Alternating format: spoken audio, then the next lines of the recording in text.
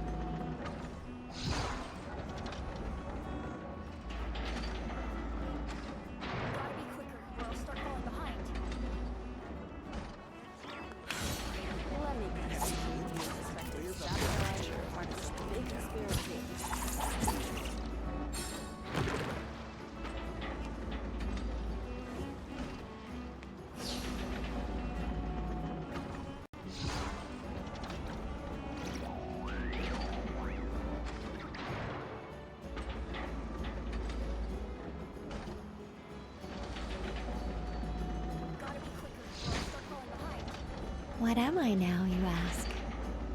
Just a human who's lost her voice. Let me guess. You're suspected sabotage or part of some big conspiracy. As usual.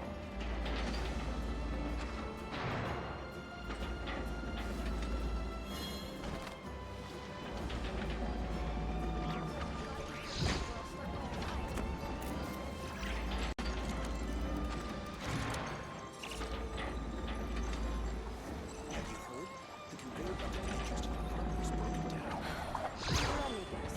You suspected sabotage or part of some big conspiracy. As usual.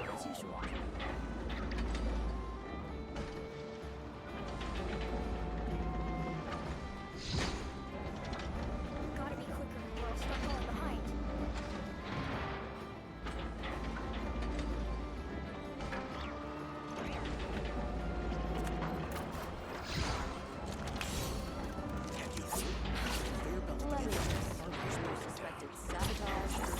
big conspiracy.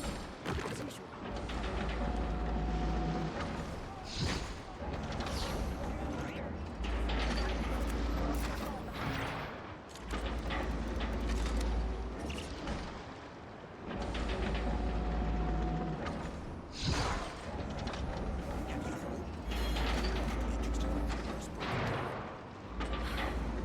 me guess. You suspected sabotage or part of some big conspiracy.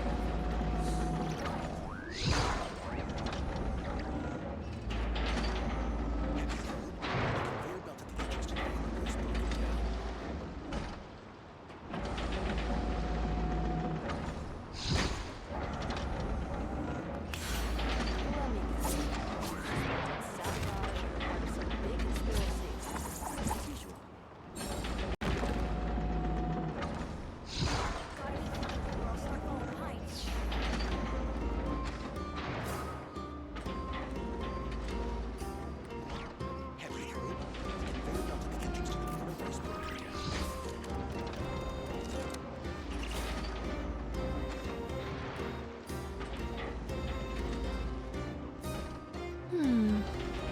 Metaphors speak for themselves. Let me guess. You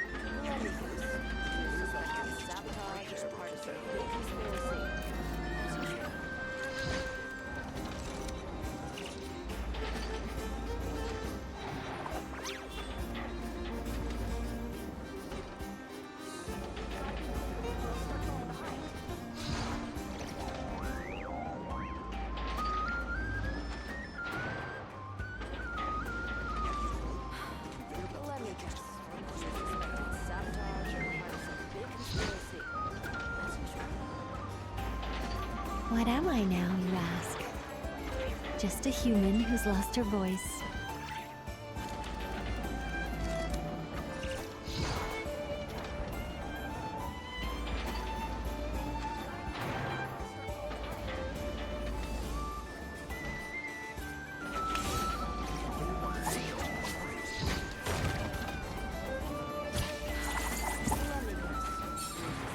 Sabotage or part of some big conspiracy. As usual.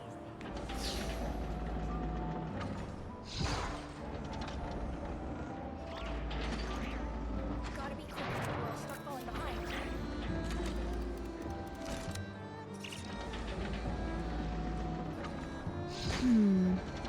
Not the best idea I have ever had. Have you heard? The conveyor belt at the entrance to the harbor is broken down. Let me guess. You suspected sabotage or part of some big conspiracy. Gotta be quick or I'll start falling behind.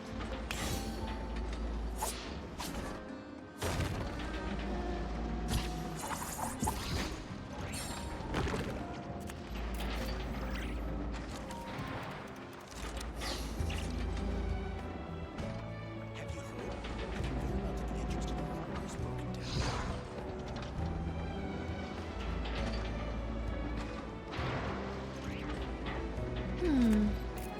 Metaphors speak for themselves.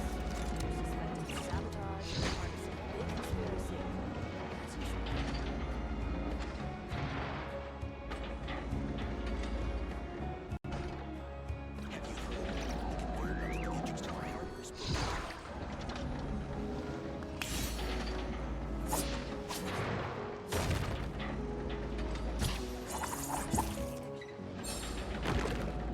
Gotta be quicker or I'll start falling behind. Let me guess. You suspected sabotage or part of some big conspiracy. As usual. Have you heard? The conveyor belt at the entrance to the harbor is broken down.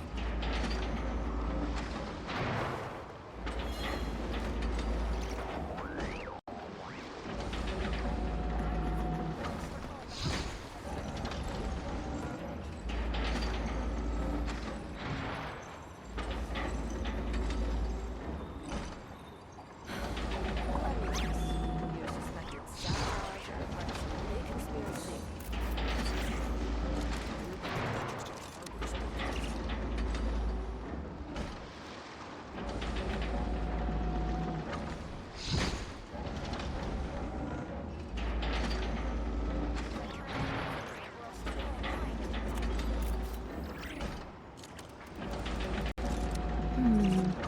Not the best idea I have ever had. You suspected sabotage or part of some big conspiracy. As usual. Have you heard? The conveyor belt at the entrance to the harbor is broken down.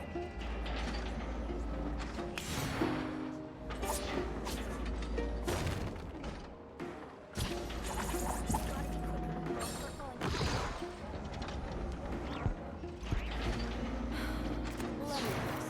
You suspected sabotage or part of some big conspiracy. As usual. Have you heard?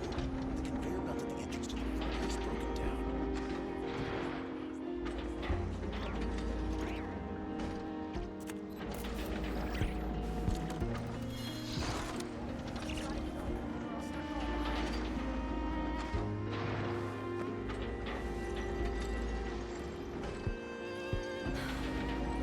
guess. You suspected sabotage or part of some big conspiracy.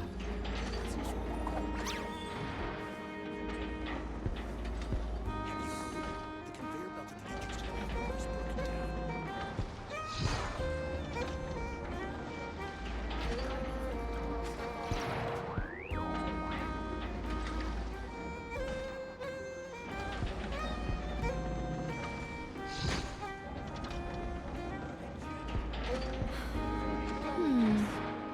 Metaphors speak for themselves. Big conspiracy. Have you heard? The conveyor belt at the entrance to the harbor is broken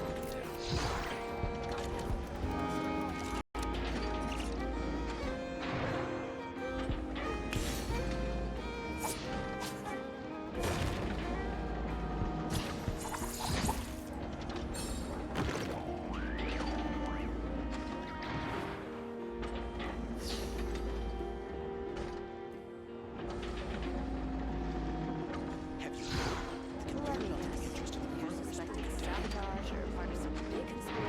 What am I now, you ask?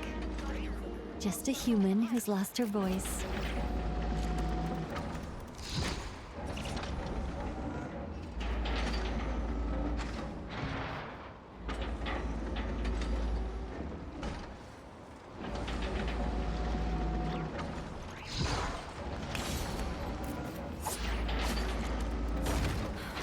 Let me guess.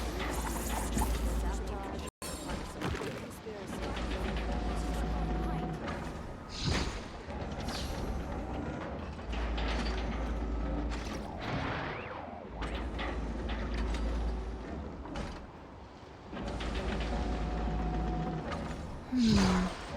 Not the best idea I have ever had.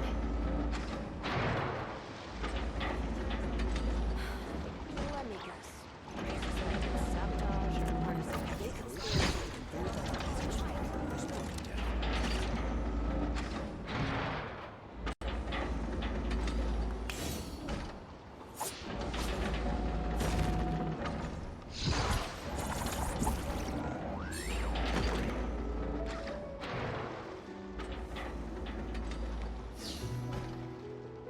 Gotta be quicker or I'll start falling behind. Let me guess. You suspected sabotage or part of some big conspiracy. As usual.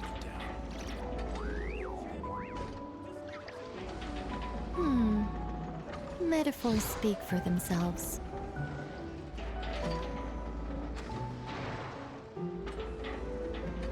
Gotta be quicker or I'll start falling behind.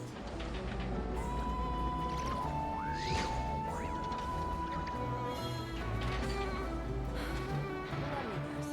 You suspected sabotage or part of some big conspiracy. As usual.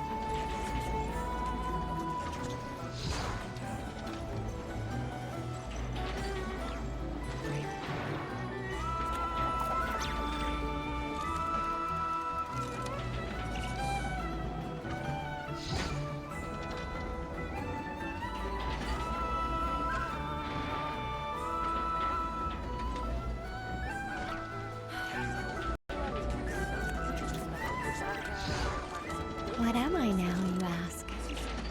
Just a human who's lost her voice.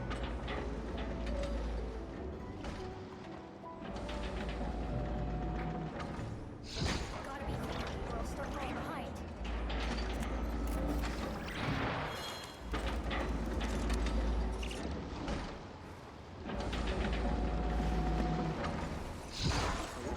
Conveyor belt at the entrance to the harbor is broken down.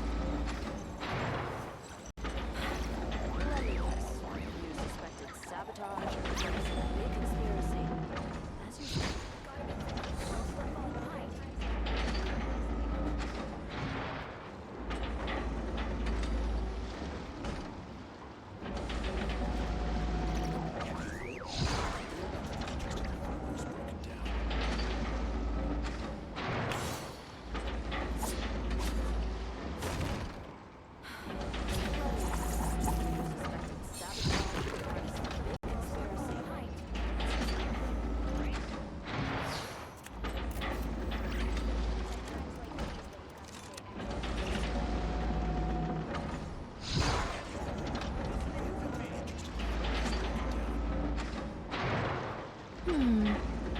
Metaphors speak for themselves.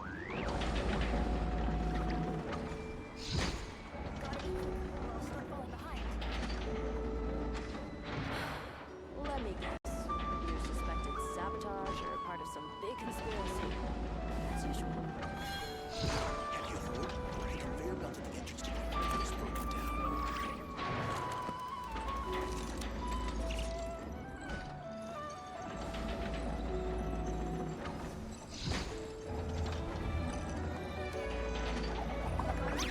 I'll start falling behind.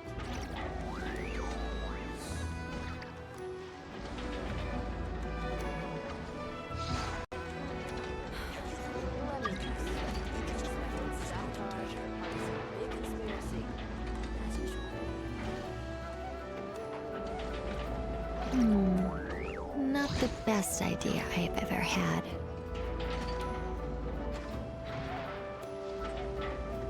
Gotta be quicker or I'll start falling behind.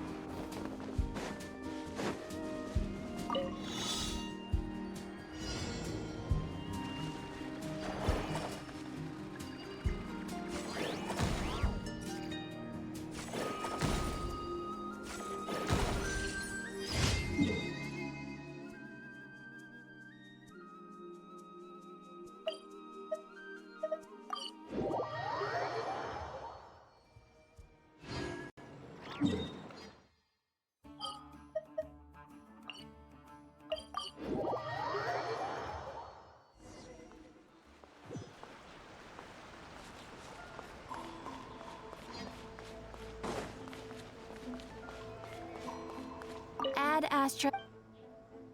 Thank you for completing to. Learned over time. Its power can be regained with training, but when certain possibilities run their course or fade away, it is best for them. I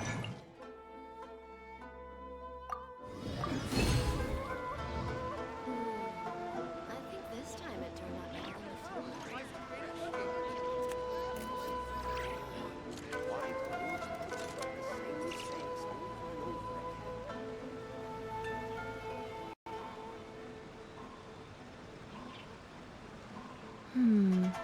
Not the best idea I have ever had.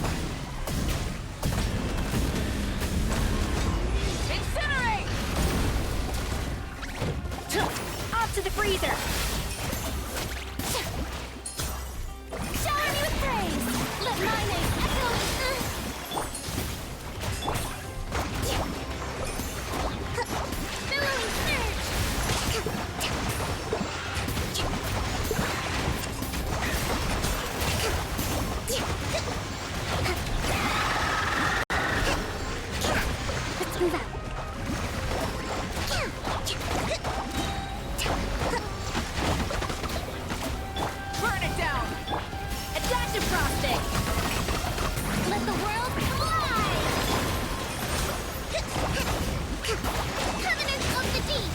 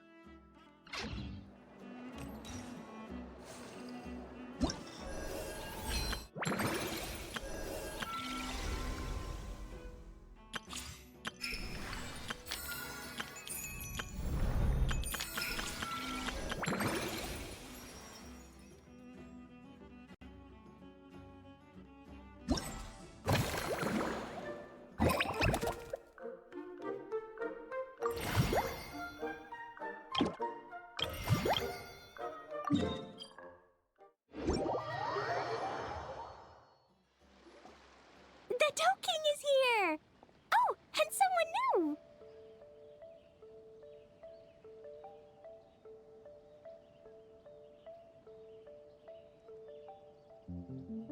Hello, I'm Hyokujitsu Hakushion. I'm a Yumekui Baku like Kohaku here. Or the Doe King, as most people know her. She told us about what happened. Oh, Traveler and Paimon. I didn't know you'd be here too. I hope you've been well. Shion! What a coincidence! We were gonna head to Aiza Bathhouse, but something came up and we had to change our plans. Ah, well, you're welcome anytime. Mizuki is away on business, so I'm in charge in the meantime. It's, quite the task, but I'm trying my best. Sounds like you're here for the same incident as us then. Wow, small world. So, the Doe King is a Yumekui Baku. I read about them in Little Known Creatures of Tevat, Inazuma edition. Cute in appearance with soft doe-like bodies. Some can even take human form. A friendly and approachable type of yokai. Yumekui Baku help humans regulate their emotions by devouring nightmares. That's all on page 136, if you were wondering. That was quite the knowledgeable introduction. We appreciate all the help so far, little ones. Little witches! We're the Little Hexen Circle! Oh, noted. Thank you, little Hexen Zirkel. As for our friend Popcorn, we discussed the situation with the Baku that patrol the wilderness last night. And, well, the situation is a bit complicated. Klee, why don't you and the other little witches go play with Popcorn for a bit? Okay, follow me, everyone!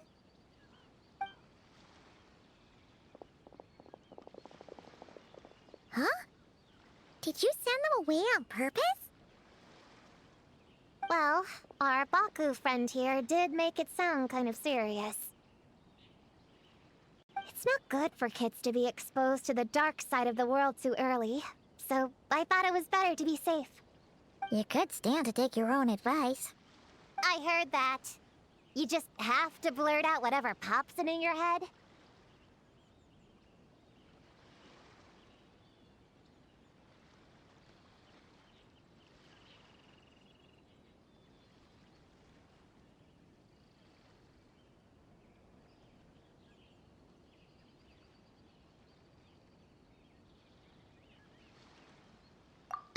Well, they would have got impatient and run off to play sooner or later.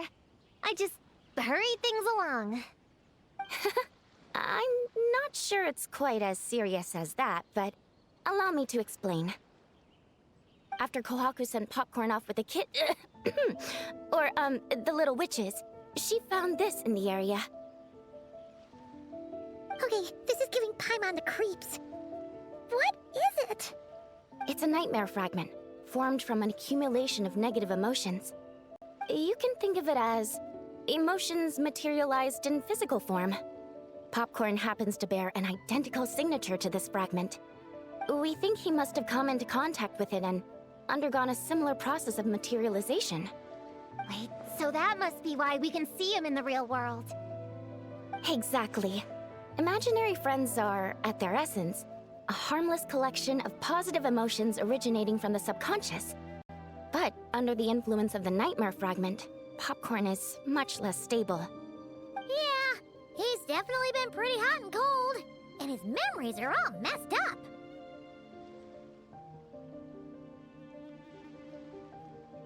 Yeah, we tried to ask him about his human during the Little Witch's tea party. He said Homura is hurt and needs help. Based on what we know so far, it's possible Homura had a nightmare, which in turn affected Popcorn, and that's how things turned out like this. The Yumikui Baku have a way to fix this, though, right? You deal with dreams all the time! We have to help Popcorn! His human must be worried sick! Of course. In our experience, once a Baku consumes these negative emotions, the affected party should return to normal. That includes Popcorn and the human suffering from the nightmares. We were going to do just that. But then, we received word that there are 3 other locations with a similar signature. Here, take a look. That means there are 3 more of these nightmare fragments? Yes, the emotions contained within are highly volatile. Devouring this one right now could make the others even more unstable. It would be safe to retrieve them and devour all of them at once. That's not quite where our talents as Baku lie, though. With our round bodies, short legs, and stubby hands, we can't run fast or hold tools.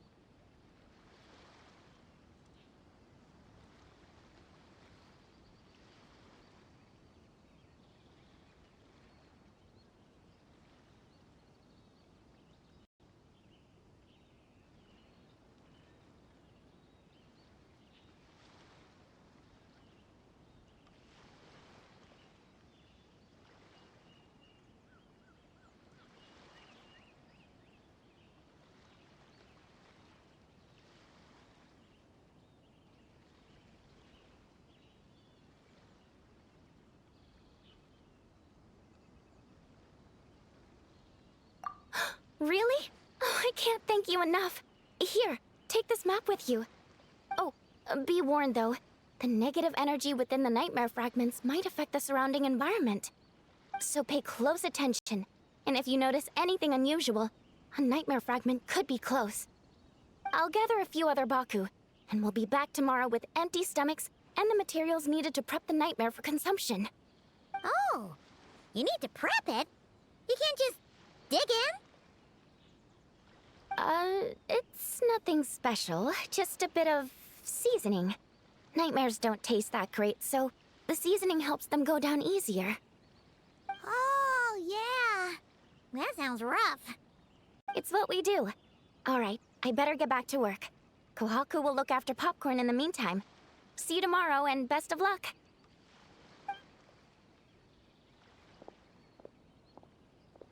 So, when are we doing this thing? Whoa! When did you get here? Paimon didn't hear a thing! I wouldn't be a very good ninja if I didn't know how to move around without making noise. How else would I sneak off to go take a nap? I even learned a new ninjutsu to help. Hidden Wujino no Jutsu!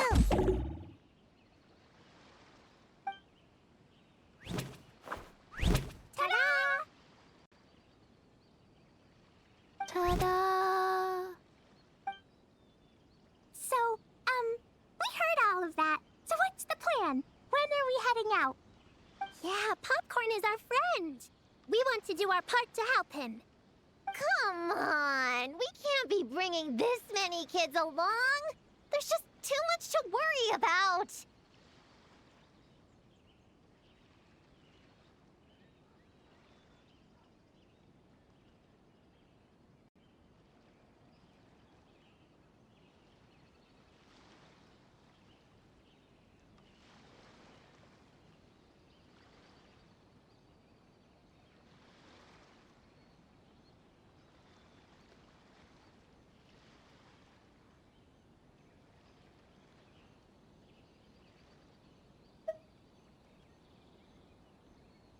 I'm not a kid. Whatever. You can learn a lot about someone by traveling together. Might be my chance to find out about the witch's weaknesses. All right then! Let's gather our things and get a move on!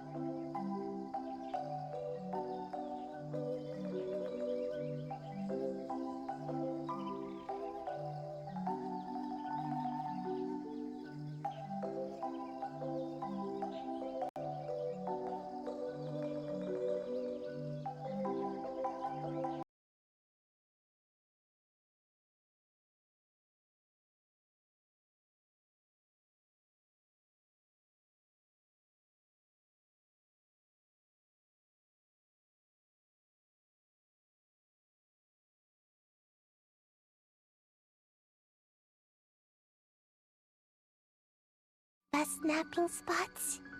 Used to be. It dropped to 7th after one of the Shrine Maidens found me. Alright, let's split up and look around. It'll be more efficient. I'm a pretty good climber, so I can search one of the trees. Sayu can take another, and the rest... Come on, Prune, let's race! We'll start from here and see who can find the clues the fastest! Wait! I wasn't done talking! Come on, come on! It'll be good to stretch those muscles!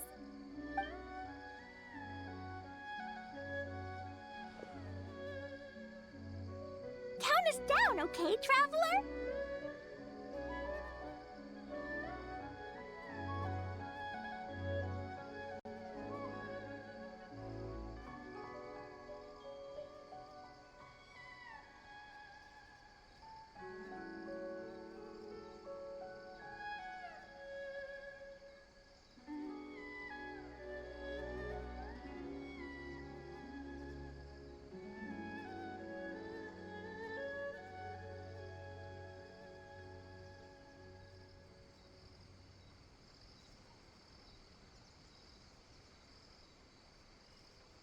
Stick close to me, Chi-Chi. Paimon, carry me! I'm not so sure about that. Whew. I've got this. The Yoo-Hoo Art Mad Dash technique has never failed me. Who says I have to go along with this craziness?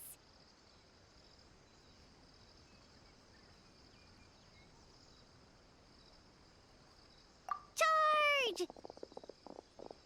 That's it. I can't lose to some kid! Huh? What are you still standing there for? We're falling behind! Here, grab onto me!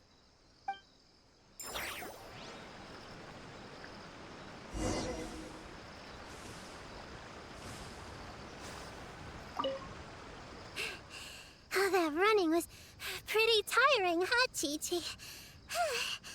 We can take a little break if you want.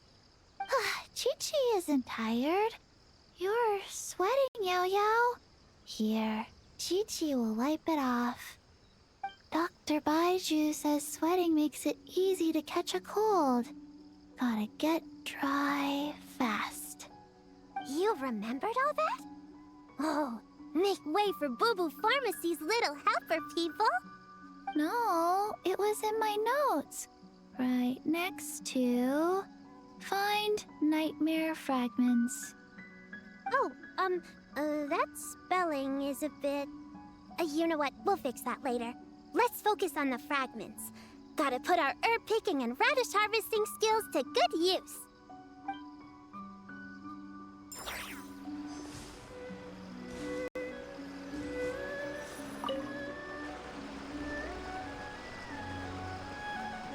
Man, this tree is kinda tough to climb. Good thing I got plenty of experience climbing roofs and not Krai. Never thought that'd come in handy here. The Baku said to look for things that seem off or out of place. Let's see.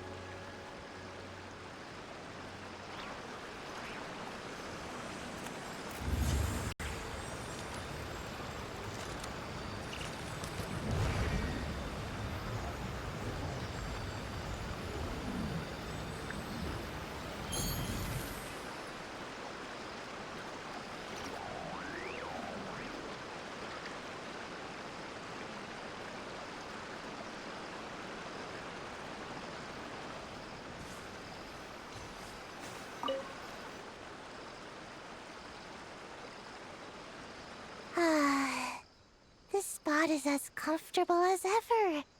Makes me super sleepy. No, wake up! Right, I brought mint. That'll help me wake up. The sooner we find these fragments, the sooner I can sleep.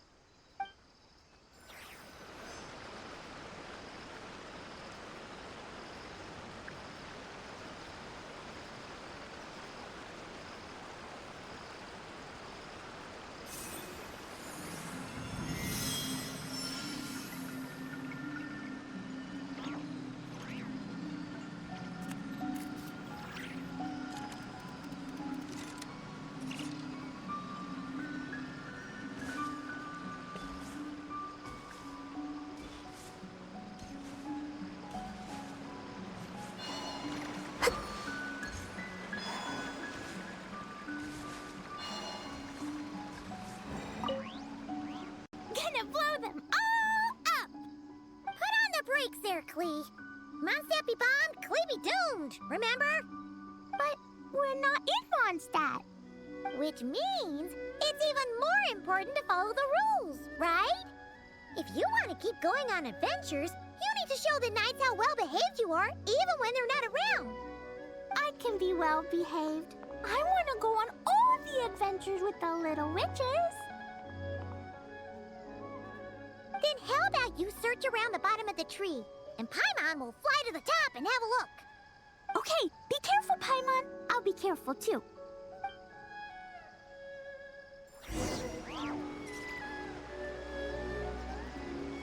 Huh?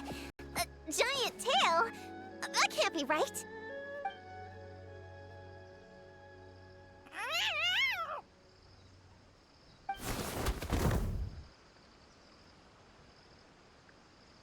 That hurt!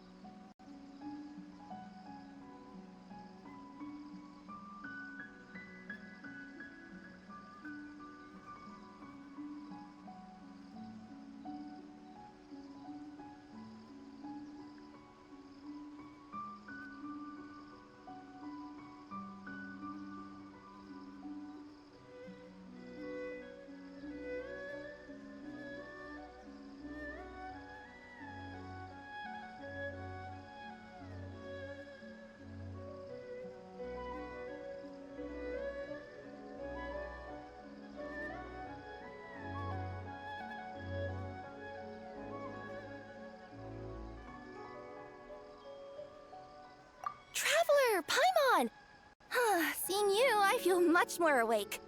Oh, and who are these kids? Friends of yours, I'm guessing? Nice to meet you. Hello, Miss Cat Lady. We're little witches. What brings you here, Kirara? Oh, it was a pretty light day delivery-wise, so I came here to sharpen my claws. Must have dozed off at some point, and then someone yanked my tail. Sorry about that. It kind of seemed like something we were searching for. You're a Nekomata, right? That was in the little-known creatures of Inazuma, too.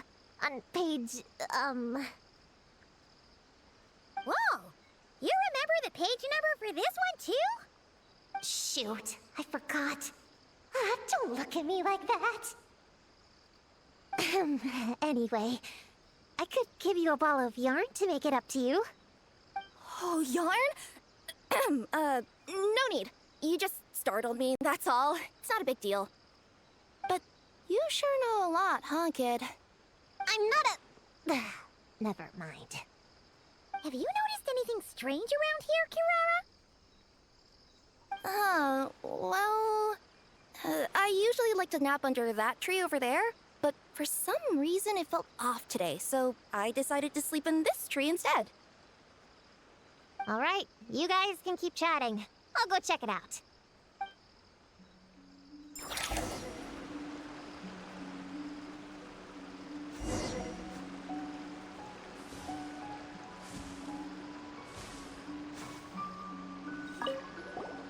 Miss Nekomata, can you recommend some other good napping spots? Well, the cardboard box is always good. Or grandmother's lap. Miss Cat Lady, I know another cat person, but she only has one tail. Is she gonna get another when she grows up? I doubt it. Unless she's also a yokai from the Nekomata clan.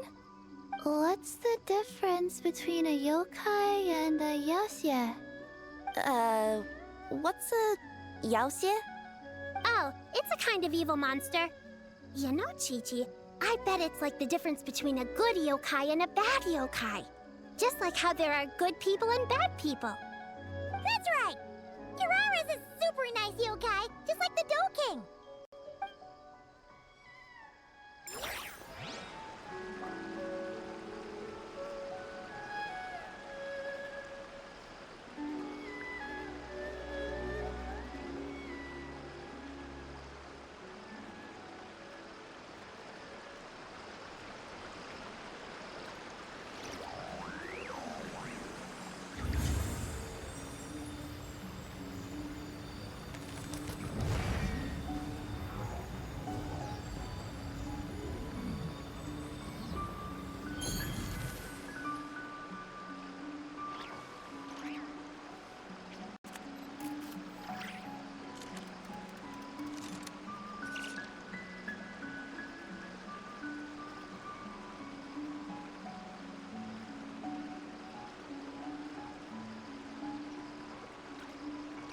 I don't sing for anyone in particular. Still, if someone stops to listen... Miss Nekomata, can you recommend some other good napping spots? Well, the cardboard box is always good. Or grandmother's lap. Miss Cat Lady, I know another cat person, but she only has one tail. Is she gonna get another when she grows up? I doubt it. Unless she's also a yokai from the Nekomata clan. What's the difference between a yokai and a yasye? What's a yaoxie? Oh, it's a kind of evil monster. You know, Chi-Chi, I bet it's like the difference between a good yokai and a bad yokai. Just like how there are good people and bad people. That's right! Kirara's a super nice yokai, just like the Dough King.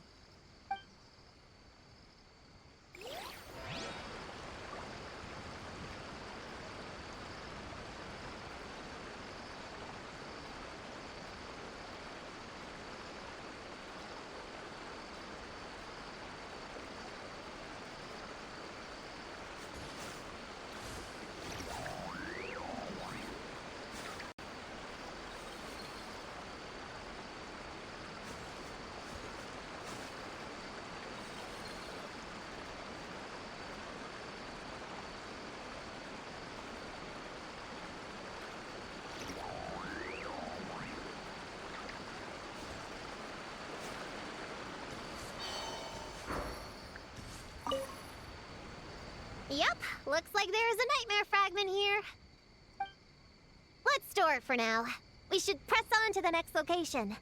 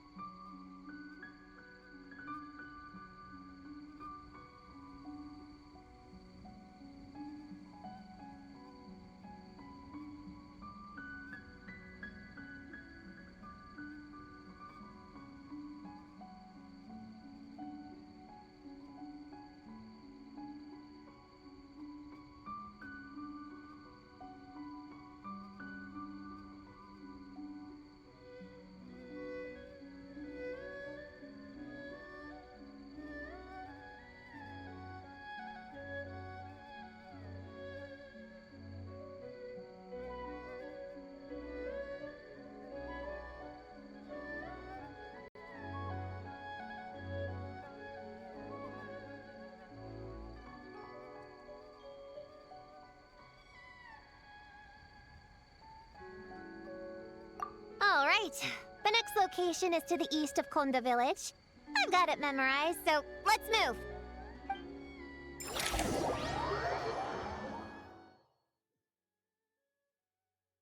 All right. After last time, we're all clear on what we need to do, right? Let's split up and investigate the area. If you find something, just give a shout, okay? All clear? Yes, ma'am! Yes, ma'am. I didn't mean to make it sound like I was bossing you around, Traveler.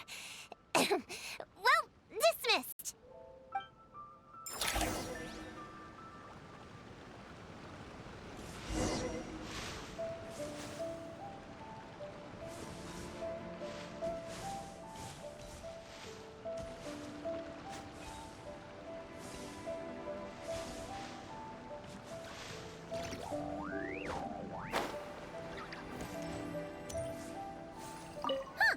It's just a lavender melon.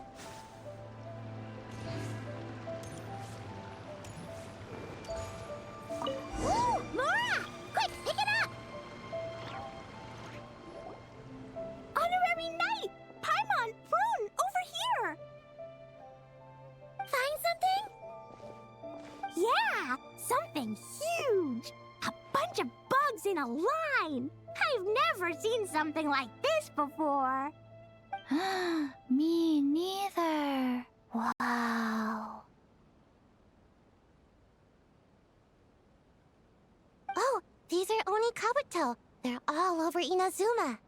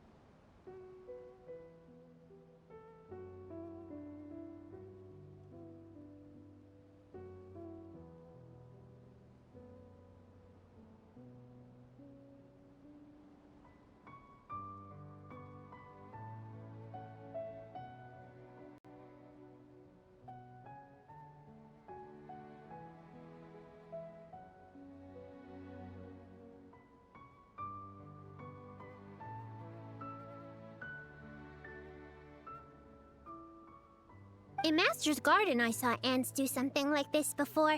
But if they're moving to a new home, why aren't they carrying anything?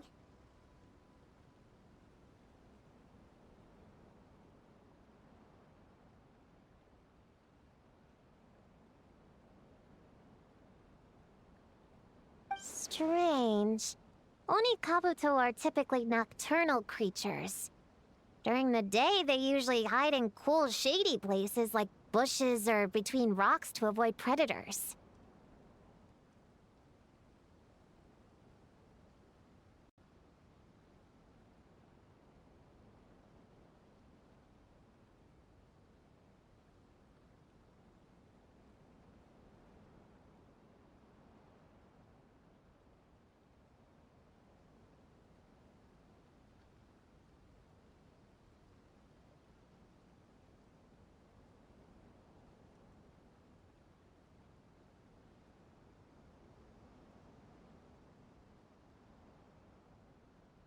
You sure know a lot, Prune. Ahem. Their diet consists of tree sap and wild fruit. Given that they're nocturnal, you have a higher chance of encountering them at night. You can say that again. Bullchucker, what are you doing here? We meet again, Lavender Melon. Hey, I'm out here looking for an Onikabuto upgrade. Bigger, stronger. You know the deal. Never stop the grind, am I right? What about you? Whoa, wait a second.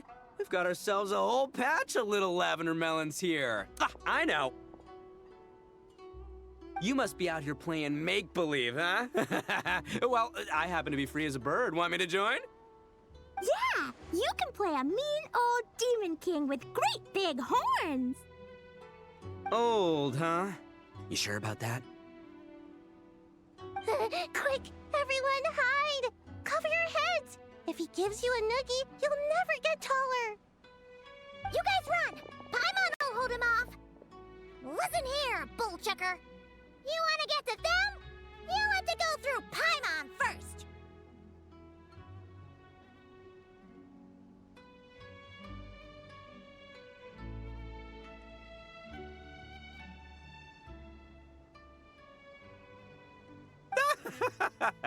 Flying Lavender Melon's got a feisty side, huh? Well, guess you'll just have to be the first victim. Uh-oh, noogie incoming! Then, Little Witch Paimon curses you to lose 10,000 Mora every time you give a noogie!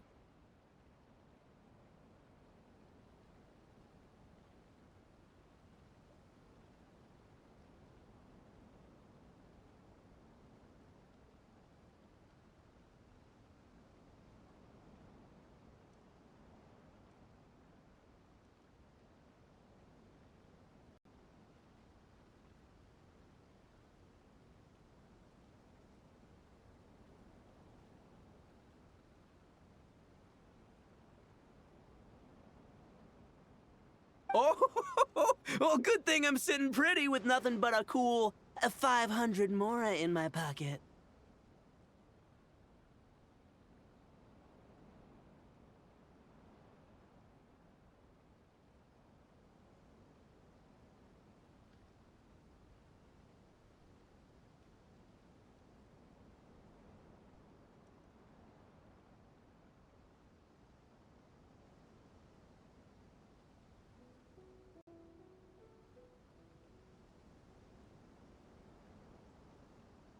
Shoot! Wrong strategy! Run!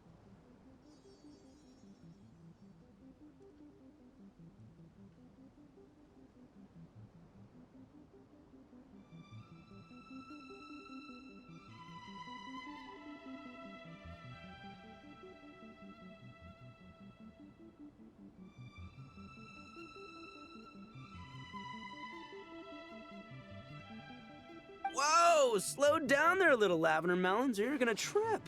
You know what? Because I'm cool like that, I'll give you a 10-second head start. 1, 2, 3, 4, 5, 6, 7, 8, 9, 10.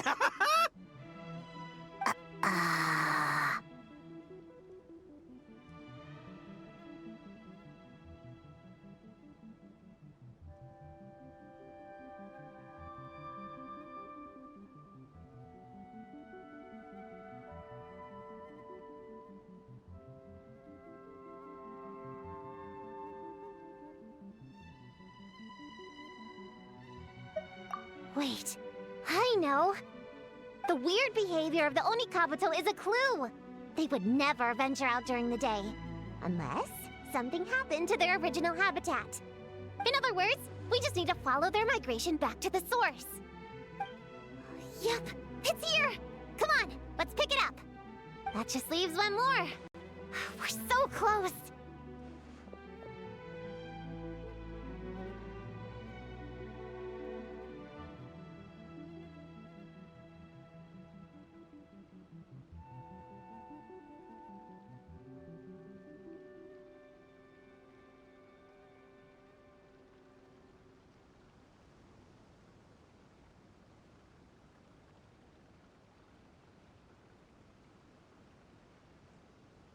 Please.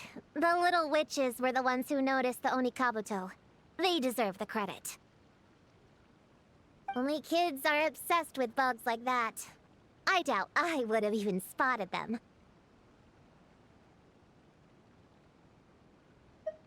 That's not the point. We have a job to finish. Let's call everyone back. We should head to the next location.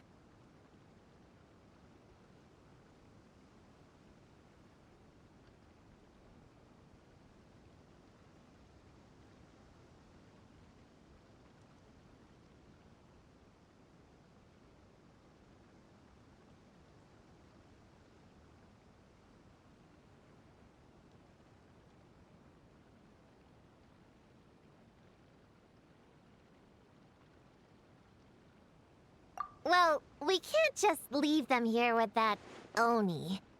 He doesn't exactly strike me as a responsible adult.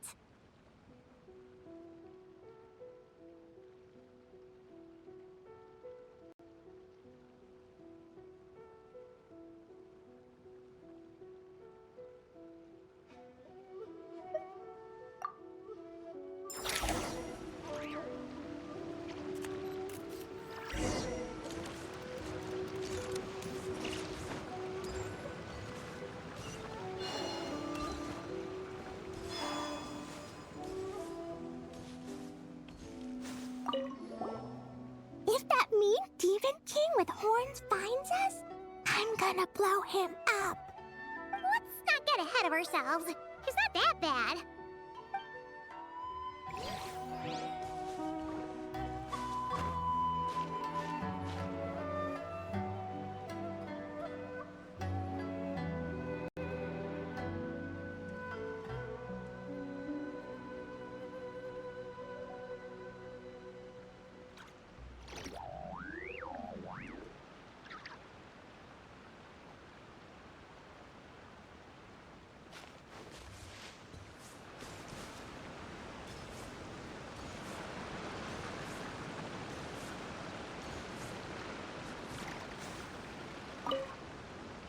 Chi-Chi doesn't care about getting taller. Yao-Yao can stand behind me. Chi-Chi will protect. Nuh-uh, we're both gonna get taller. That's a promise.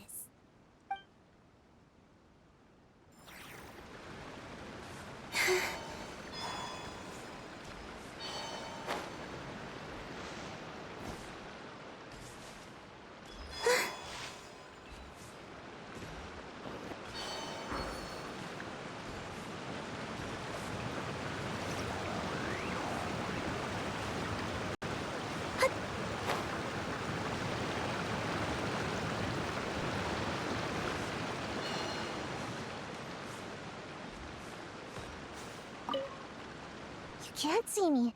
You can't see me.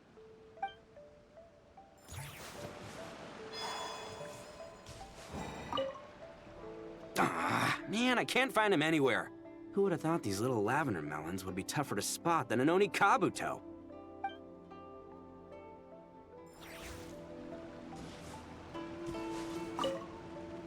After watching them for a while, honestly, that Oni guy seems like the biggest kid of them all. All that height's just for show, huh? Seriously, all he has to do to find them is get some high ground. Not that I'm invested in this game. Just find me when we're ready to go. In the meantime, I'm gonna do some reading.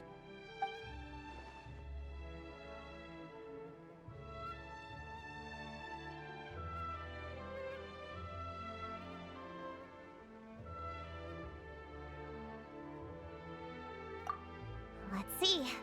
Our last stop is the beach north of Konda Village. Time to go!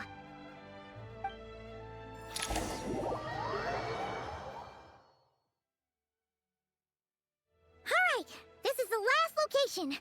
Where should we start looking? Huh? A group of monsters? Well, that seems a bit obvious. It's just a few slimes. I'll deal with them. Come on, little witches! Let's give Prune a hand!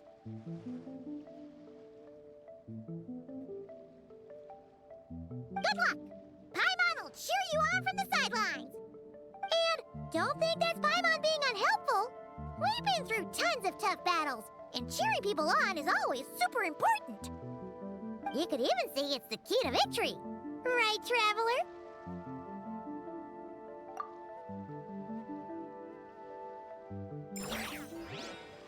Go, Queen, go!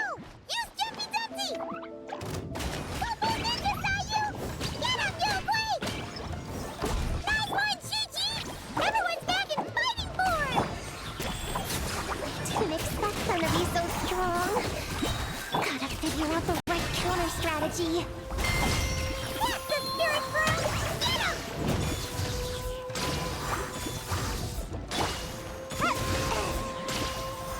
Sacred name. Wow! Your teamwork was amazing! You came in like whoosh, and then went all bam bam, and then kapow! The monsters didn't stand a chance! You weren't bad either, Paimon. Your voice was nice and loud. Impressive fighting, everyone! Little witches are just awesome like that! That tuckered me out. Hungry. Auntie Cloud Retainer said it's not good to wander around in the wild after dark. This is the last fragment, right? Let's pick it up and head back.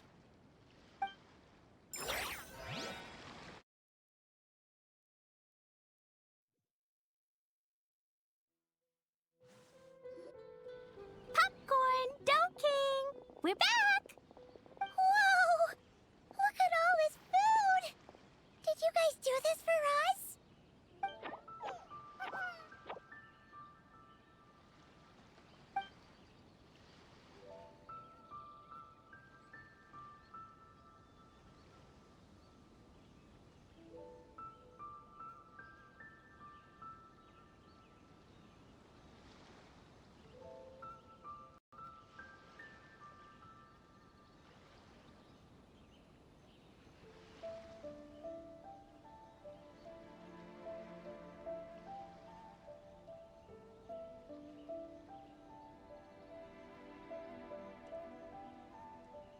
Popcorn, we spoke to the Dough King, and we're gonna get you back to normal tomorrow.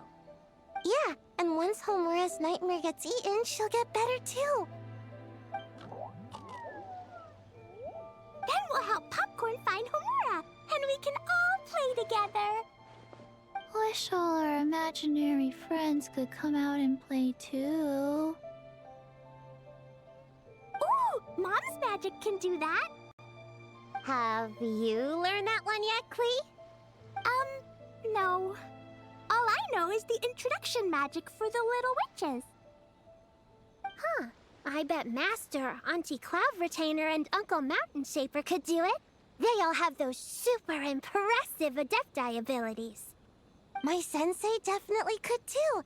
A great ninja can do anything. Oh! What about you, Traveler?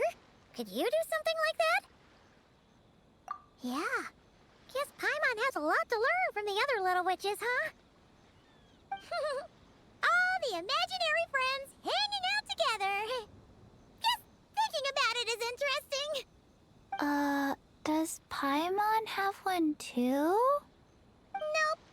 But Paimon already has someone to keep her company. Someone she can talk to no matter what. What about you, Prune? Do you have an imaginary friend? Of course! He's my best friend. His name is Descartes. He's a puppy and he's super adorable. Just like you. I guess if you think I'm cute, then Sure. Well, we're just about done here, right? We should all get some rest. I'll walk you back. You should stay with us, Prune. The Shrine Maiden Lady got us a huge room. We've been staying there together these past few days, and there's more than enough space. Yeah! We even had a pillow fight last night. Well, I already have my own accommodation, so... Come on, Prune! Play with us! Pretty please! Fine. Let's go.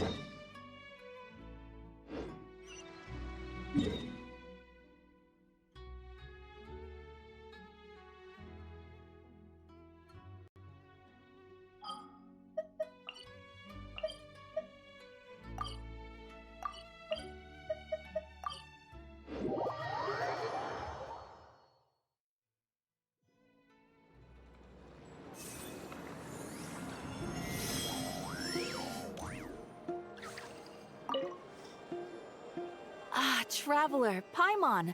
It's been a while. As it happens, there is a letter here for you. One moment. Here. A letter? From who?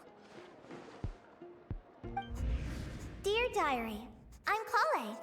I work as a trainee forest ranger under my master, Tainari. I'm also studying at the academia. I've been getting better and better at reading lately. Mr. Al-Haytham says that the written word is a crucial medium for exploring the world and understanding oneself. That's why I decided to start this diary. That said, what should I write about? Things are pretty quiet in Sumeria these days. Life is good. Every day is a fulfilling and happy one. When I think back to the days when I suffered from Elazar, or way back to when I was injected with God remains, I'm in a much better place now. I hope it stays that way forever. I'll leave it there for now. Master said he'll take me shopping in Sumeru City today, which is great, because I've been meaning to visit the toy seller at the Grand Bazaar for a while now. Krai, time to go. Yes, Master! Huh?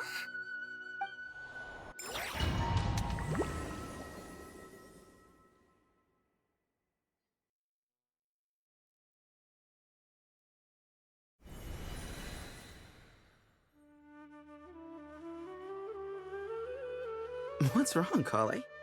Is there something on my face?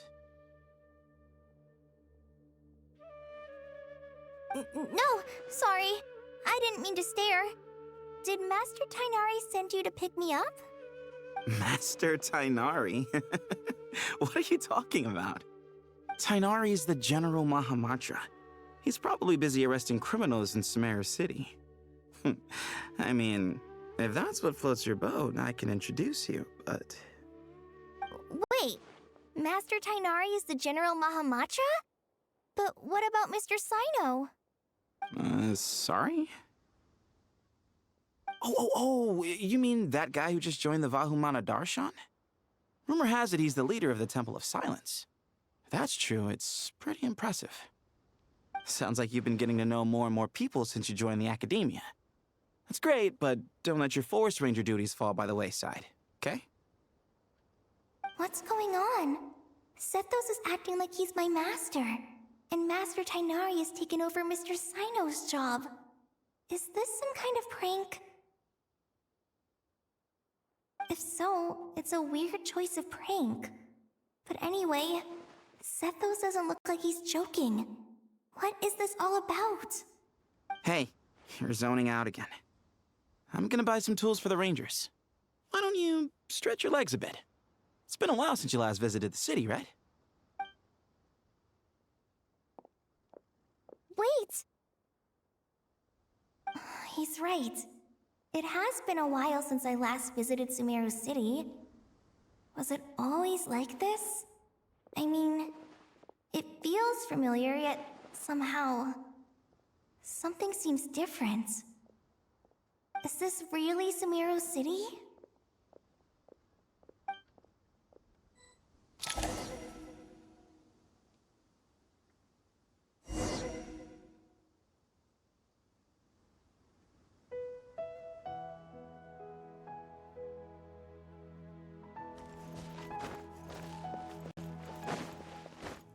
Hey, did you see who just walked by? I think she's that famous monk.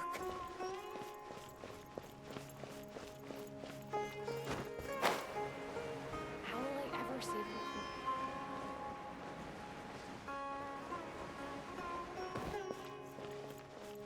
It takes courage to maintain a peaceful life, too. It takes courage to maintain a peaceful life, too.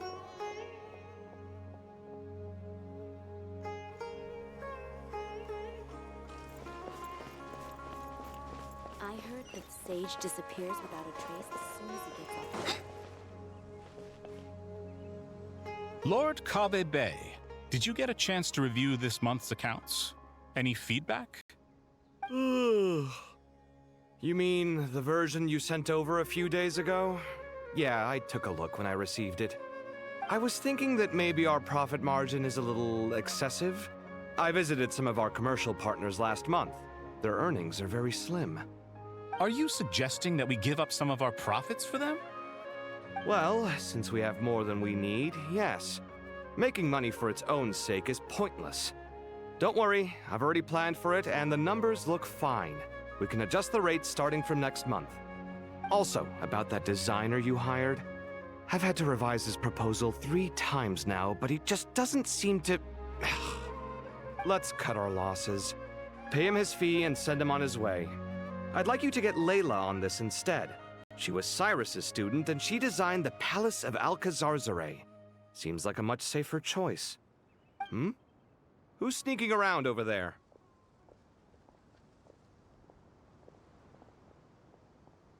Mr. Kave?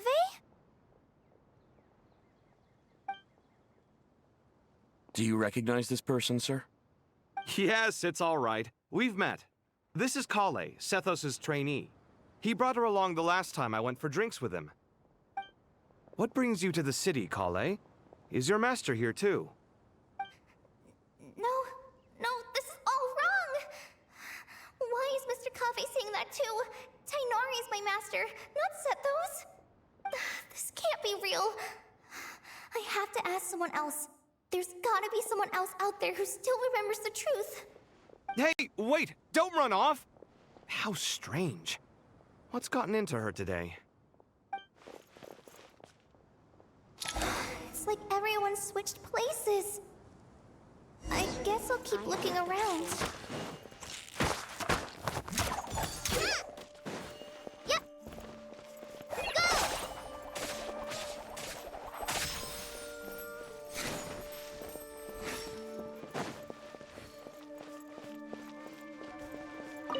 The Grand Sage always used to disappear the more we asked him if there were...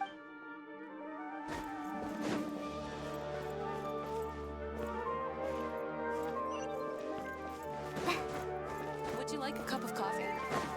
Students are under so much... Lots of visitors today, I see. Welcome all. It's been a while. Hey, Raman. You know that guy who sells face powder on Treasure Street? I haven't seen him around in a while. Any idea what happened to him? Oh, you mean a Hongar? Yeah, he got into a brawl with Shavirme on Treasure Street. He's been banned from setting up shop there for now. Seriously? Oh, well, that's a shame. I was planning to pick out some makeup for you. Oh, don't worry about it. The legendary Flame Mane discussing makeup with the Zubair Theater star dancer. Now there's something you don't see every day. Flaming? You know, I'm not actually sure when people started calling me that. Maybe the other Eremites thought I needed a fiercer title to scare people off? To be completely honest, I think the title would fit you better than me, Dia. You think? Can't say I've never imagined myself as a merc.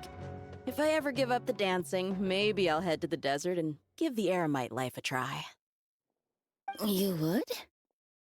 Is that so strange? Oh, not at all. In fact, I've actually had similar thoughts before. If I ever get tired of sleeping out in the wild, I think I might go look for a job at the Zubair Theater. I've adored the dance of Sub-Zeros ever since the first time I saw you perform it. If the chance ever came up, I'd love to try it out on stage for myself. Really? If our manager Sataria heard you say that, she'd hold you to it. Probably grab you by the sleeve and never let you go again. Hey, when that day comes, I'll do your makeup myself. How's that sound? Sure. If the day comes, I'd be honored.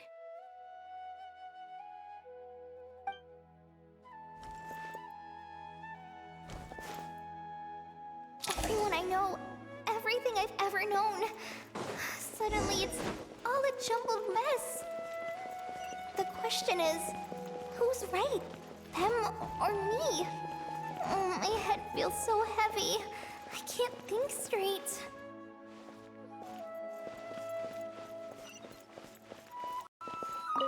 All right, not a single Mora short.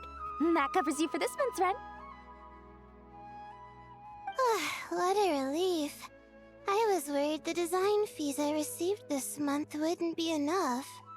Well, next time, don't fret. Just let me know and I'll give you a few days' grace. We've known each other long enough for that. Anyway, how are you settling in? I couldn't help but notice that you're staying up late quite often. Yeah, I can't explain it. I just feel more inspired at night. Once I get in the zone, I can race through a whole bunch of drafts, no problem. But what about you? I keep hearing you sighing these days. Is everything okay? Well, it's just... Don't you think this house is a little... small? I guess I should be used to it after living here for so many years. But for some reason, I've been feeling claustrophobic recently. I want to move somewhere bigger. Once I've made enough Mora, I'm gonna buy a huge new house. As big as... at least as big as the Palace of Alcazarzaray. That sounds really expensive. True. I'll never be able to afford it on a scribe's salary alone. I need to find another way.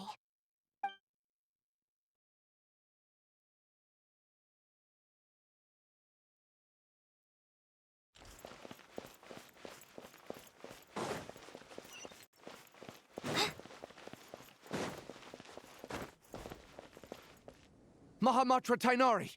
We've apprehended the suspect. They say that the fool is prone to blind faith, but the wise man is not immune to it either. Siraj, do you have anything to say in your defense? Tainari, you were the one who turned the sages against me. Just a few words of caution from you was all it took to destroy my research. And now you're trying to stop me again? You should know that mechanical life is the future! We must cast aside our useless flesh and... That's enough. I'm not in the mood to listen to your lunacy. Anyone could tell you how amateur your work is. Karina, Ilias, put him somewhere safely out of the way. Yes, sir. Next on the agenda is... Master? What is it? Wait, did Professor Zahahati send you? She's been encouraging me to take on an apprentice. Might be getting a bit ahead of herself there, though. No, Master! It's me! Krai! Listen to me. Something really weird is going on in Sumeru City. It's like everyone's identities have switched around. You're not the General Mahamatra. You're a Forest Watcher. Just yesterday, we agreed to come to Sumeru City today to go shopping together and... All right, there's no rush. Let's back up a little. Your name is Krai, correct? Although this is our first meeting, you do seem strangely familiar somehow. Is there anything I can help you with? No, no. Master!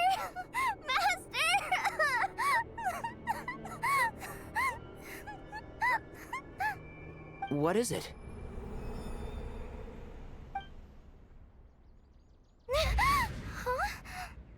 Did you have another nightmare? I've told you before, when you're tired, lay down on your back in bed and get some proper sleep. It's much better for you than napping on your front. Poor posture obstructs your breathing, which can lead to all sorts of weird dreams. Now, we're supposed to go shopping in Sumeru City today, remember? Cheer up. I'll take you to Hushang's. I heard he's got some new toys in stock. Go wash your face, take some deep breaths, and when you're ready, we'll head out. Okay. Thanks, Master Tainari. So it was just a dream. And yet, dreams can sometimes be a warning of things that will soon come to pass. Who said that? That dream felt unusually real, didn't it? Here's my suggestion. Since you're heading into Sumeru City anyway, you may as well tell Lesser Lord Kusanali about everything that happened. And just to be on the safe side, I think you should also inform your 2 traveler friends who once helped save Sumeru.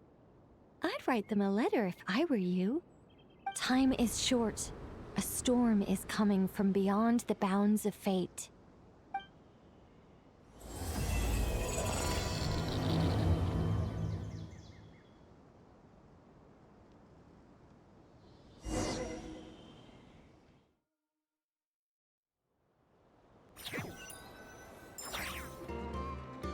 What a strange situation. No wonder Kali was in such a rush to write us a letter.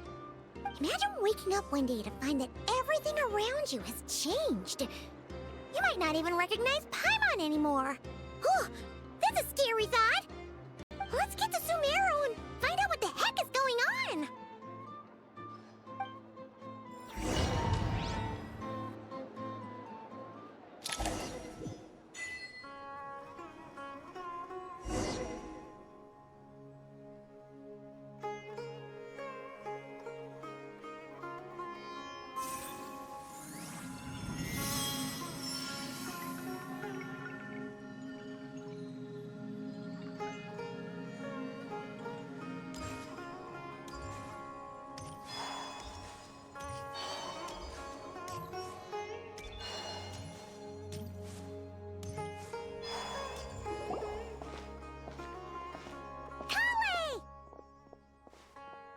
Traveler! Paimon!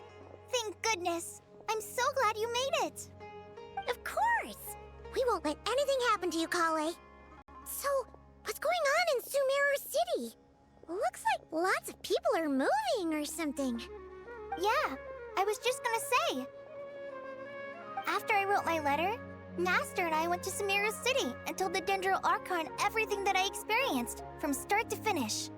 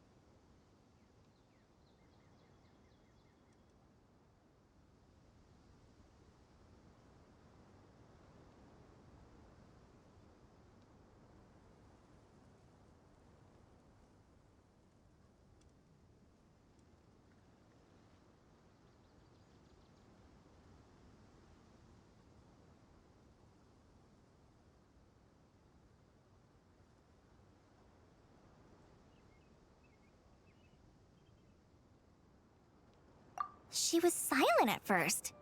It seemed like she was deep in thought.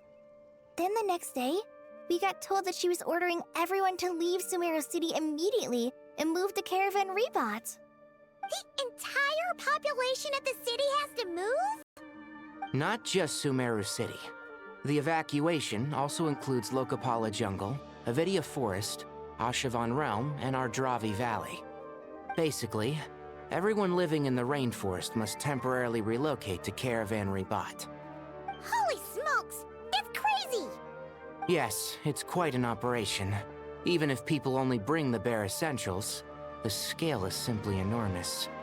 They've requisitioned almost all the Sumpter Beasts in Sumeru for the task, including the entirety of Dori's Sumpter Beast Park.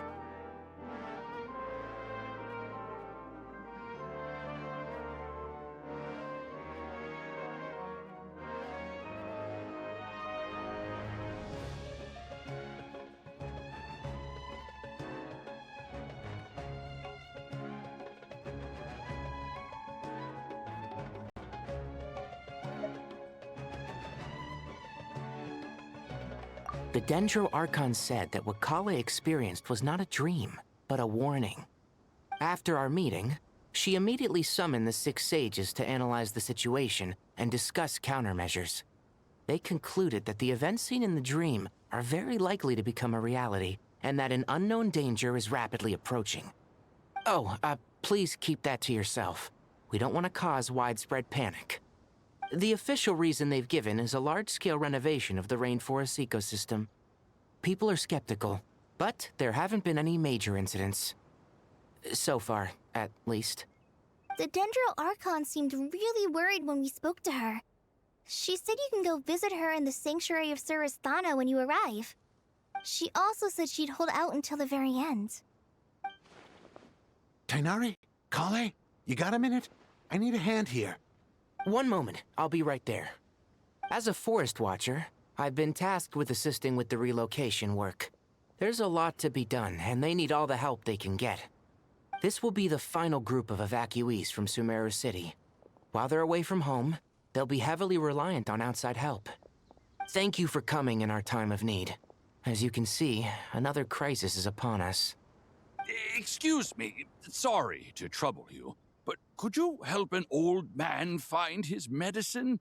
It's buried somewhere in my luggage. Where's my mom? Where did she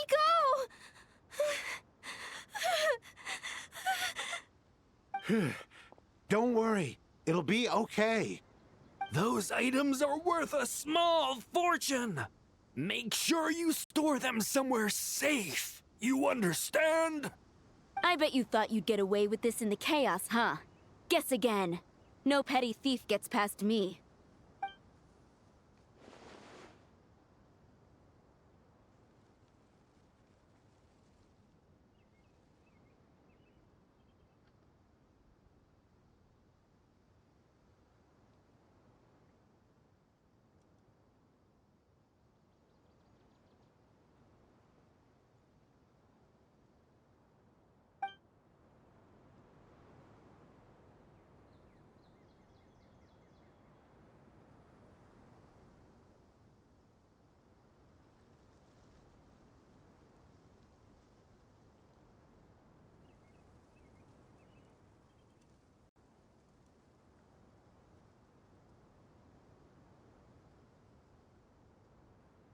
We should go help the evacuees.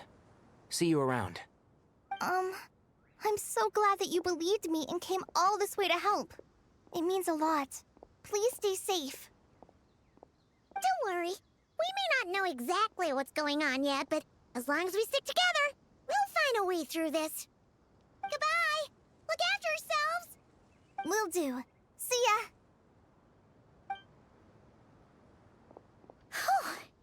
Paimon's not sure how she found the words to comfort Kale because, honestly, she's kind of nervous herself.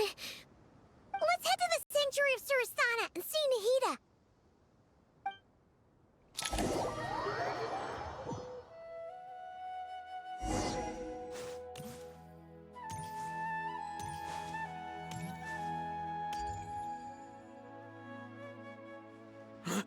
goes there? No unauthorized access to this place. By order of Mahamatra Sino. Are you blind? It's the Traveler and Paimon. Surely you've seen them before. Huh? Oh, so it is. I'm sorry, I haven't been sleeping well lately. My nerves are a little frayed.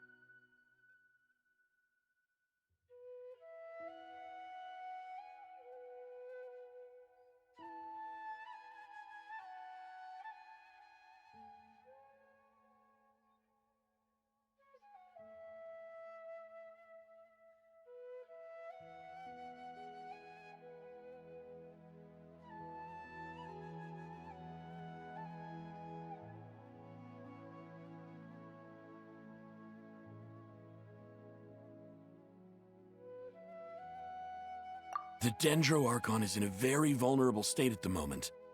Mahamatra Sino is concerned that our enemies might choose this moment to strike, so he's ordered us to strengthen our defenses.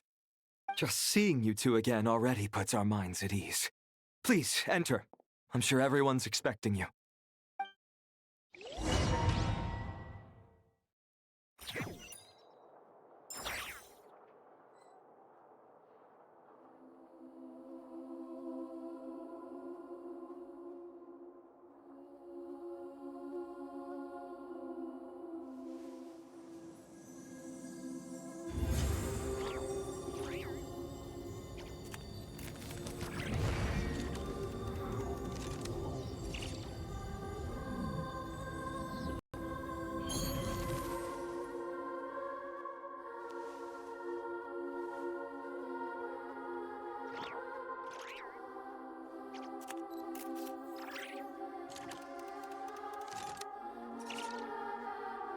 Would you like to go moon gazing? You can sit in my rocking chair and admire the view. Or we could go to the moon and gaze down at Teyvat. Such defiance!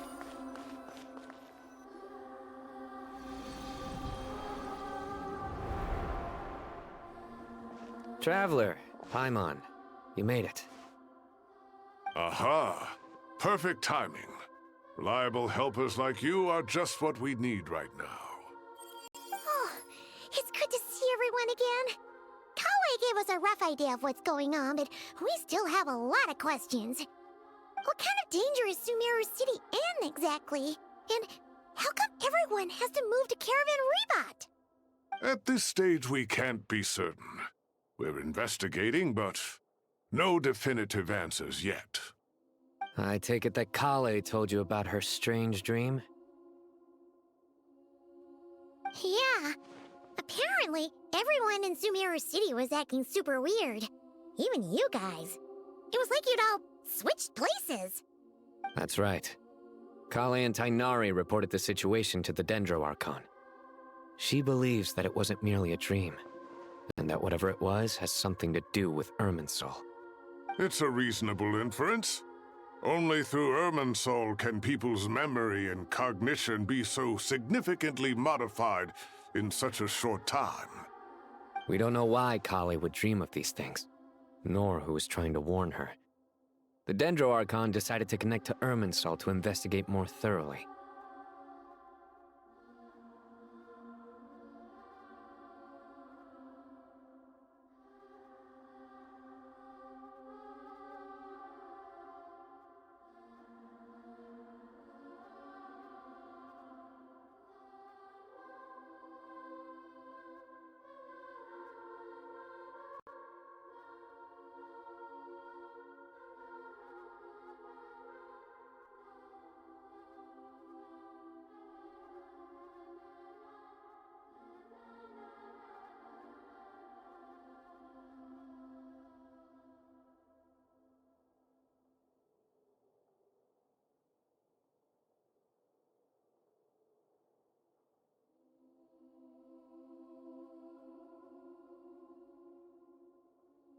Irminsul is connected directly to the ley lines.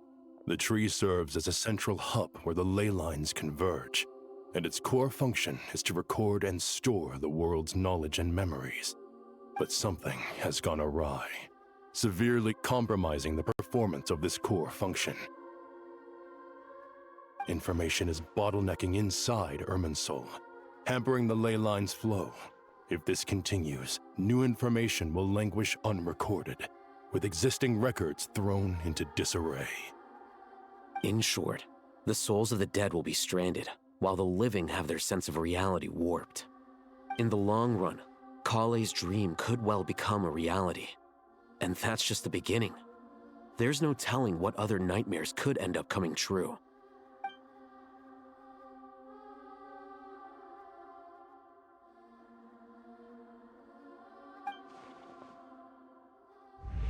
I have come this far, to use my death to open the gates of the ley lines to my people.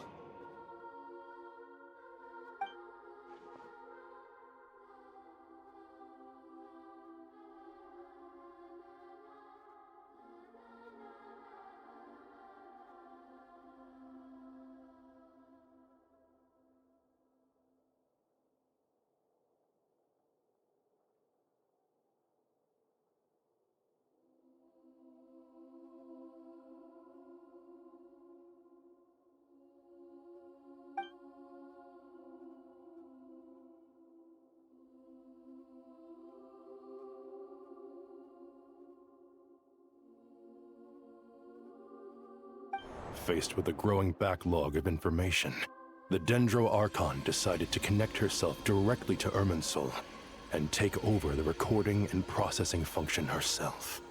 But it is an almost impossible task. Individual brains aren't equipped to deal with the sheer volume of knowledge and memories involved. All that information flooding in at once would instantly fry any human mind.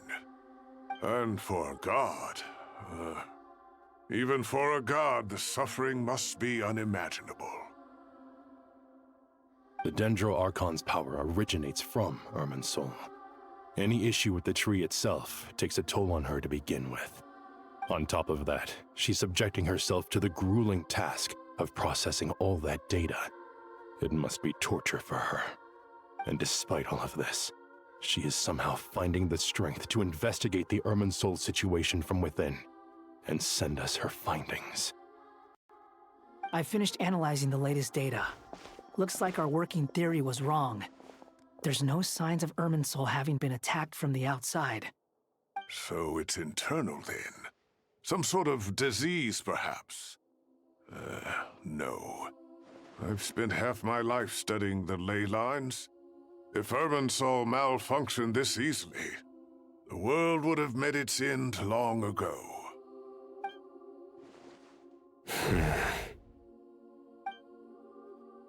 Sino?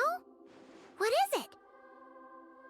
Not long ago, I got a tip from the Corps of 30 that a large number of unidentified merchant caravans had recently been spotted entering Sumeru through Beta Harbor.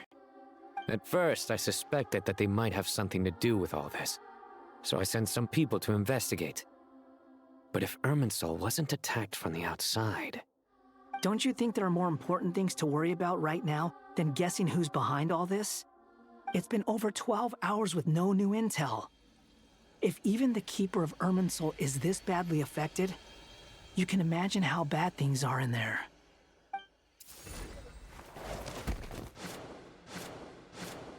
Dendro Archon.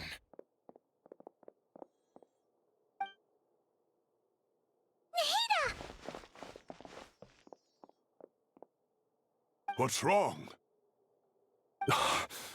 Her breathing is weak, and her elemental energy levels are dangerously low. Looks like it's time to move to the backup plan. What's the backup plan? Get out of the city and take the Dendro Archon with us. The entrance to Irminsul is directly beneath the sanctuary of Surasthana. That means this is ground zero if anything goes wrong. The Dendro Archon has a very strong connection to Irminsul. But theoretically, this connection should grow weaker with distance. Under normal circumstances, She can unleash her full power here. But with Irminsul out of control, our first priority is to get her away from here. The situation is critical. There's no time to deliberate. Everyone in agreement? I'll deal with it. I'll also let the Matra and the Corps of 30 know to start evacuating.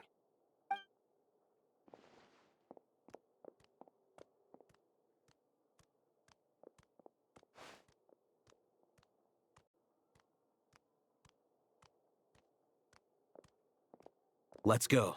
No sense grieving when there's nothing more we can do. Agreed. We'll be back as soon as this is over.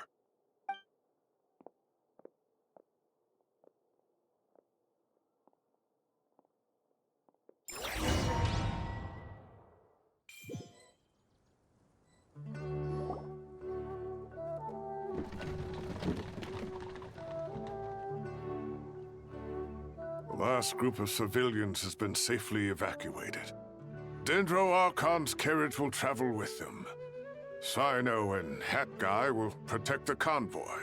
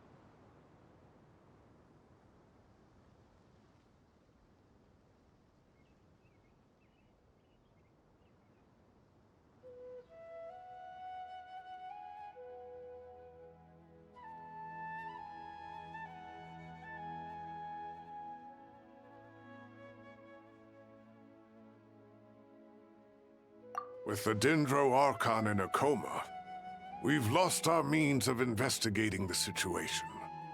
And with Irminsul still deteriorating, we have no choice but to evacuate Sumeru City.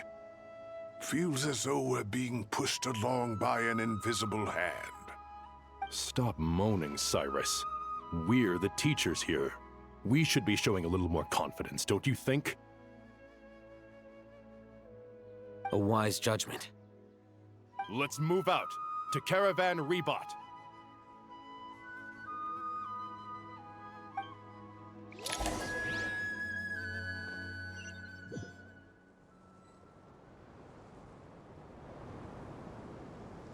Sir, all units are in position. Good. Everything is going to plan.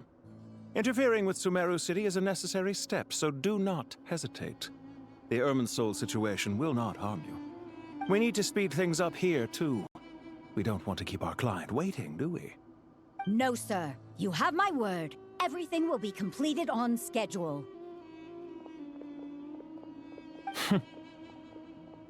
They say that fervent ambition attracts the favor of the gods, and with it, a vision. But we appear to be the exception. So, is our ambition not strong enough? Or does it threaten the very foundations of this world?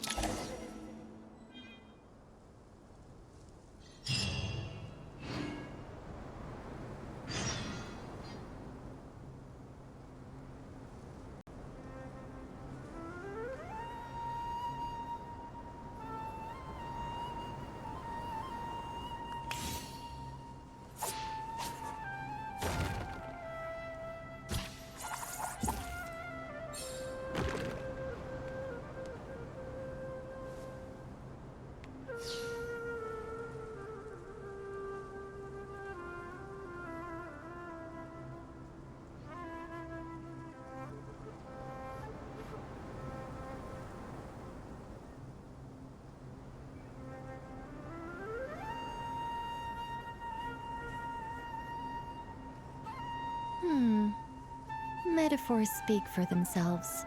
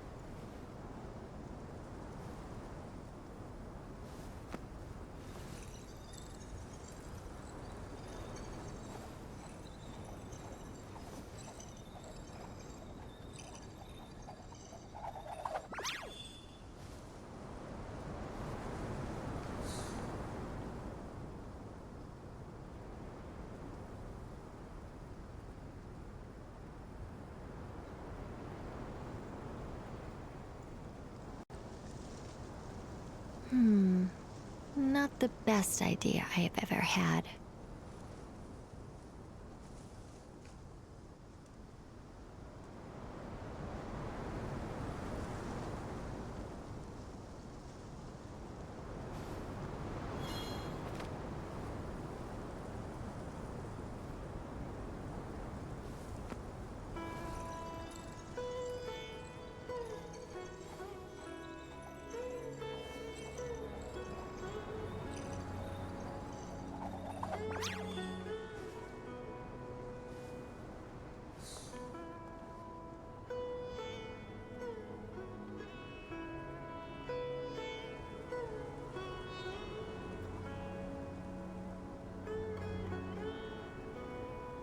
What am I now, you ask? Just a human who's lost her voice.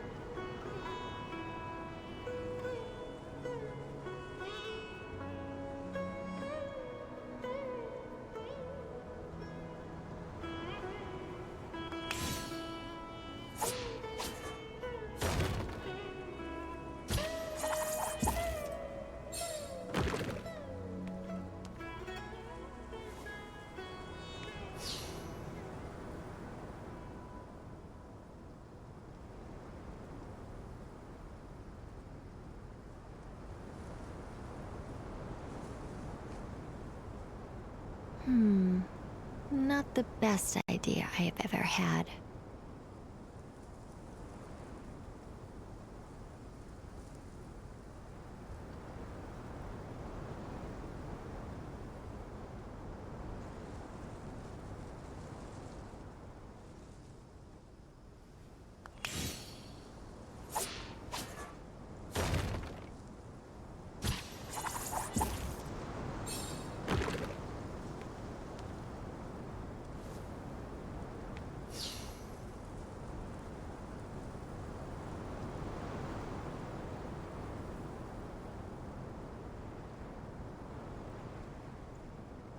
What am I now, you ask? Just a human who's lost her voice.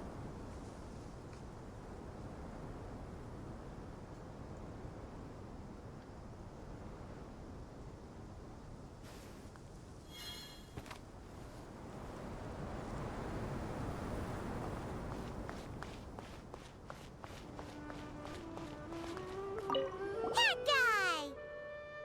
What? Nothing. You just looked like you were lost in thought there. Do you have any ideas about what's going on? From what I know about Irminsul, the system doesn't break down that easily. I don't have the faintest idea who could have done this. Actually, one name did cross my mind. But... he's already dead.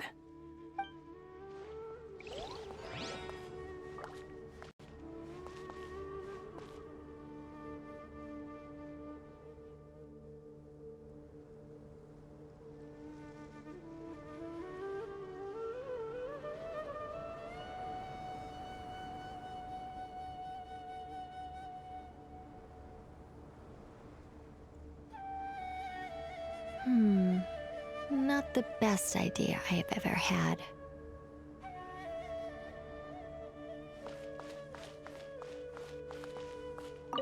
So, can I assume that this period of time away won't count as part of the rental period? Maybe we should deduct it from next month's payment. Sure. Great! Wait, why are you suddenly being so reasonable? What's the catch? I'm always reasonable with rental payments. Like the time I refused to let you use that wine you brought home as collateral. That was a perfectly fair request, and you know it! Everyone runs low on funds now and then, don't they? And that bottle of wine wasn't cheap. You ought to be thanking me.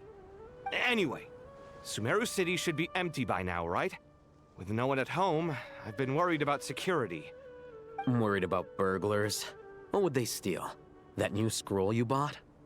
Ah! I'd almost forgotten about that. Oh, I only went and hung it up in the most conspicuous spot in the house. If anyone breaks in, it'll be the first thing they see. Well, no one but you gave it a second look while it was on display in the shop. I doubt anyone would go out of their way to steal it. You say that? But what if there's a thief out there who shares my aesthetic tastes? Then you can only hope he shares your taste in expensive wine as well. Always worth having some collateral. You!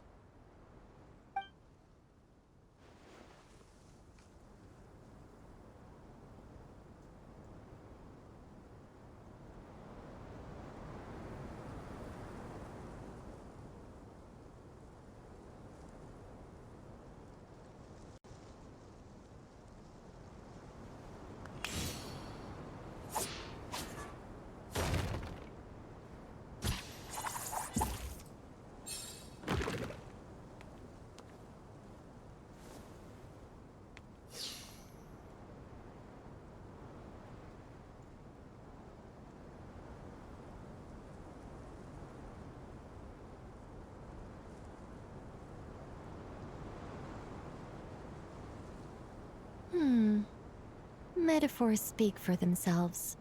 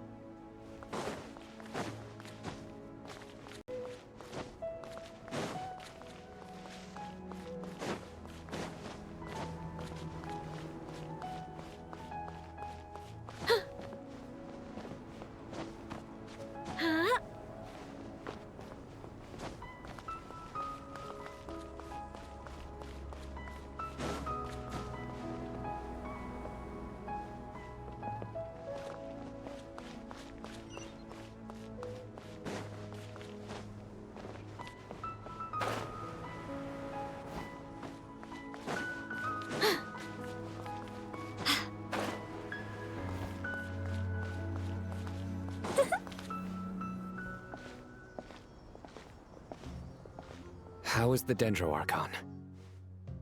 Her breathing is steady. I prepared some therapeutic incense for her, but it hasn't had much effect. Her vitals are still very weak. Based on the information you've provided, I have a working hypothesis. Her condition is partly due to Irminsul's influence, and partly due to a physiological imbalance caused by the rapid depletion of her power. Elemental energy usually flows through the body at a relatively constant rate. The body grows accustomed to this rhythm, so when it's thrown out of balance, physical symptoms will appear. Is this similar to the ley lines? Overloading and withering both directly affect their vitality, potentially causing irreversible damage. Correct. From a biological perspective, if you overexert yourself, you pay the price with your life. The Dendro Archon is not only drained of power, but her life force is at a critically low level. Is there any way to restore her health? I know the ley lines have strong self-healing abilities.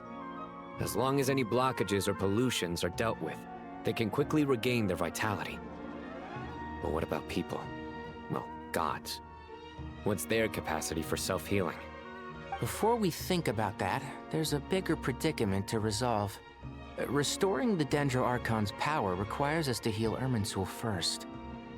But that will be extremely difficult without the Dendro Archon's power.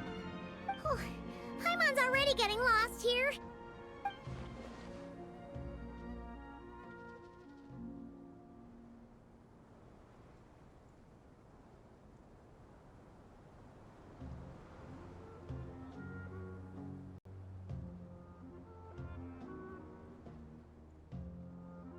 Master Tainari and Sino look so serious. I've not heard Master speak in this tone for a long time. Tainari.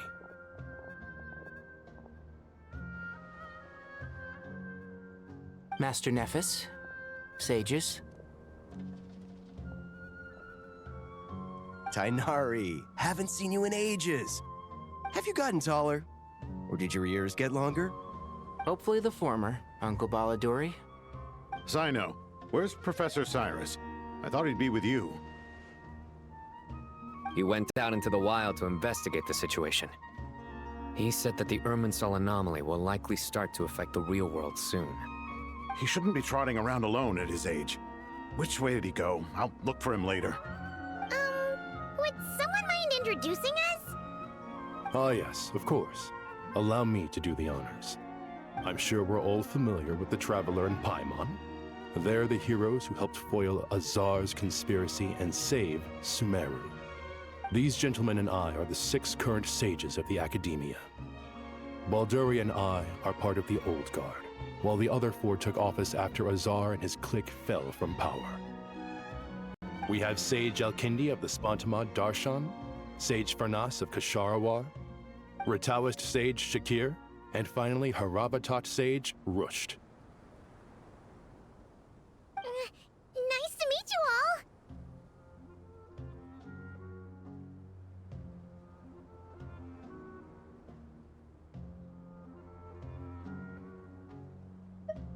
I've heard much about you. Delighted to finally meet you in person. You're younger than I imagined for someone with the power to stand up to fate itself. Thank you for lending your aid to Sumeru once more. Once we're on the other side of this, could we get a photo together? My daughter has a friend named Isak. He's always talking about you two. Of course! No true hero would deny a child their wish. Back to business. So with the Dendro Archon currently in a coma, the people have taken temporary refuge at Caravan Rebot, but they cannot stay here forever. We need to come up with a plan as soon as possible. Fernas, any thoughts? Well, firstly, having reviewed the data, I'm inclined to agree with your assessment. This doesn't look like an attack on Irminsul from the outside. Rather, it resembles a malfunctioning machine. Calculations going haywire and sparks flying. That being said, before we consider how to fix it, we need to understand precisely what has gone wrong. Furthermore, we somehow need to ascertain this without relying on the Dendro Archon's power. We have no direct access to Irminsul. However, we might be able to gather the information we need from the ley lines. Study the branches to learn about the trunk, in other words. Wait, is that what Cyrus is up to? No wonder he ran off to research in the wild. Curse, always one step ahead of me, isn't he? I heard that while in the sanctuary of Surasthana, the Dendro Archon had to serve as the central information hub herself. This is a clear sign the situation within Irminsul might be far worse than we can imagine. Irminsul is vital, not just to the safety of Sumeru, but to all of Teyvat. We must be the ones to bear responsibility for this world. To be on the safe side, I think we need to consider some backup plans. Are you saying we should consider a scenario in which Irminsul is completely destroyed? I'm merely pointing out that the possibility exists. You have a valid point. But until worst comes to worst, I believe we should focus our efforts on resolving the Irminsul anomaly and helping it recover. Kale, I understand that you were the first to foresee this crisis. If it's all right, I'd like to talk with you about it in more detail. Of course, but even I don't know how I came to have that dream. If there are no signs of external damage, could it be a stress fracture? Metals tend to suffer from this issue with long-term use, and Irminsul has existed for centuries, after all. It's possible, but surely a stress fracture would be more likely to cause a complete shutdown rather than chaos. Sages, General Mahamatra, sorry to interrupt, but something has come up. What happened? Some citizens didn't believe that Sumeru City was really in any danger. They slipped away and hid during the relocation, intending to return home. How many people are we talking? About a dozen. Sakura found them while on patrol, but they appeared to be suffering from psychosis. For whatever reason, they were trying to kill each other. By the time we arrived, there were only 2 survivors. One was unconscious from their injuries. The other tried to attack us, but was subdued. Where did this happen? Near Yasna Monument. That's not far from Caravan Rebot. Master. I know. The Irminsul anomaly is beginning to have effects in the world. I didn't expect it to spread to Yasna Monument so soon. It almost feels like we're being chased relentlessly, with no time to catch our breath. Sir Cyrus said the same thing. He sent me back to report in, while he continues investigating. I'll go join him.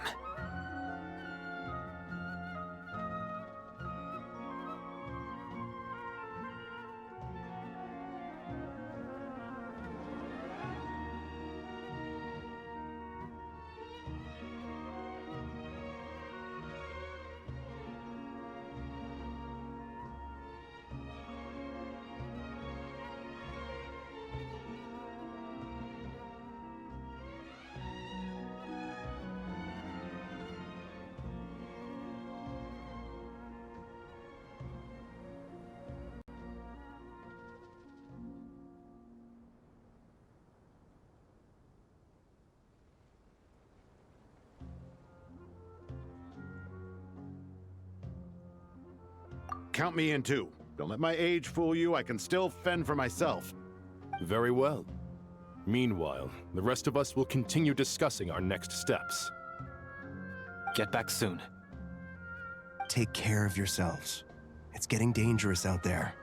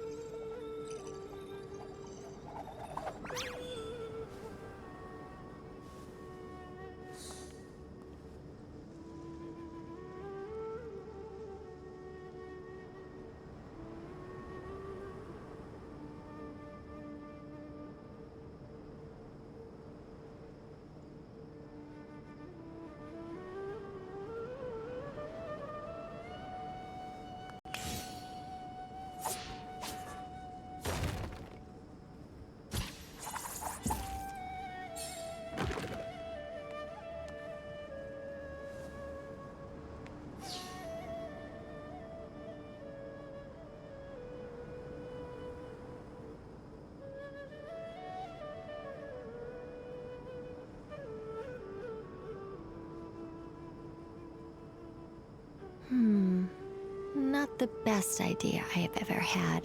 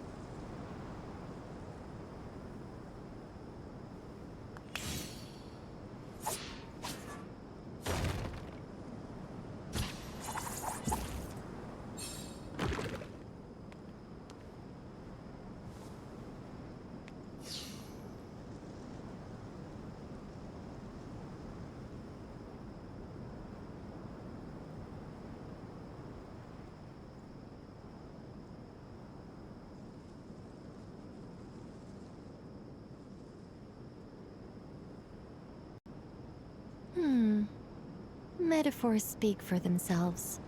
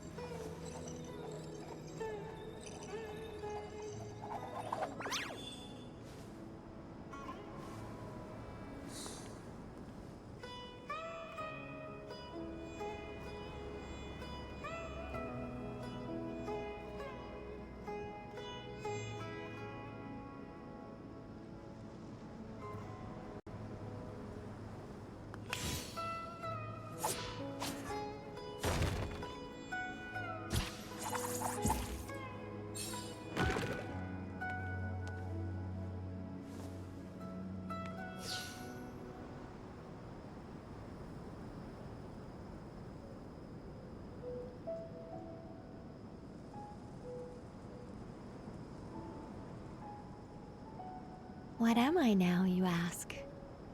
Just a human who's lost her voice.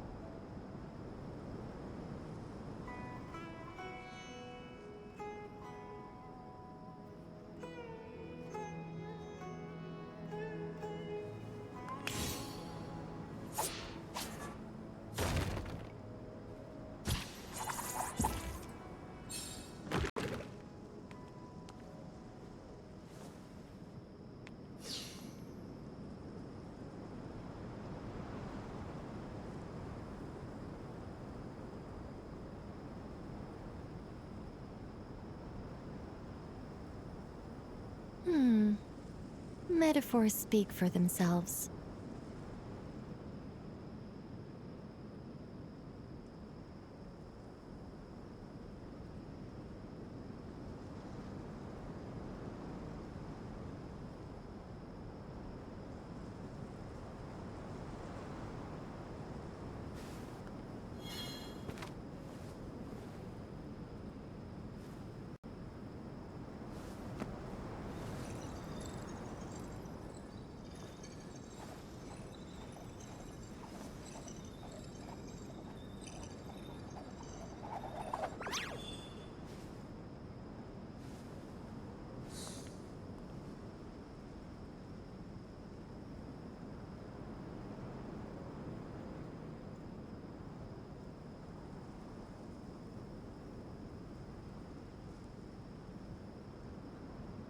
What am I now, you ask? Just a human who's lost her voice.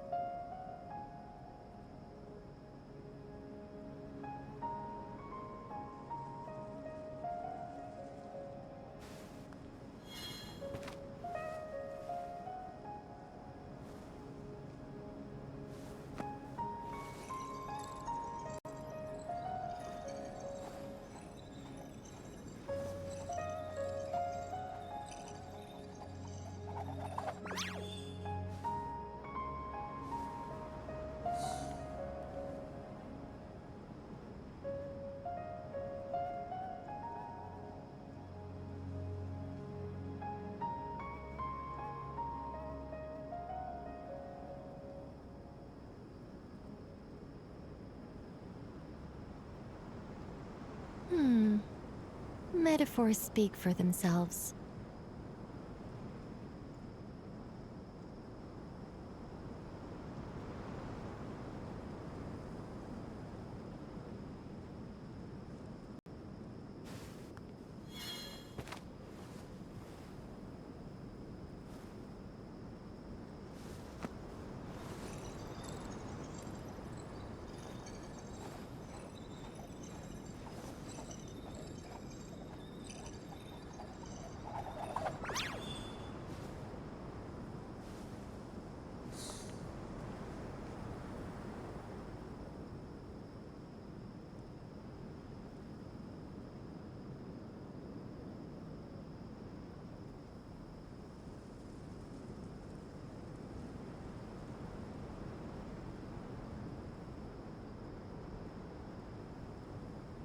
What am I now, you ask? Just a human who's lost her voice.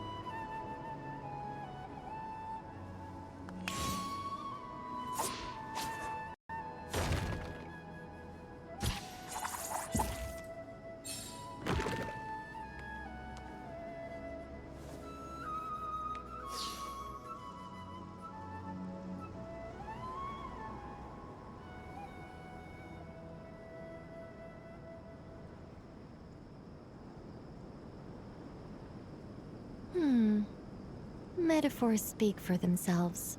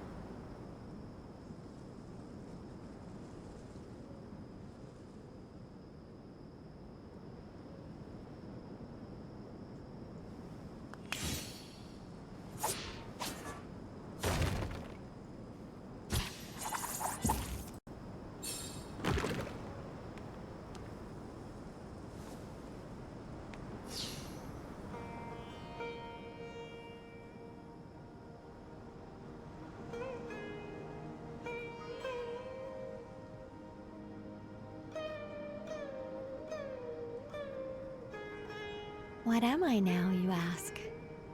Just a human who's lost her voice.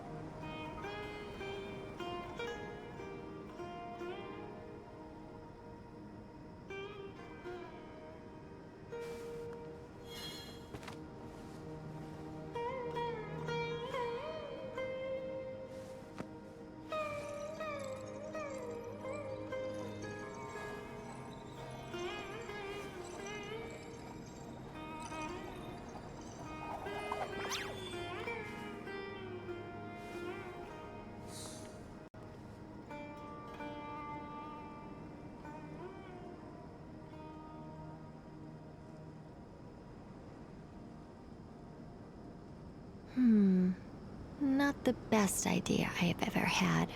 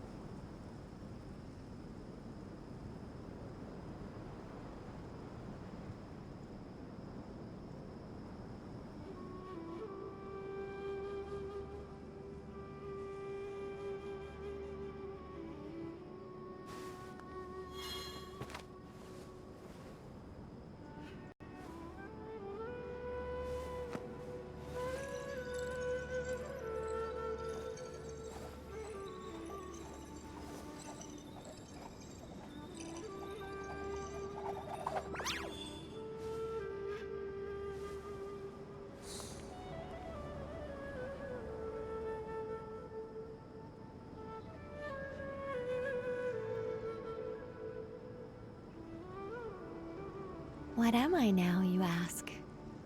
Just a human who's lost her voice.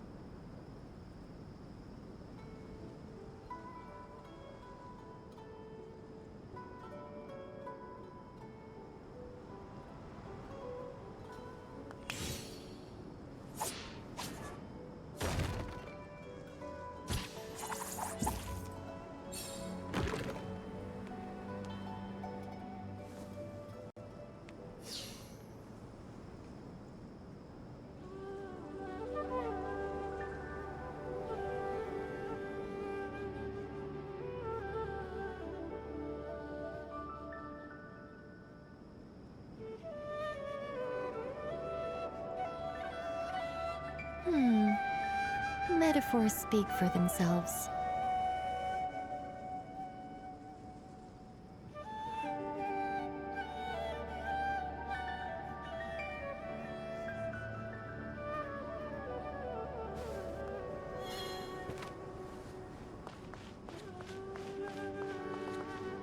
Don't be nervous, Krai.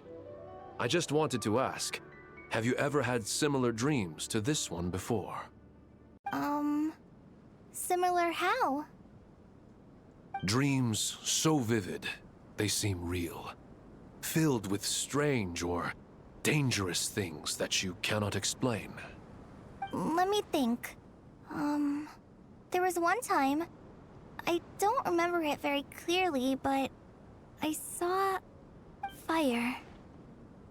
Fire? Yeah. I wish I could give you more details, but all I remember is fire everywhere. From the sky to the ground, everything was burning. The heat was unbearable, and ashes were blowing in the wind. I doubt this dream was a mere coincidence. Perhaps it was some kind of prophecy? And yet, you've never studied astrology. I'm at a loss to explain it.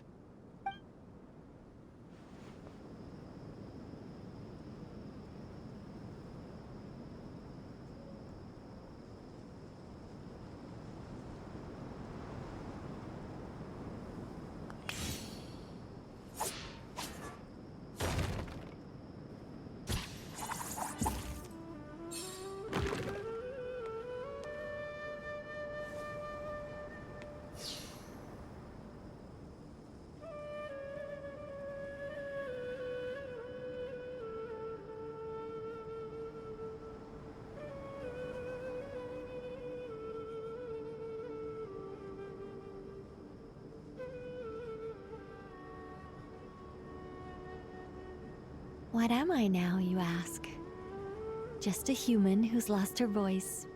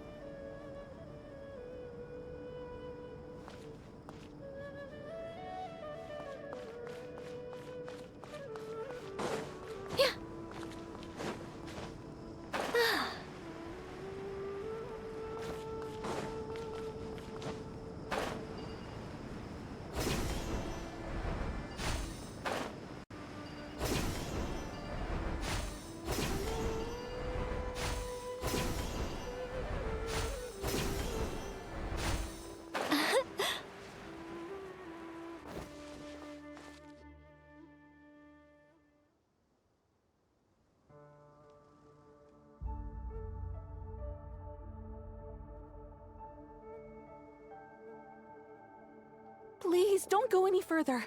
As you get closer to Sumeru City, there's no knowing what dangers you might encounter. So this is our mentally disturbed man? I'm going to gut you all!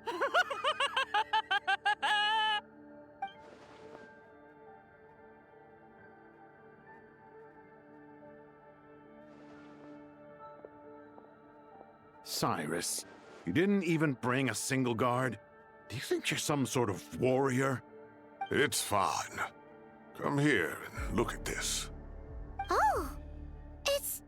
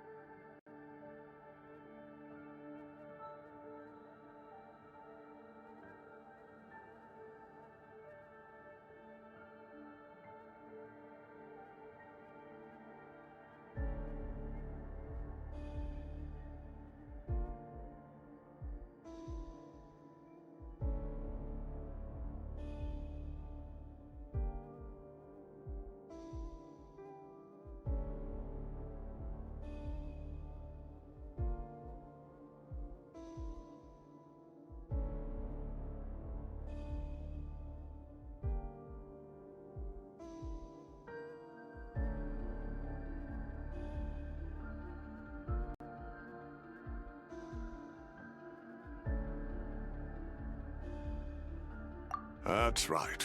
Flowers that bloom from openings in the ley lines, indicating some sort of anomaly. I don't believe I've ever seen a color like this before. Did you discover it nearby? Not just here. Way over there, too. They're everywhere. There's even more in that direction. How did you ascertain the situation further ahead? Didn't you just say that we can't go beyond this point? Yes. This area is relatively safe so far, but if you continue forward, delusions will start afflicting your mind. However, some vision-bearing mercenaries were able to maintain their sanity a little better. They're the ones who brought back news from further afield. Sino, do you remember the class I taught on dissecting ley line blossoms? I do, Professor. I received full marks in that course. Good. After all these years, it's time to put that knowledge into practice. There must be anomalous information hidden within these blossoms. Alkindi, I'll need your help as well. Been a while since we worked on a project together, hasn't it? Sure has. Well, what are we waiting for? Let's get to work. Anything we can do to help?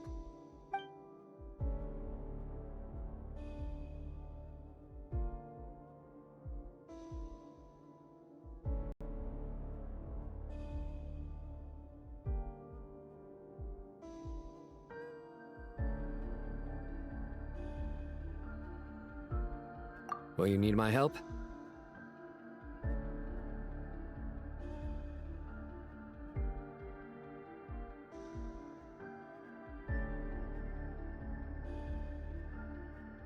All right, well, don't go too far.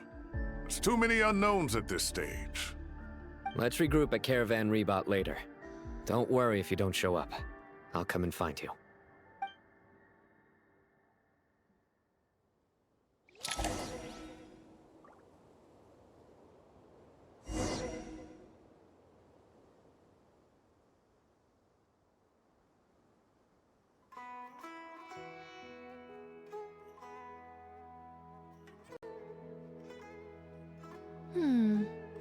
Metaphors speak for themselves.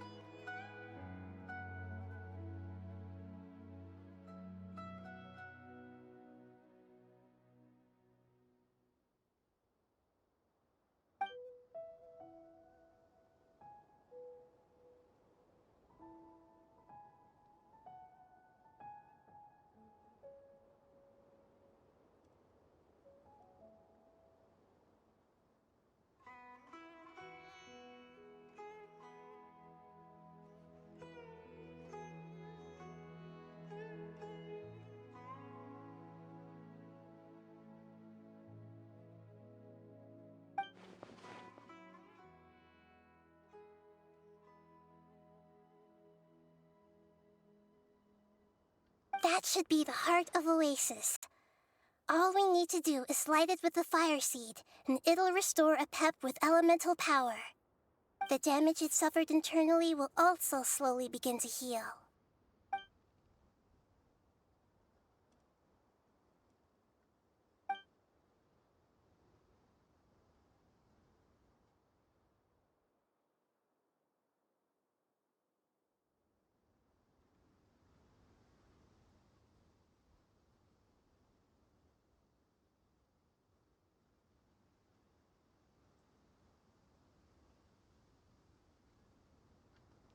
What is it? You thought of something?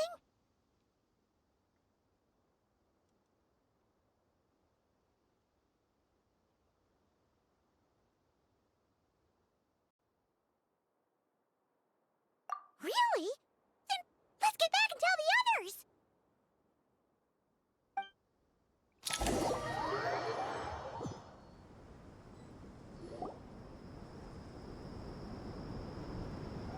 Phew.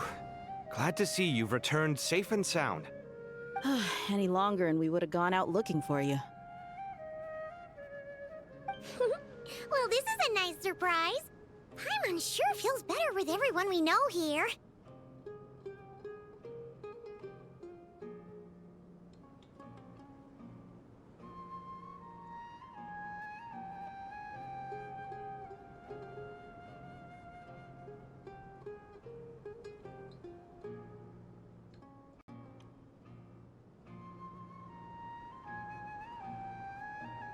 We've made some progress, so let's start by giving you and Paimon a quick update. By dissecting the ley line's blossoms, we've been able to deduce that although Irminsul is experiencing an anomaly, it has not completely rejected access from the outside. The Dendro Archon has the power to connect to Irminsul, but there's also another way. I assume you recall the devices everyone was wearing when you first arrived in Sumeru? Devices? Oh, wait. You mean... The Akasha terminals? That's right. Of course! It's been so long, Paimon almost forgot all about the Akasha. Wasn't it shut down, though? Yes, but although the system isn't currently operational, the technological infrastructure is all still there. And it turns out that a certain someone gets so bored at work that he's actually read through every single one of the instruction manuals. No prizes for guessing who that was. If praising others is that embarrassing for you, you can simply spare yourself the ordeal. As much as it pains me to say anything nice about him, there's no denying his intelligence. He rarely forgets anything he's read. The Akasha is exactly what Sumeru needs at this moment. Between us, we should have all the knowledge and expertise we need to get it up and running again. But if I recall correctly, doesn't the Akasha need a Gnosis to function? That's exactly right. The Akasha relies on the Gnosis as a power source, and in its absence, we'll need to find an alternative. To tackle this problem, it looks like we'll be relocating once again. Namely, to the Temple of Silence. Ring any bells? It's the only major institution in Sumeru dedicated to preserving the knowledge of King Deshret's civilization. You might find the answers you're looking for hiding there. I agree. There's a good chance. Master Nephis and the other sages have discussed it. As the chaos from Irminsul continues to spread, Caravan Rebot won't be a safe haven for much longer. We have to move into the desert next. The scholars and sages will head to the Temple of Silence, while the civilian population seeks refuge in Aru village. The Eremites will keep everyone safe during the journey, and Candace will be there to receive us at the village. This leaves us just one thing to worry about. That Dendro Archon. She's very weak. We can't afford to wait until Irminsul is fixed. There has to be another way to help her. Huh. Well, luckily, the Traveler had a eureka moment while we were out investigating. Really? Wow, nice one, Traveler.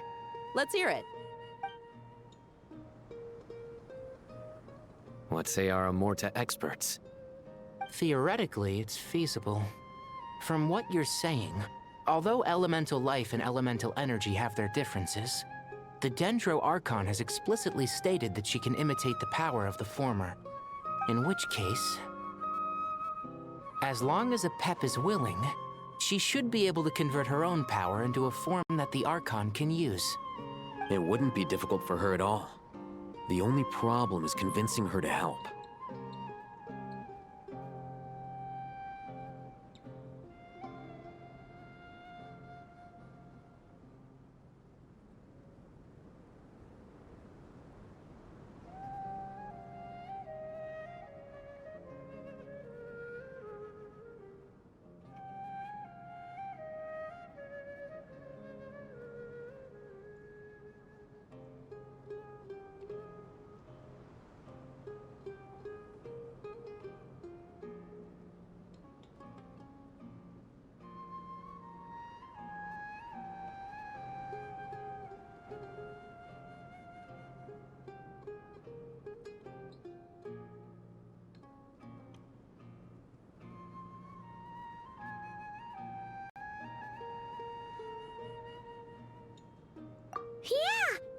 though she wasn't exactly friendly the last time we met, she didn't refuse to talk with us.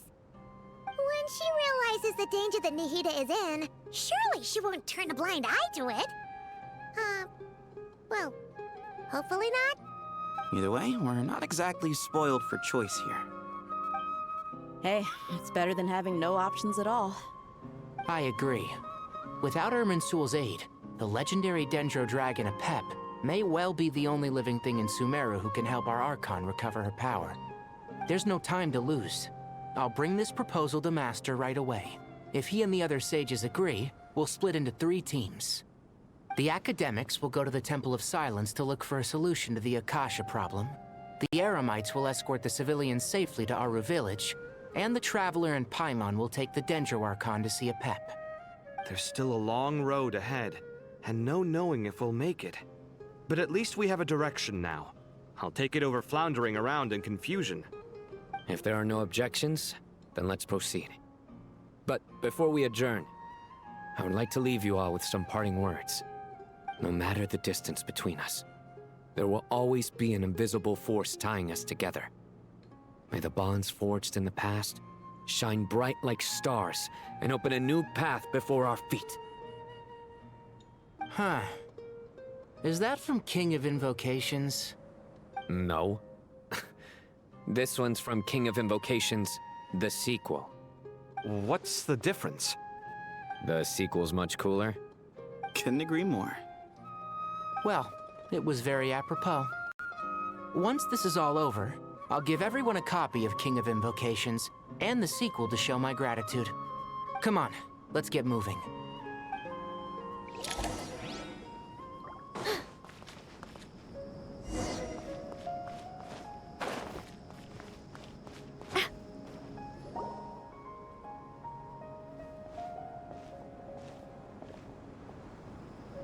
Tighnari has brought me up to speed. I approve of your plan of action. But we can't proceed with everything right away. The people need to rest. For many of them, this will be their first time in the desert, so we'll need to find additional personnel to help escort them. You two, please go on ahead with the Dendro Archon. Let's rendezvous at the Temple of Silence later. No problem. We got this. Words can't express my gratitude. So let me just say, I hope everything goes smoothly for all of us. Goodbye for now. All right, let's get going. If Paimon remembers correctly, the last time we saw Apep was in... Traveler, Paimon. Could I borrow you guys for a moment? It'll only take a second. Krai, what's the matter? Well, the thing is... Master Tighnari once told me, after you raise a problem, you should think about how to resolve it.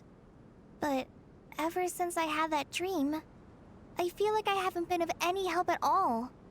I tried my best to keep up with the conversation, but there was so much new information, I couldn't take it all in. So, I just wanted to ask, do you have any tips for me there? Paimon knows exactly how you feel. But fear not, everything you need to know is right here in Paimon's notes. Sumeru chapter. It's got tons of info about all the things we've seen and heard on our adventures. Some parts are a little simplified, but hopefully it all makes sense.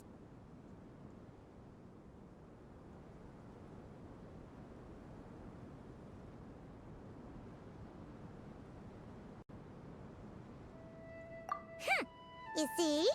Being the greatest guide in Tibet isn't just a fancy title. It takes a lot of hard work. Paimon doesn't always understand the things you're talking about with other people. Whenever that happens, she notes down the confusing parts and goes over them in her own time. This is perfect. Could I borrow it? Sure. Matter of fact, you can keep it if you want. Paimon has another copy. The spare copy was originally meant for the Traveler. Paimon used to worry that one day she might not need a guide anymore, so she wanted to have a gift for her, in case we ever parted ways.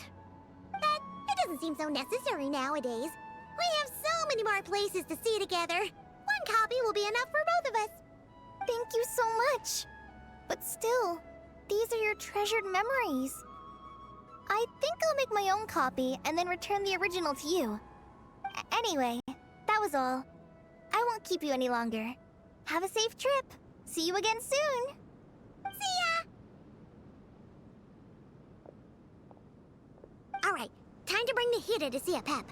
Let's hope that old grouch is in a negotiating mood.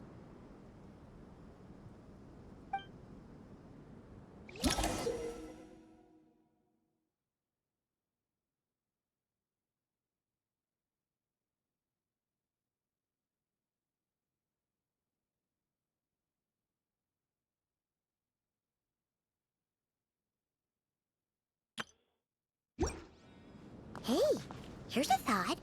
If we brought Neuro...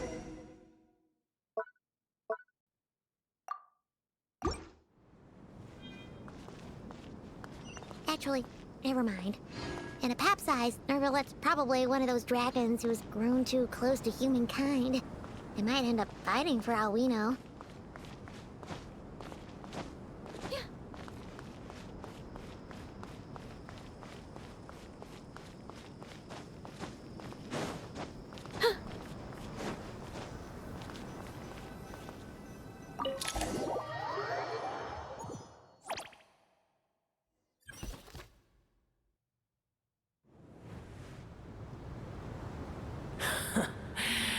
I had a feeling your kind might come calling. The ley lines are in disarray. Something has gone wrong with Irminsul, yes.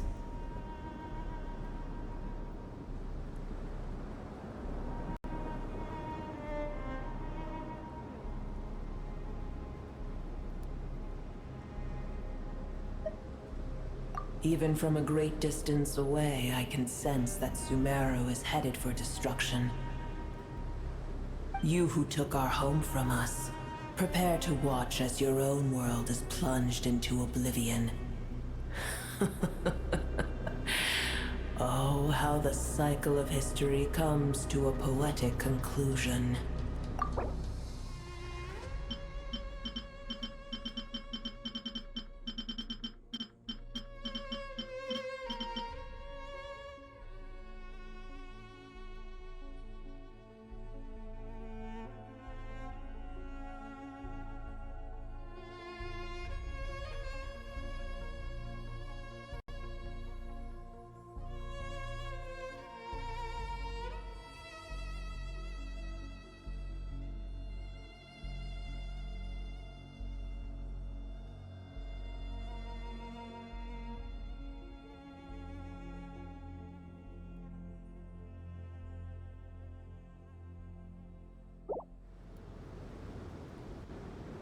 This isn't a joke, Pep! Nahita's in grave danger! Can you please help her? Is she now? Then do explain. For what reason should I lend Booer my assistance?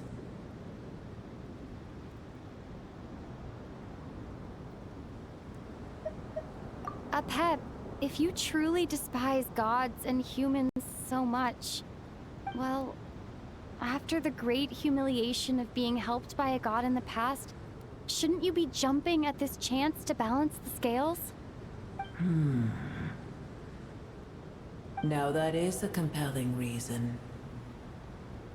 When El Ahmar plotted against me and I was tortured by forbidden knowledge, it was Booer who saved me from agony. And though I regard with shame the pity of my enemies, to receive aid without repaying it would likewise tarnish a dragon's dignity. Oh, tiny Booer, puny humans. Just this once I shall deign to show you the true power of dragonkind. Whoa! It's happening again! We're gonna get sucked in!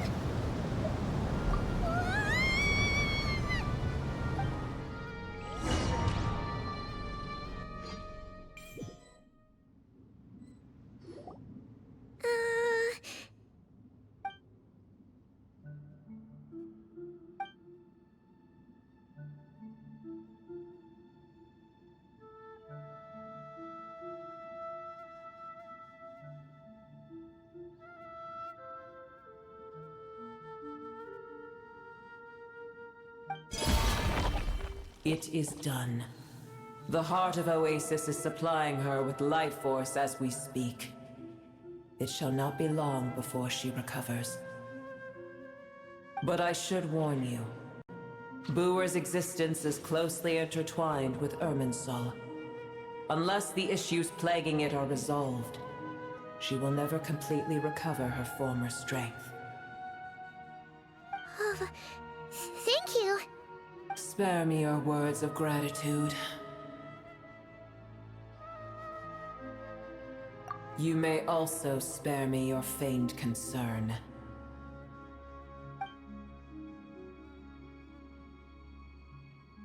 A dragon's sovereign's power is far greater than you can imagine. While I was indeed weakened when the heart of Oasis ran dry, providing Tiny Booer with a morsel of my life force shall have little consequence for me. Oh, good to hear.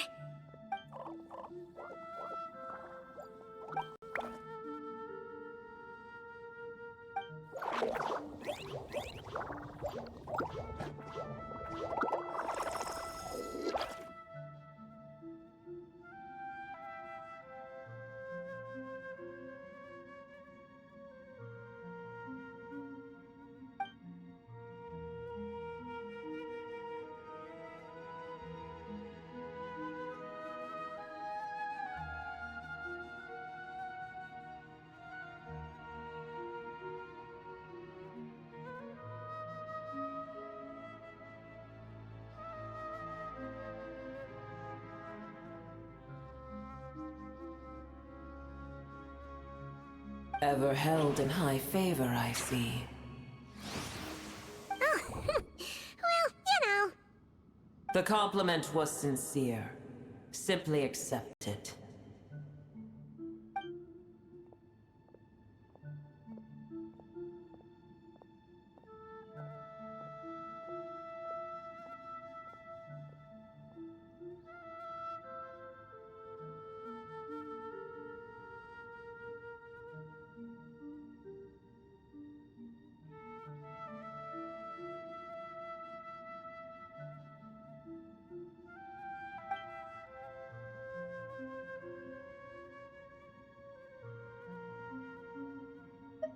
I did once. That tree was not planted by the heavenly principles. Irminsul existed before they ever arrived in Tevat. What? There was a time when it belonged to Tevat, to dragonkind. Its appearance and function then differed greatly from today. The ley lines flowed with an abundance of a familiar, primitive form of elemental energy. You may know it as the power of the Light Realm. The heavenly principles usurped and refashioned Irminsul, made it serve humanity, and used it to anchor the fate of the world. Yet in the end, humanity has failed to protect it. Heavenly principles, God of gods. It makes me sick. The enmity between your kind and mine can never be bridged.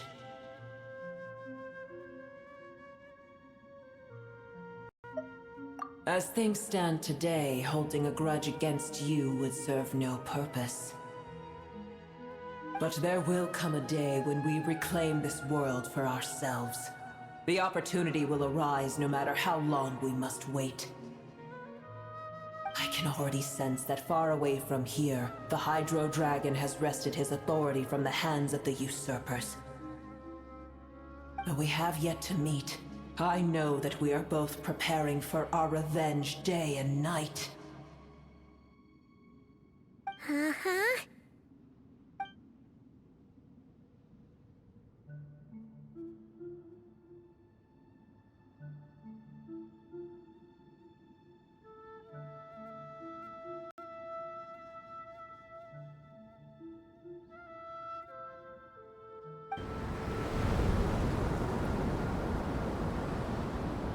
I hear a great disturbance out there. Huh? What is it? Sandstorms come. The Jinn. I see. Another calamity approaches. You both seem restless. Let us part ways here. Booer is safe with me. Once she has recovered, I shall return her to your side. Oh, thanks again. Take care, alright?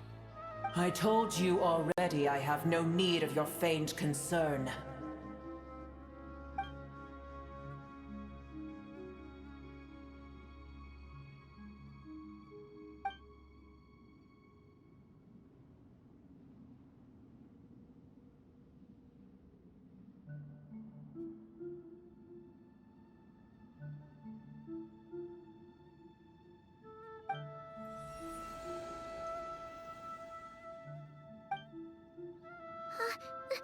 Nahida? You're awake! Are you okay? Cease your interrogation. Yes, she awoke for a brief moment, but she has now lost consciousness again. Take it. We shall talk more at another time.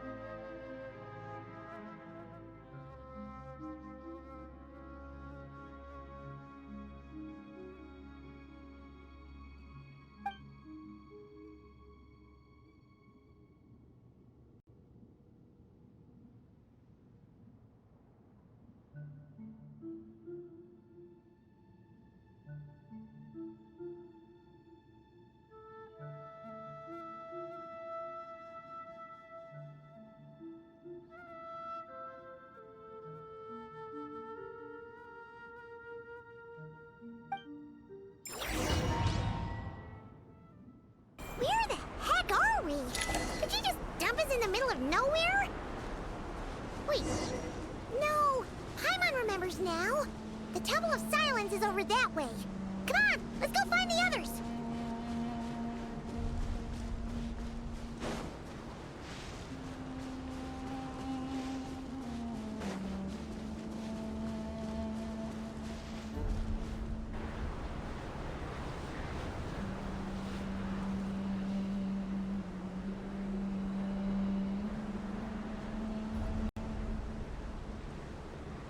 There's no need for everyone to stay here. I'll protect the sages. The rest of you, return to Aru village. Yes, Mahamatra Sino.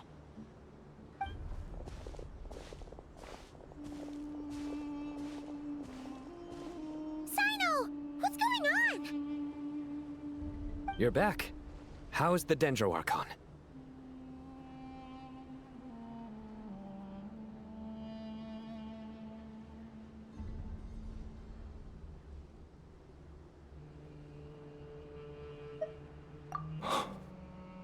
What a relief.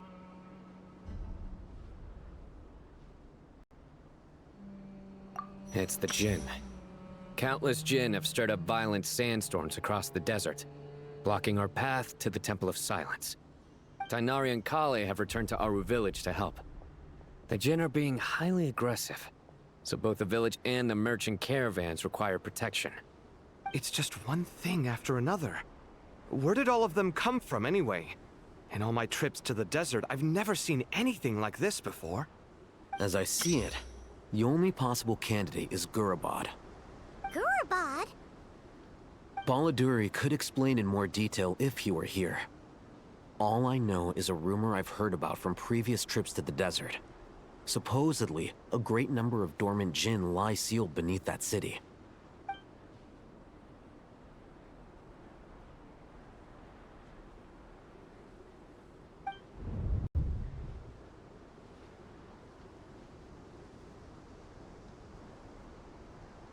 Gurabad is, for me, a fated land.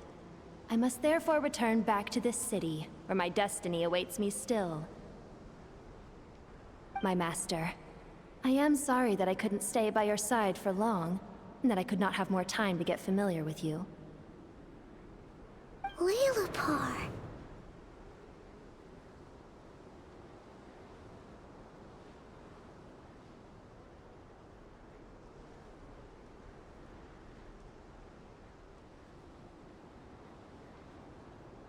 Yeah, we once said goodbye to a friend there.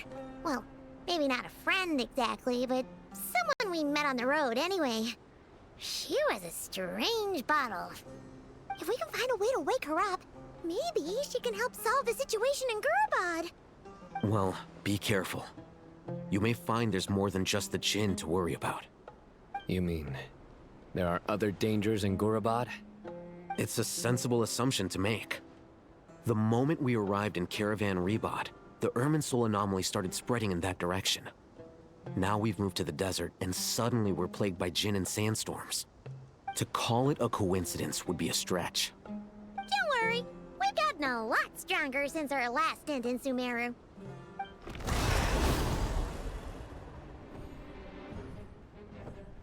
Ah! When did they show up? It appears the monsters native to the desert have been stirred by the Jinn's activity.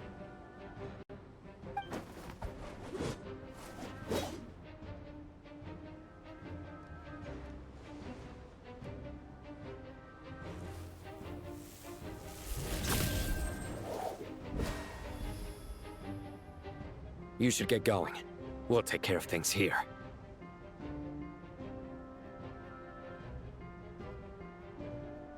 You too. Don't do anything too risky. You got it?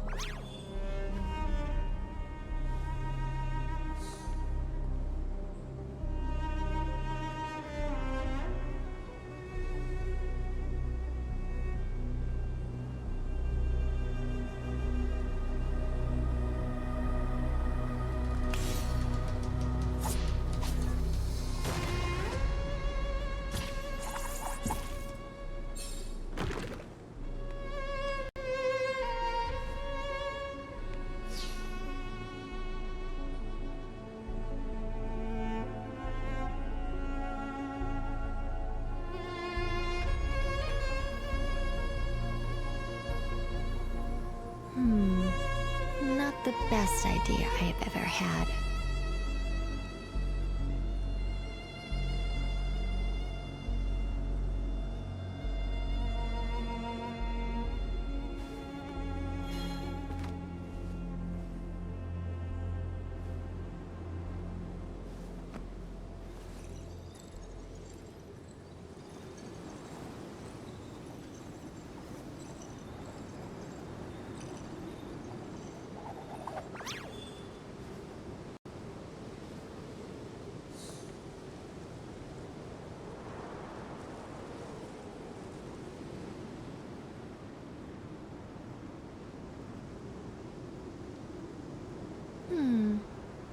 metaphors speak for themselves.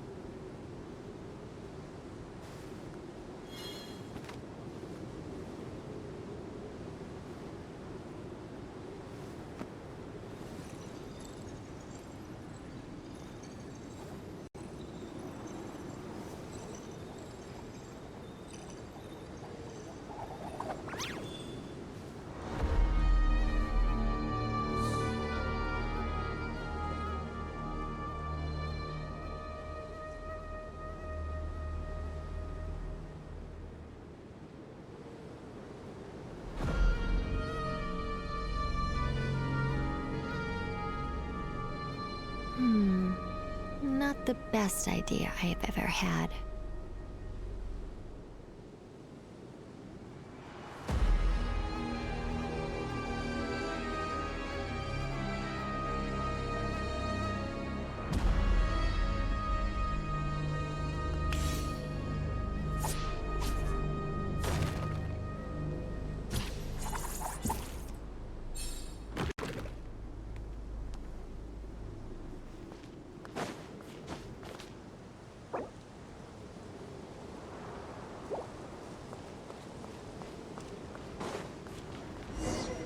The Jinn are swarming out of Gurabad! Looks like Alabama was right! Let's get inside and see what's going on!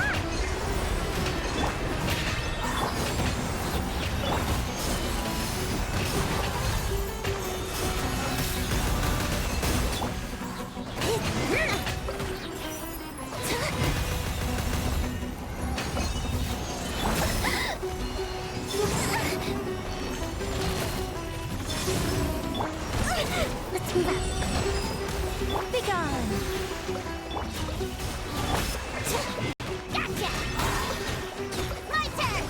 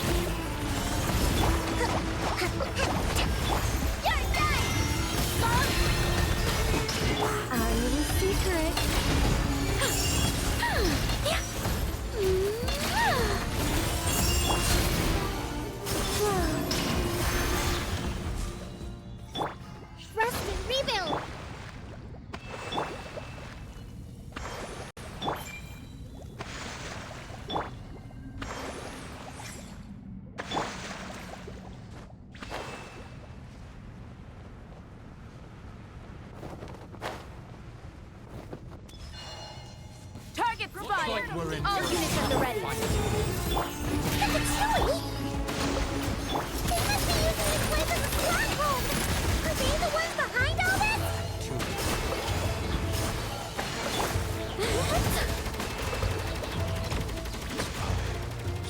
Begone!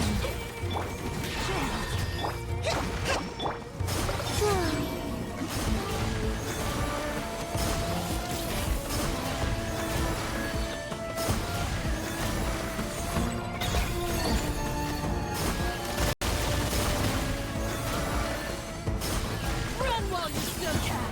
There's nowhere to hide. Blame. Such defiance. Got enough? Rest and rebuild! Take too long.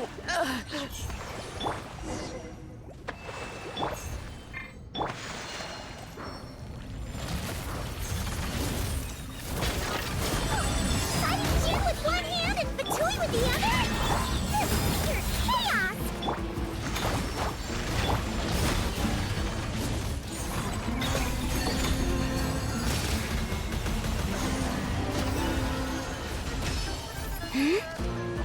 Blame. Begone!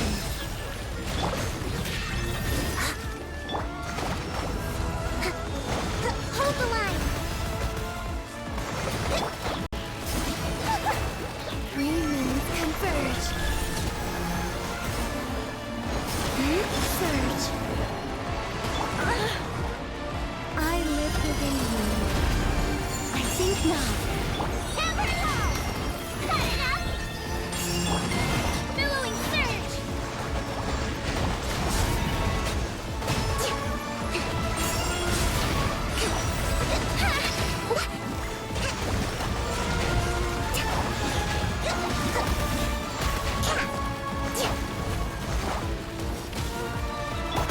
I'm fine.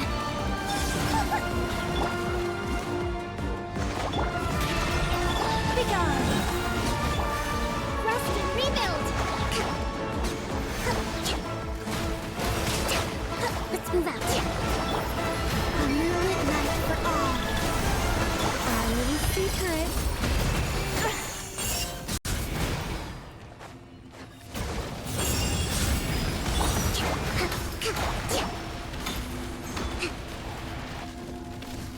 Hold line! Covenant of the Deep!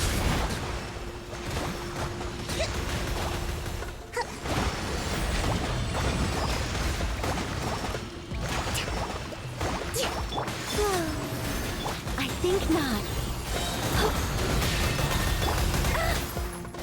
Heaven's will made mine. Three moons converge. Allow me!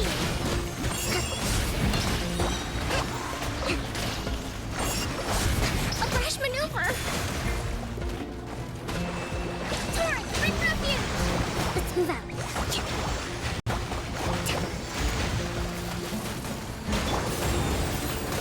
Blame.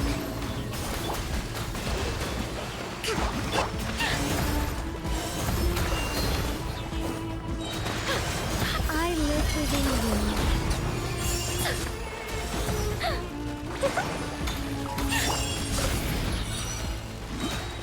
Surge. Hold line!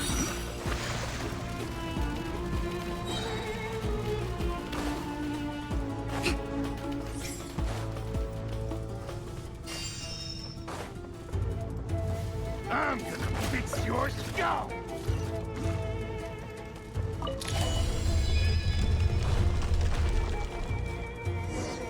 You see that strange machine? Paimon has a sneaking suspicion that that's the thing wrecking Gurubad and setting all those dangerous Jin free! The target has reached the core zone. Requesting backup. Repeat, requesting backup. Backup in.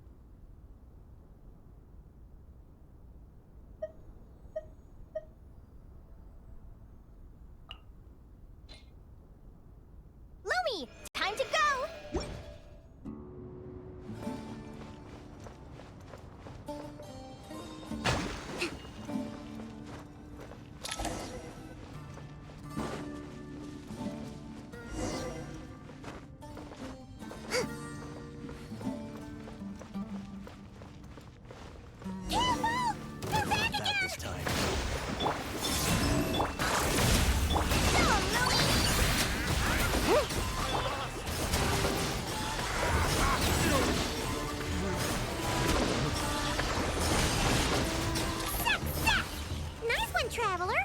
Let's keep going.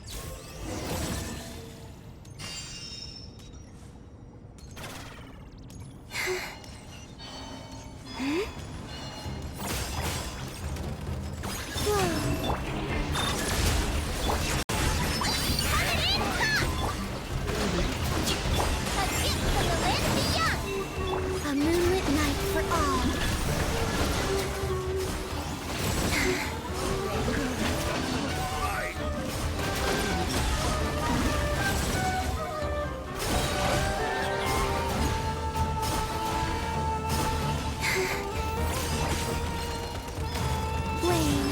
Defensive mode engaged. So, Louie!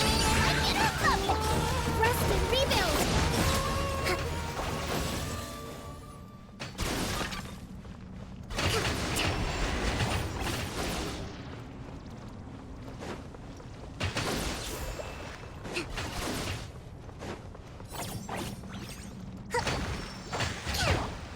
This Hunkagen's gone kaput!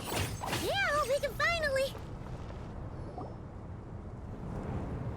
It seems my subordinates failed to stop you in your tracks. Apologies, sir. There is no need to apologize. You did well to hold your ground against such a powerful adversary for as long as you did. I must commend your courage and perseverance. So, you're in charge here, huh? First the problems with Irminsul, now this mess in Gurabad? Are you the ones responsible for all this? I'm afraid I cannot answer that. I assume you aren't naive enough to expect answers from an enemy. Oh, this guy is so snooty! However you want to spin it, you're clearly involved in this somehow. So you can either start talking, or we'll have to make you talk. Let's get him! Traveler, what's wrong?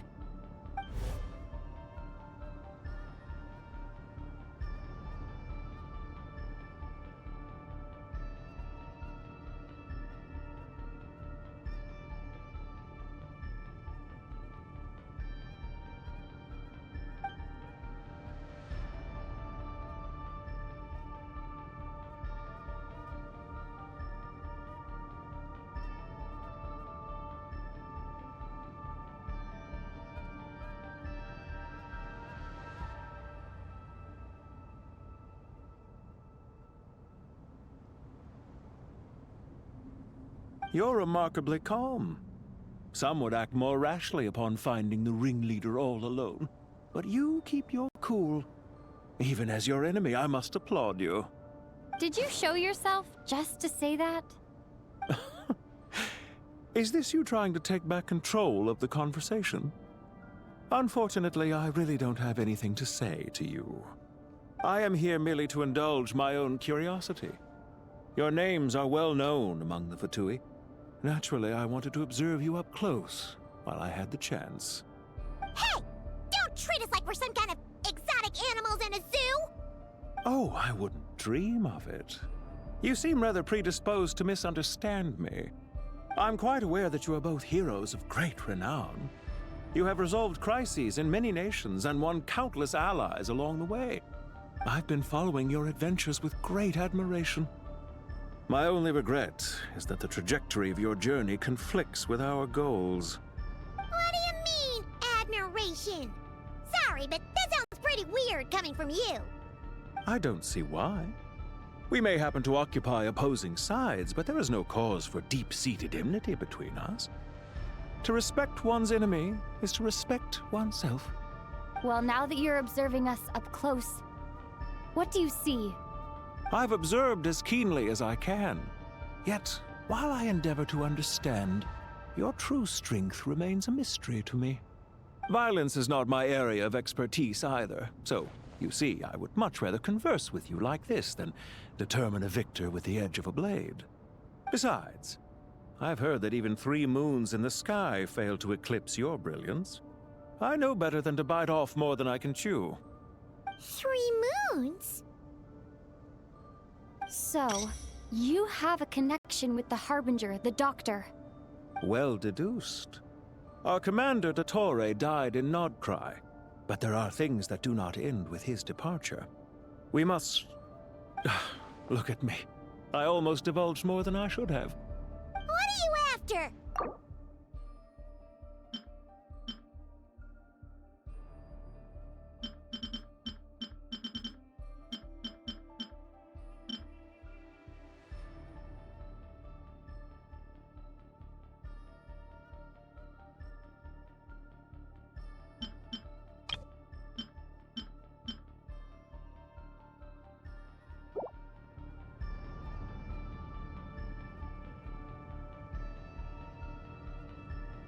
I've said quite enough, I believe. There's no point in continuing this conversation, except to say, I've noticed that you seem to know your way around here quite well. A repeated visitor to Gurabad, are we? Ugh. I'll take that as a yes. Then I'm sure you'll have heard the story of this place. The mother of the Jinn, Lilupar, and the tragic tale of her vengeance that spanned 3 generations. It was right here that Lilupar once helped the wise to ascend to the throne. But from that moment on, every king who sat upon it was corrupted by power. These degenerate rulers lost control over their nation, and with it, the right to occupy that exalted seat. What are you trying to say? I once admired you for your adventures. That is the earnest truth. But it appears to me that your journey serves ultimately to uphold the rules of this world. Are these rules truly just? Does the heavenly principles rule with wisdom or folly? And how can we be sure that the 7 who wield authority over the world will not be corrupted? Do you seriously think you're gonna convince us of anything? Convince you? I'm sure my commander already tried that. Why would I waste my breath doing the same? If a few words from a stranger were enough to make someone completely change their stance, it would only prove that they never had a firm will to begin with. I am merely stating my position, so that we might understand each other better. One's enemy in the present may not necessarily be an enemy for life. As for what game I'm playing here, I'm simply buying some time. But now I must bid you farewell. It was a wise decision not to attack me immediately. Since you did not fall for my ambush, I will now have to ask those in hiding to reveal themselves. Leave this to us, sir. Very well. I trust you to do what is necessary. Stall her while I execute the next step of the plan. Sumeru City, Irminsul. Hey! Stop right there! Don't you dare leave without explaining yourself! All units, stop them! Protect the commander! Did you hear that? He mentioned Sumeru City and Irminsul! He definitely knows something! We can't let him get away! Get rid of these pesky soldiers, quick! Rear guard to the front! Don't let them through! Get that thing in position! Hold on! Just a little longer!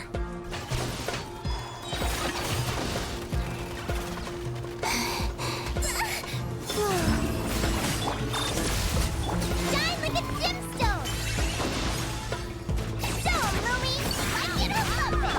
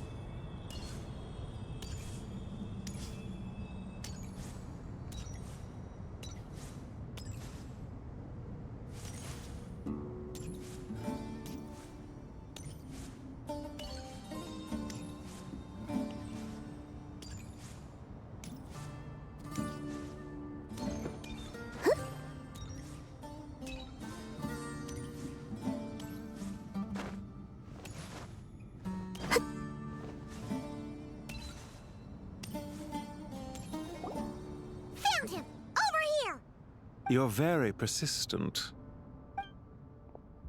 Hey, you! Stop running and explain yourself! What are you trying to...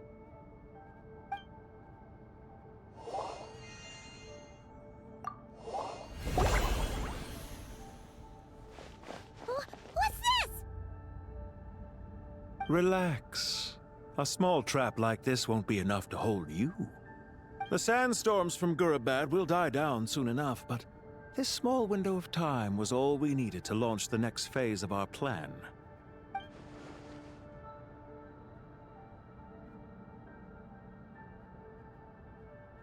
Don't be discouraged. I knew that someone would come here eventually, so I planned ahead. Where to chat with you, which door to exit from, even which mechanism to wait by for you. I thought through every detail. You, meanwhile, know nothing of who I am. So far, you've only heard my voice, and for all you know, it may not even be real. But not to worry. This is only our first meeting. It shan't be our last. Just answer me one last question. Why do you continue to follow Dottore? He has conducted countless cruel experiments, even on his subordinates. Follow isn't quite the right word. Let's just say even those you see as villains have their friends, even if they aren't the most sincere of friendships. When any set of rules is established, there will be those who benefit and those who lose out. People will do anything to justify what they have gained or escape from the hardship imposed upon them. Neither he nor I are tolerated by the rules of this world. We were both searching for a new order. Our ideas of the final form that should take may have differed, but our journeys took a shared path. Goodbye, Traveler and Paimon. I wish you a timely escape, albeit not too soon. I will need a little more time to prepare, after all. Hey! Come back! Wait, this dark wall. We've seen these on our adventures before. It swallows people up! Oh, I'm sorry. She shouldn't have jumped the gun!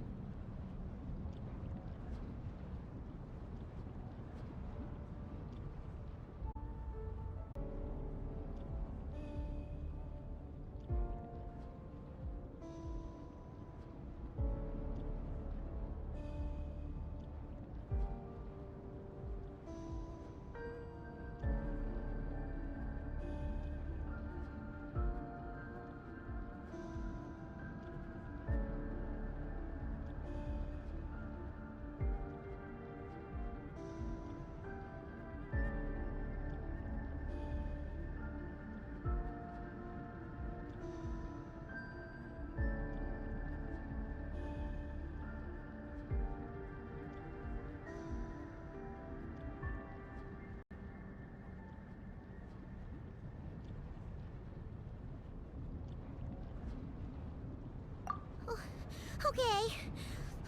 He may have fooled us this time, but we'll get him back!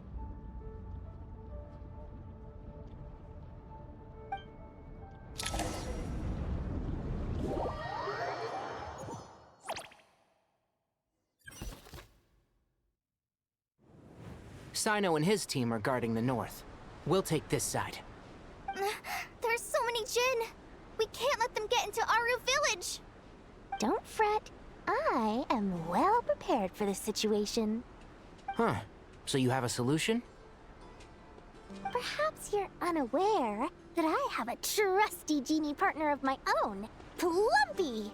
If I send her to negotiate with the others, this whole thing will be resolved before you can say Mora. Off you go, Plumpy!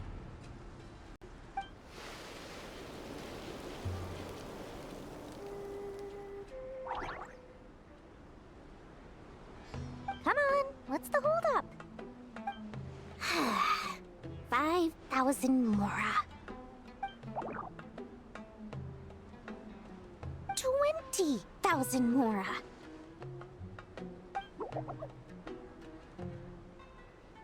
100,000 Mora.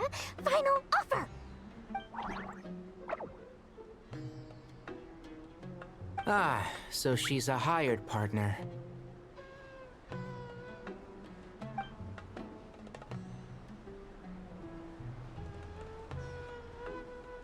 Hired partners are reliable too.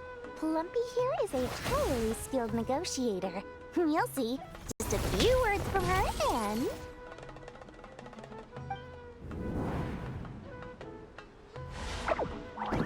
Plumpy! Don't you Jin have any respect for the rules? This was supposed to be a negotiation! How dare you treat my messenger like this? You wanna play rough?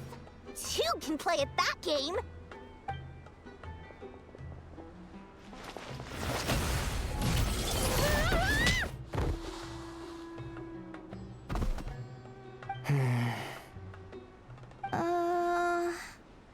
Looks like it's up to us now. Be careful, Kale. Yes, Master.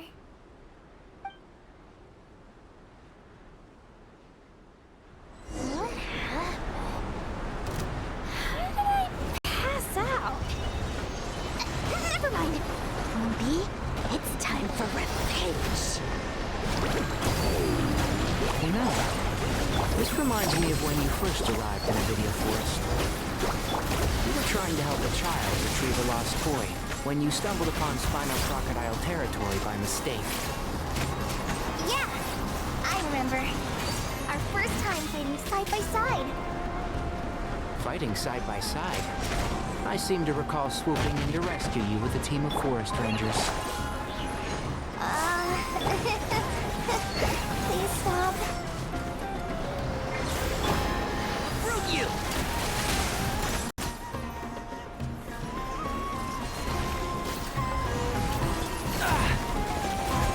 Such a...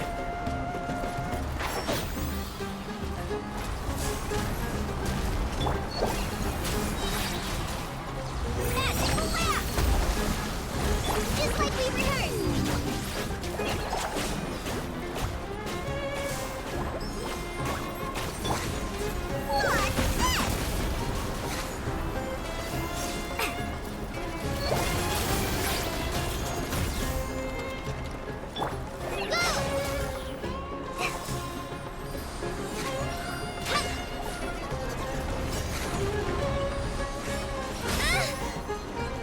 What's this? Let's nip that in the bud. Keep up.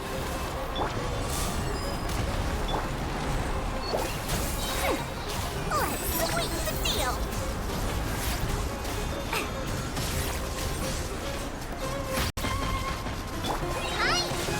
Try this on the side. There's too many of them. I can't believe I used 12 rare items in one battle. Ugh. I shudder to think how this is going to affect this month's accounts. The sight of that glaring deficit might be more than my poor heart can take. Tainari, how's the situation on your end? We held the line, though it was a close call. But it looks like they're preparing for another attack. Has something happened? They've breached our defenses in the south.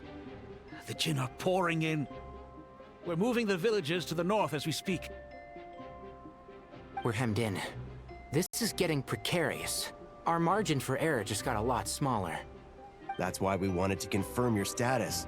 We need to consider our next move carefully. Bad news! Another line of defense has been breached. Kale, go with them and assess the situation. Dory and I will hold the line here. But Master! Even with 3 of us, we barely managed to. This is not a discussion, Kale. Don't worry about us. She clearly still has plenty of tricks left up her sleeve. Wait, you can't pin all your hopes on me? Oh, great. I've almost run out of the things I brought with me, and the rest is back at the caravan. I should be able to hold out for a little longer, but still... Master! Need any help?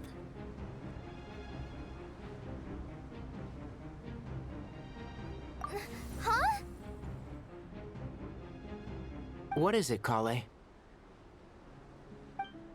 If things continue like this, it won't be long before Aru village is overrun by Jinn, and the sandstorms are sure to follow in their wake.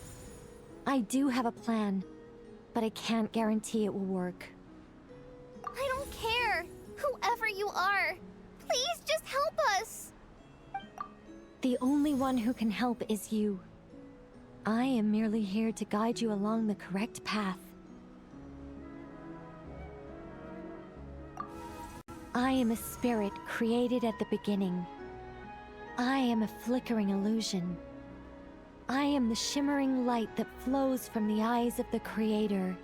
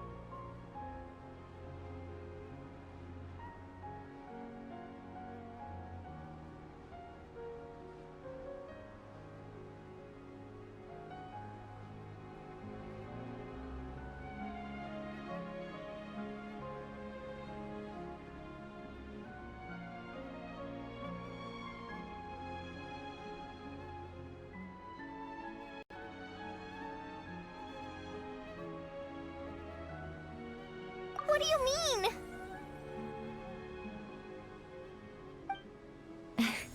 It doesn't matter. You don't need to understand it. Just repeat after me, one line at a time. Watch out! Jin incoming! I am a spirit created at the beginning. Here goes nothing! I am a spirit, created at the beginning.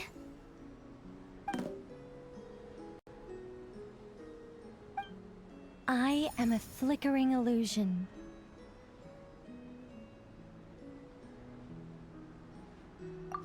I am a flickering illusion. What's wrong, Plumpy? I've never seen you so agitated before.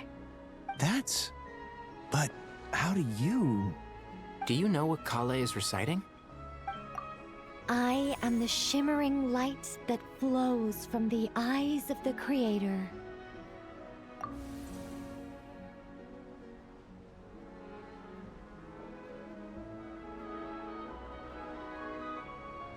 I am the shimmering light that flows from the eyes of the Creator!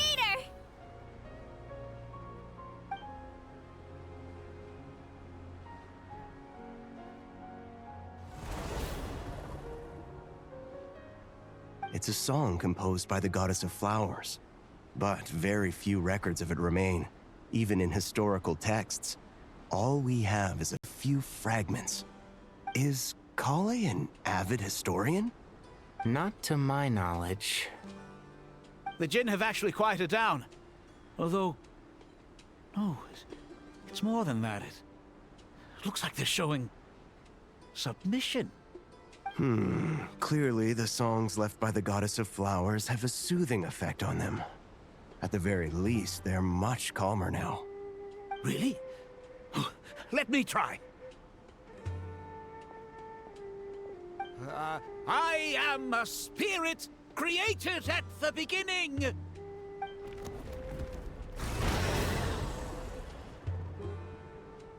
Don't stay away! I'll stop! I'll stop! It seems like the song only works when Kale recites it. But why? Kale.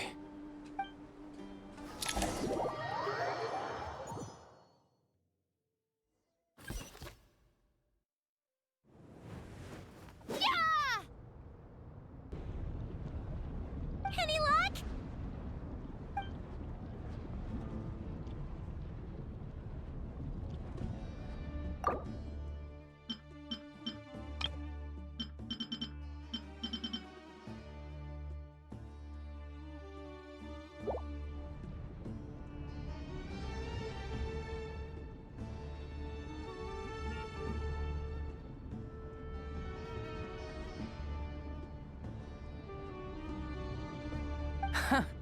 When I heard that loud rumbling in the distance, I thought the shifting sands had bust open the gates to some ancient treasure vault. Turns out it was just you guys. Huh? Wait! That sounds like... It's been a long while. Did you miss me?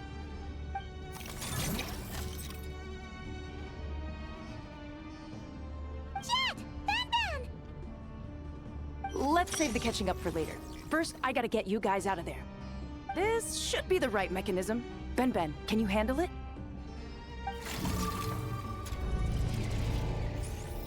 There we go. Come on, let's leave this place.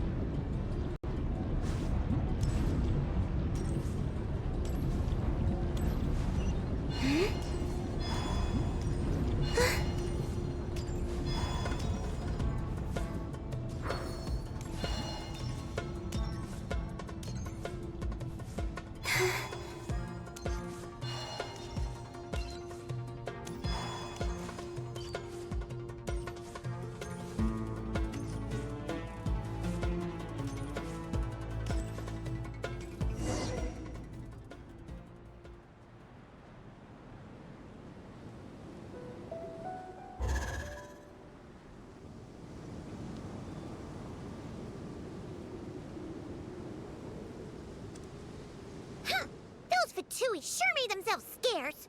It's like they were never here. The Fatui? They came to the desert again? Yep. No idea what they're planning this time. They were being very coy about it. How have you been, Jet? Well, since we last met, I've started my own band of mercs. We've actually made quite a name for ourselves. Oh, yeah. On a slightly different note, I have some good news. I finally took care of Masaira. Not much to write home about. It was just another day. Found his hideout. Dragged him out of his cozy little bed. He tried to talk me into seeing his point of view, as usual. But I'm way past that by now. There was nothing he could say to save his life.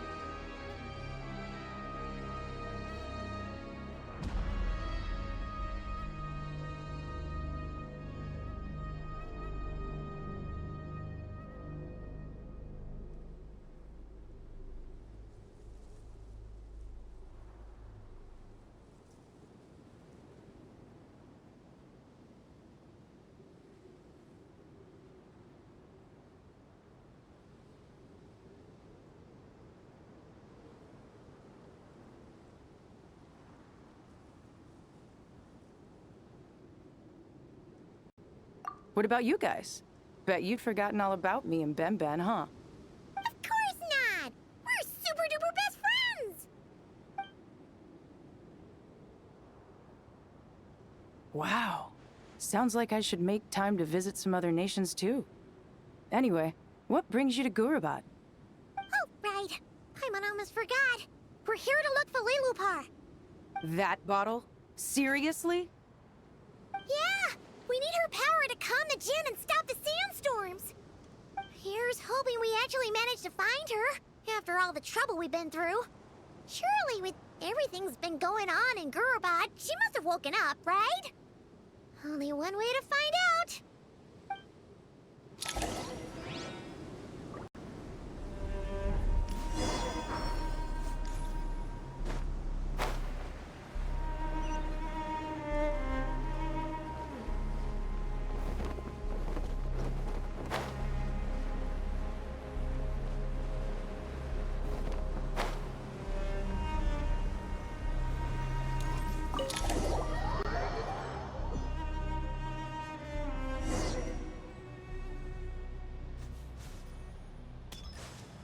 Let's see. She should be around here somewhere. Aha! Found her!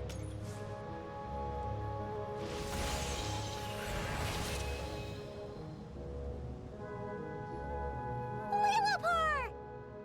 What a long dream that was. It's been a while, my master. Oh, and you're here too, little wildcat. The four of us back together again. Imagine that. After we last parted ways, I merged with the land beneath Gurabad to suppress the dark calamities stirring in the depths. It rekindled the flame of vengeance within the Jinn, depriving Gurabad of any hope of peace. I fought against it for a long, long time. Until one day, I sensed a change in a foreign land to the west.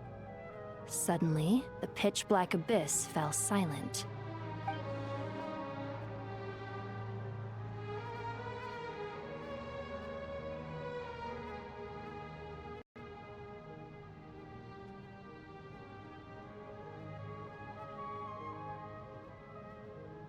Once satisfied that that dark power could no longer bewitch the Jinn, I too fell into a deep slumber, from which I have only now awoken. Why have you returned to Gurabad, my master? And why is my sand-swept homeland in disarray once more? Well, basically, Sumeru's in danger and a lot of our friends are affected. Some bad guys messed around with Irminsul and now they've released the Jinn in here. We managed to chase off the culprits, but we have no idea how to seal this place back up and stop the sandstorms. Child's play. I shall quell the Jinn and scatter the storms. Thank you, Lilupar. No need to thank me, my master. I have granted many wishes in my time, and this was the most trivial of them all.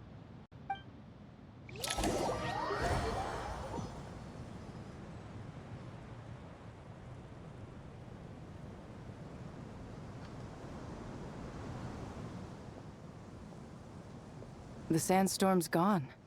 The sun shines bright again. When I said that we'd meet again under a lovelier sun, this was exactly how I imagined it. Yay! Although, honestly, Paimon would love to hang out with you more, even if the weather sucked.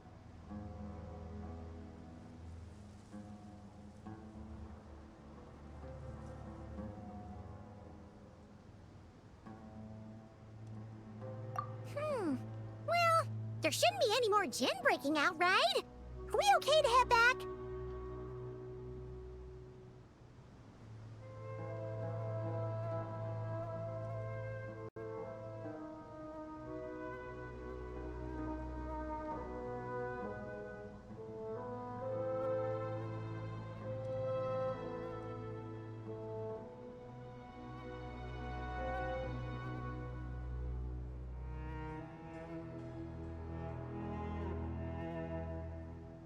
Sounds good. You can introduce us to your other friends. Another adventure begins. Lovely.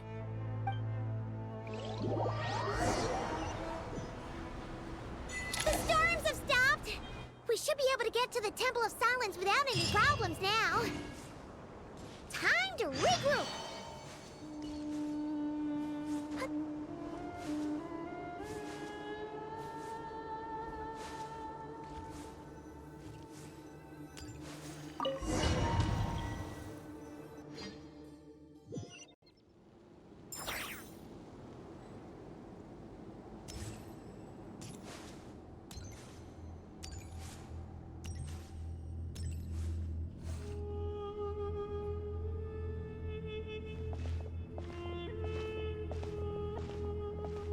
So, this is the Temple of Silence.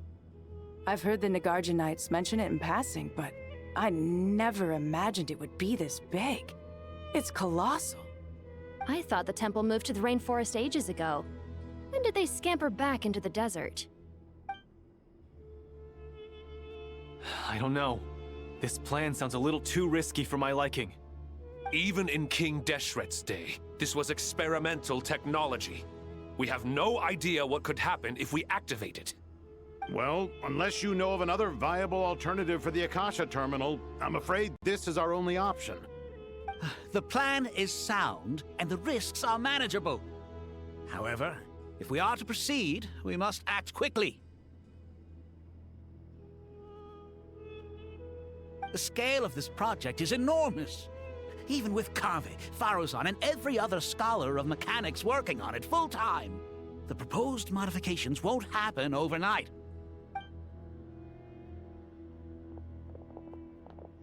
You're back. Everything all right? And who are they? Friends of yours? Pretty much everyone in the Temple of Silence is. This guy's Kave, and the one next to him is Alhaitham. Hello, I'm Jet, and this is Lilupar. Oh, a famous name from the history books. Pleased to meet you. A friend of a friend is a friend of mine, as they say. Who's they? Huh? Do people not say that? Not in the desert. Friends you can trust, but friends of friends? Gotta keep an eye on them. Still, I do trust the Traveler's judgment. I'm sure you're good people. The sandstorms have calmed down. I take it the Gurabad problem is resolved? What did you find?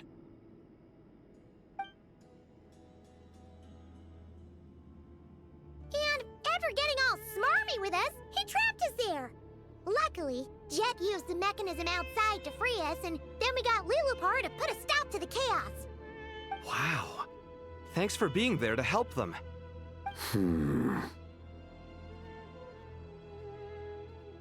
So, this mystery man openly admitted that he was merely a Harbinger subordinate. Yeah? Is there something weird about that?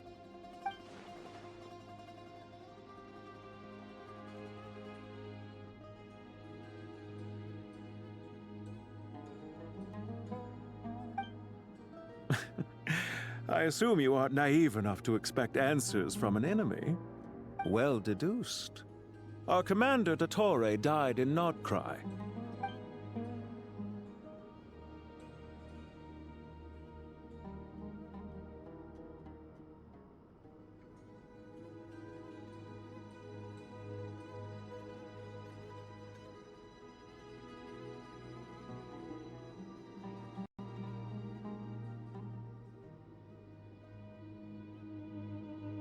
Are you wondering about his true identity?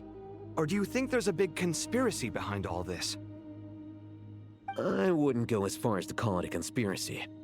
Just the simple fact that having someone to shift the blame on tends to prove useful should trouble come knocking later. The most important thing for now is to solve the immediate problem. Perhaps that man knew you wouldn't have the resources to investigate his background and so didn't put much effort into disguising himself. This is all getting a little cryptic for me. I'll let you guys talk while I take a walk with Lilupar. Jet? Aren't you with the Blazing Beasts? What a coincidence. Didn't expect to run into you here. We're mercs. You can run into us anywhere. Who's this with you? So, Did you find the solution you were looking for in the Temple of Silence? You bet we did. This place is incredible. It has everything. So far, we've discussed a plan and verified its feasibility. Building a new system from scratch is out of the question. So our only option is to modify the Akasha using certain resources we hope to find in the mausoleum of King Deshret.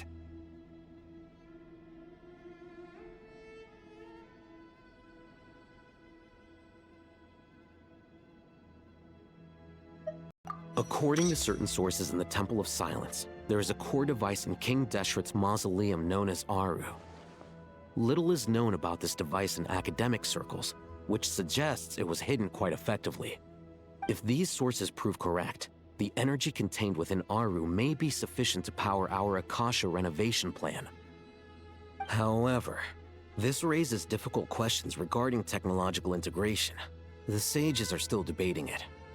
Yeah, but I'm sure they'll reach a compromise once they've argued it out. The people of the rainforest are always cautious when it comes to desert technology. But times of crisis like this leave us with little choice. Wait, Paimon has a question. Is this the same Aru we've heard of before? It's sealed off, right? Some sort of prison where the Goat King, Ibis King, and Crocodile King are locked up. Well remembered. Yes, that's exactly right. According to our records, Aru was the most brilliant creation King Deshret ever conceived of. Built by divine and mortal artisans working together. It was a miraculous accomplishment, and it lies hidden deep within the king's mausoleum to this day. That being said, what Aru actually does and why it was built, those are deep secrets we are not privy to. Until recently, I wouldn't have been optimistic that the place even exists. The only reason I'm inclined to believe it now is because we heard it from the Ibis King Thoth himself at his temple. The tale of how the 3 retainers of Al-Akhmar were imprisoned in Aru. Paimon totally gets that. When Paimon first heard about it, she thought it sounded pretty unbelievable too. Do you guys still remember that? The Ibis King told us they were trapped in Aru, and that they had to answer 3 questions to get out. I think I remember. What causes our rise and fall? What obliterates love and hate? And what determines truth and falsehood? Those were the 3 questions, right? Yeah. If only Nefer were here. She's dealt with the Ibis King before, so she might know more. Oh, Nefer is a friend we met in Krai. Not Krai. Funny. She showed up here earlier. Huh? Yeah. Had another lady with her too. Both said they knew you. They contacted the sages, claiming they might be able to offer some assistance. Really? They came here to help out? Yes, really. It was just before you got back. One of them said she's made Krai her home. If she's the person you were talking about, then... Looks like betting on Aru was the right choice. See? They're right over there. Nicole! Nefer! Why, hello! We're here to help.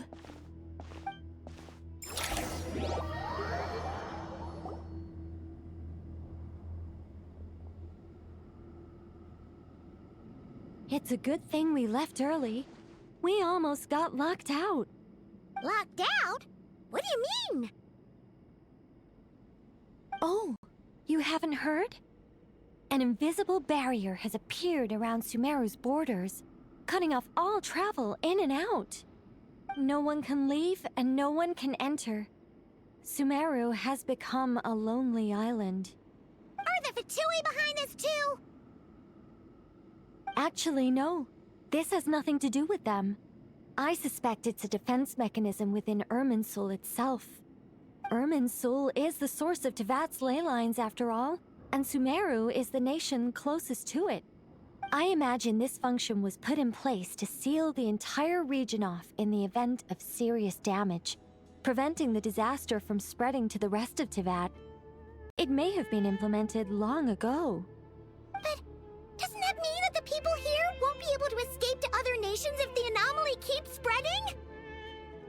Currently, that does appear to be the case, which is precisely why I am here.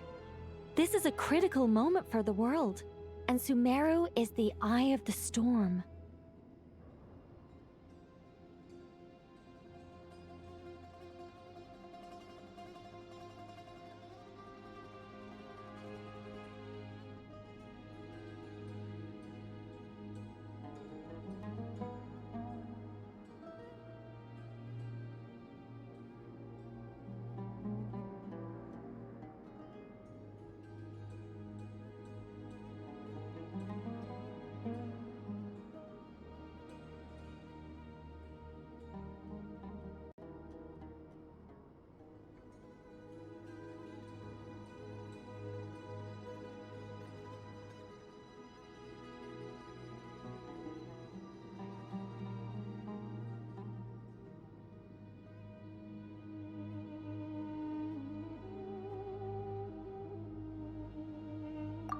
I'm surprised you managed to convince her to come back to Sumeru. Indeed.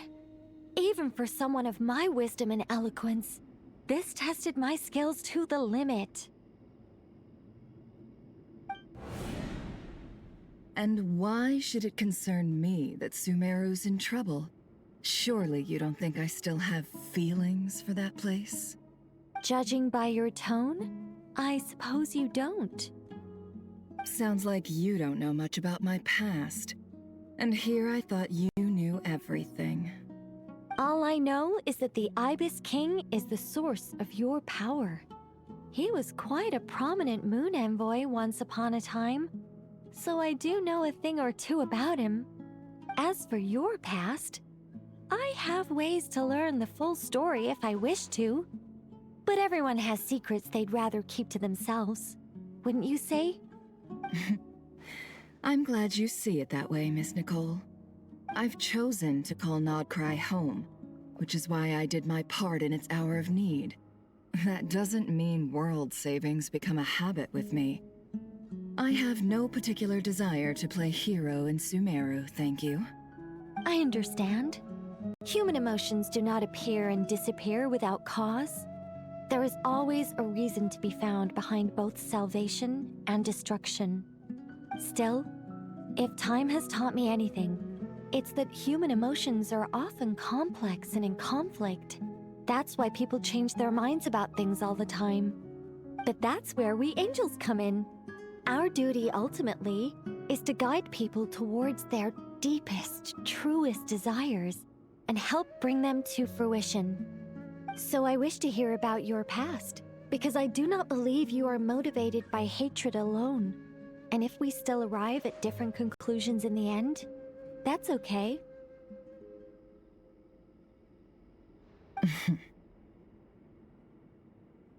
I refuse. Wait, what? But I set the atmosphere and everything. Isn't this supposed to be the moment when we finally open up to one another? Is it? Maybe I'm not so good at reading the atmosphere. You're right, Nicole. There's more to me than just hatred. Had it consumed me, I'd be left stuck in the past forever, never living in the present. But I don't think that your guidance can change my mind. The all-consuming sands, the bloodshed, both deserved and undeserved. Those old emotions cling to me like a shadow. Do you wish to shake them off? No. I hope to remember them forever. Those emotions and memories shaped me into the person I am today. They'll always be a part of me. In that case, would you like to hear my perspective, at least? Sure. It's not every day you get to hear an angel's opinion. A long, long time ago, when the angels still walked freely upon the earth, I found life tedious. Monotonous work, lukewarm relationships. Things weren't nearly as interesting as they are now. And yet, since the angels' demise, I have found myself missing those days on more than one occasion. Human emotions are often attached to a person, a place, or an object. When those things are gone, the memories quickly fade, and the emotions slip away along with them. If Sumeru were destroyed, both rainforest and desert would be no more. With the object of your hatred wiped from existence, it would not take long for the memories buried deep in your heart to slowly fade. Both love and hate are intense emotions, but they are nothing compared to the void left behind when they disappear. Most sophisticated, Miss Nicole. But anyone focused on the future could only ever applaud the destruction of the things they hate. Still, I'm a special case. Someone once told me that human memory is more selective than a Mora-hungry merchant choosing between customers. We all need a reality check once in a while, so we don't forget the truth. As much as I dislike Sumeru, this is no way for it to perish.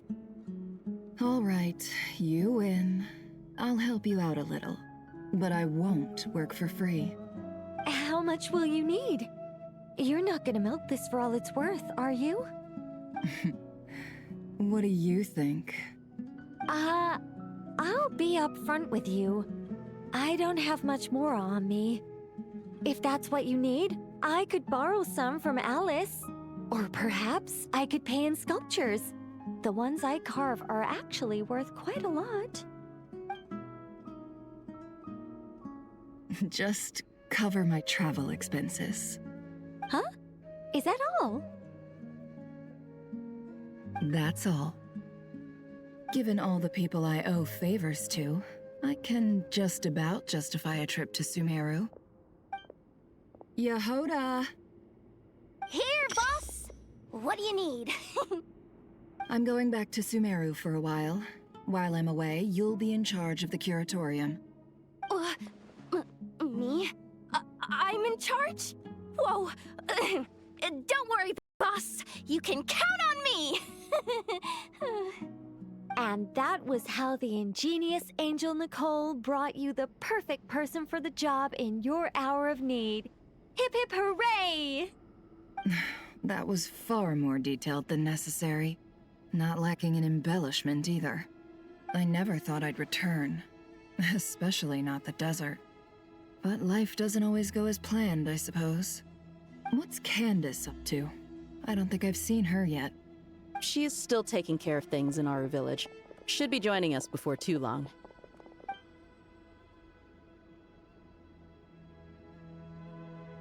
Oh, and sorry. Hope we're not interrupting anything. We have some good news, though.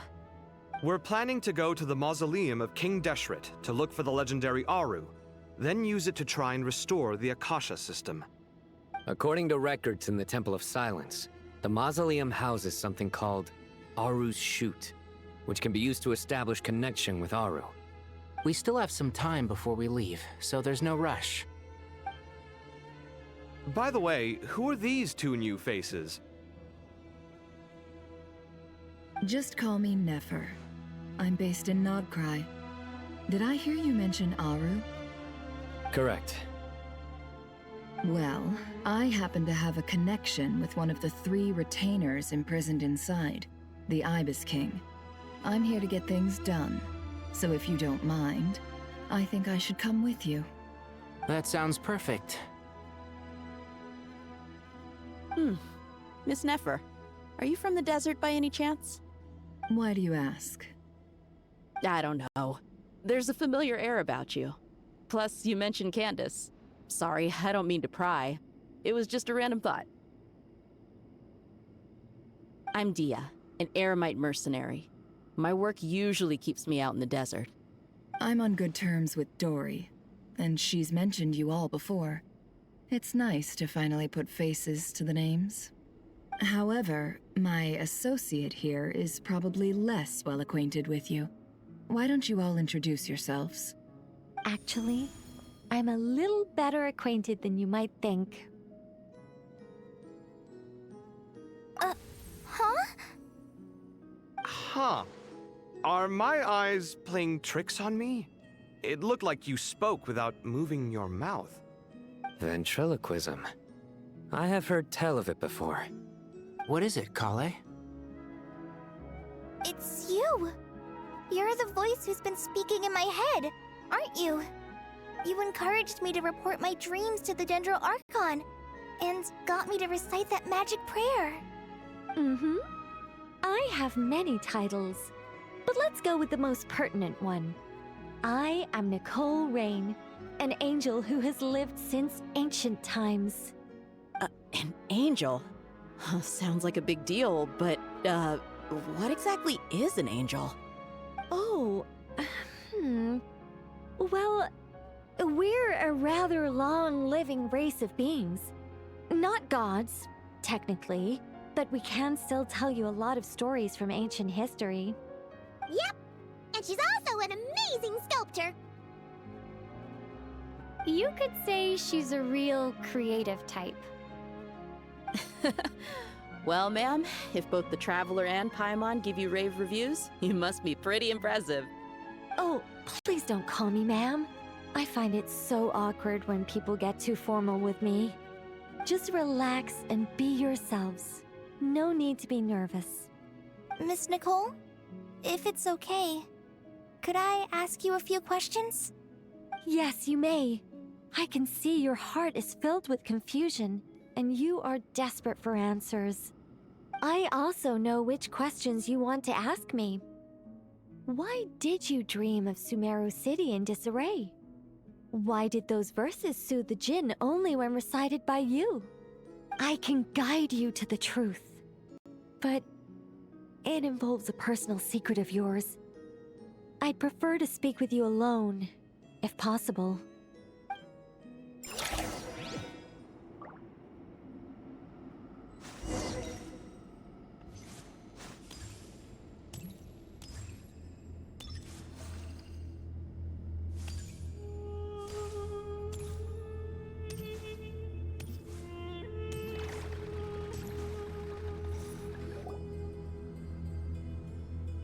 I thought we were going to speak alone.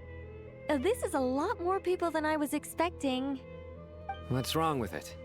Even the doctors at Dar al-Shifa allow patients to be accompanied by family members.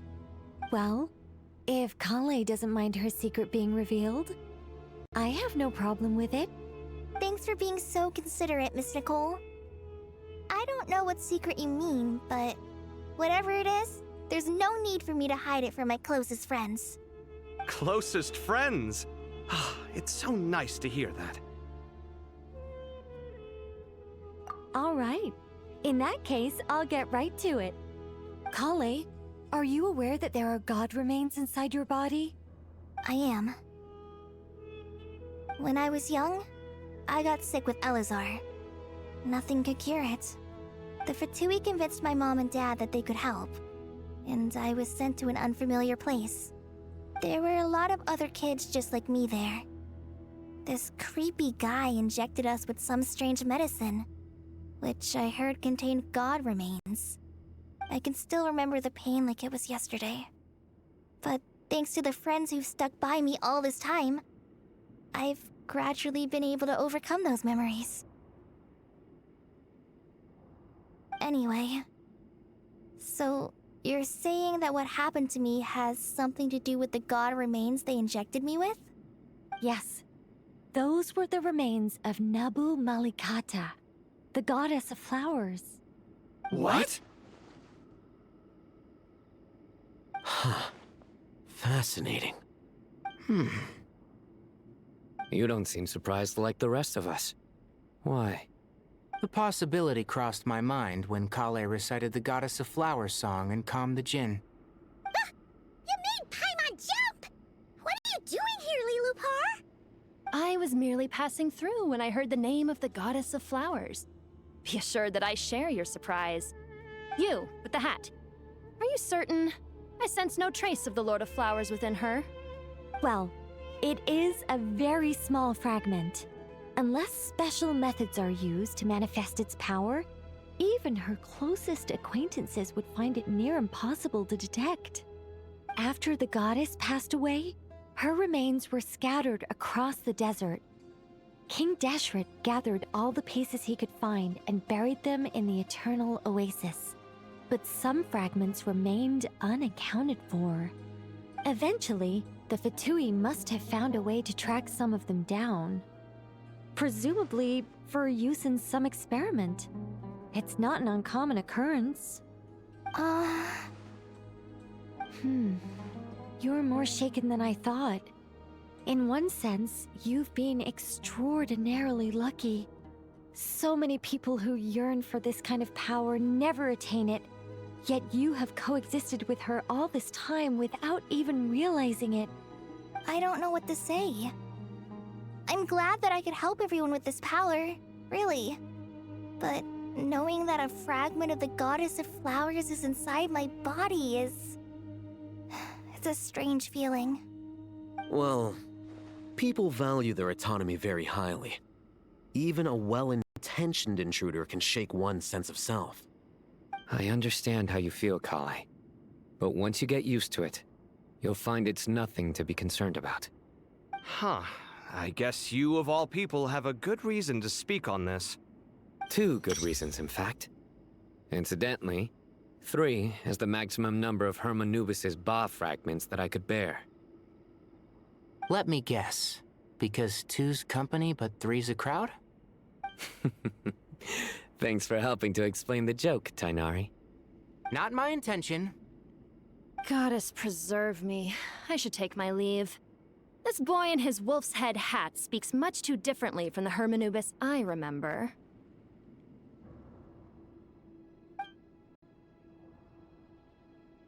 Kale, all I'm trying to say is, no matter how many Hermanubis fragments there are within me, you wouldn't think of me as Hermanubis. In the same way, you are simply you. Yeah, I know what you mean. So about that dream I had, was it a warning from the Goddess of Flowers? Yes.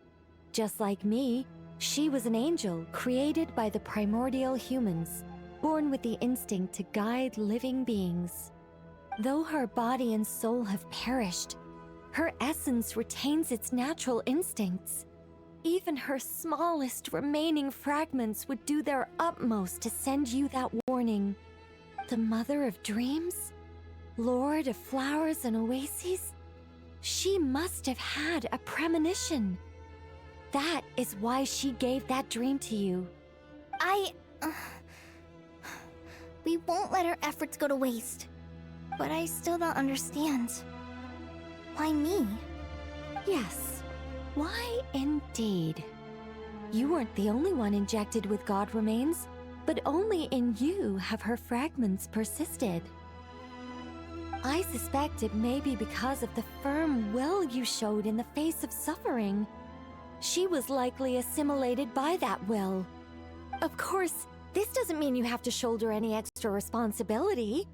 As this young man said, you are who you are, and that will not change.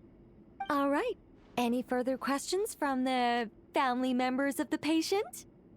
If not, we should head to the mausoleum of King Deshret. Let's move out. Time to put our plan into action. We all hope it'll work. But will we really be able to open Aru?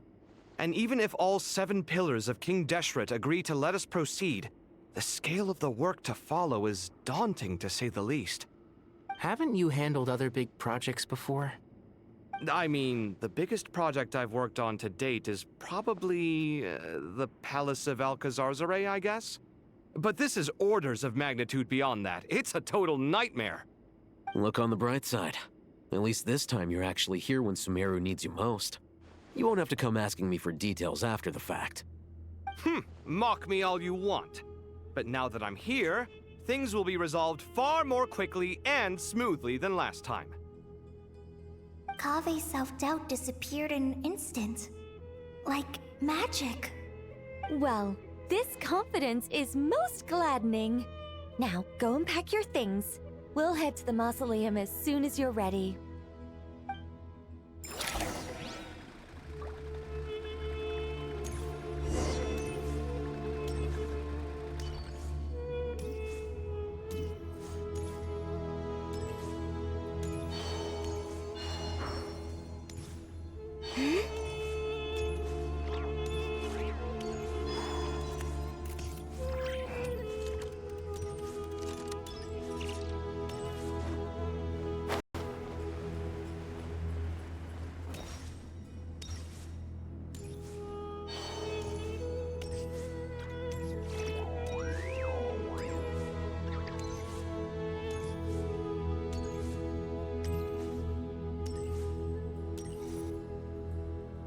Oh, Miss Nicole. I heard you're a very talented sculptor. Is that true? Oh, I don't know. I wouldn't want to blow my own trumpet. Honestly, even though Kasharawar is best known for its focus on mechanics, plenty of Kasharawar scholars are quite serious about sculpting as a hobby. So if they rate your work, that's enough for us. We just have to take a look. Who's we? Myself and a few other scholars. Kashif, Daneshvar, come take a look. Oh, well, if you insist, I suppose there's no harm in showing you.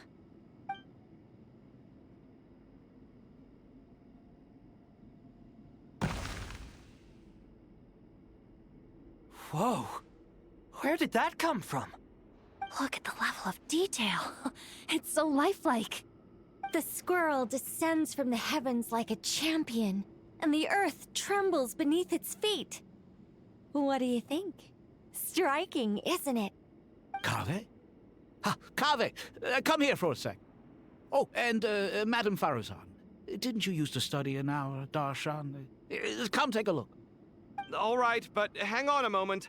I have to finish reviewing this proposal first. You called? What is it, youngster? This squirrel statue. Isn't it cute? Oh, a squirrel. I wouldn't say cute per se. The realism is what stands out to me. Were you trying to carve a statue of a hero, young lady? Oh, a hero? I suppose so. Actually, I didn't really have a specific theme in mind. I just started working on it, and this is how it turned out. I see. Well, do you tend to read novels about heroes in your spare time? As a matter of fact, I do quite enjoy those. Everyone loves a good tale of daring do, right? Then perhaps this statue represents the heroic tale you long to see deep down inside. Also on the subject of heroism, I feel that if the subject posed with a finger raised towards the heavens, it would lend a greater gravitas to the overall image. I'm sure some would call it cliché or old-fashioned, but not me. I think it would be a perfect fit. It has a certain classical beauty about it. Kaveh! Sorry, Madame Faruzan, I'm a little busy right now. Don't wait up for me. What a pity. That young man has excellent aesthetic tastes. I was hoping to ask him for his opinion. What a genius idea! Why didn't I think of that? Classical beauty is a great direction to explore. That's it. Once I get back, I'm going to sculpt a heroic squirrel pointing its finger towards the sky. Precisely. A declaration of victory. You understand my vision. Then place the two statues face to face. Yes! That's exactly what I was thinking. It'll be a masterpiece. Miss... I'm sorry. I didn't catch your name. Just call me Nicole. Madame Faruzan? Was it? What? Oh, no. That wouldn't be right. Why ever not?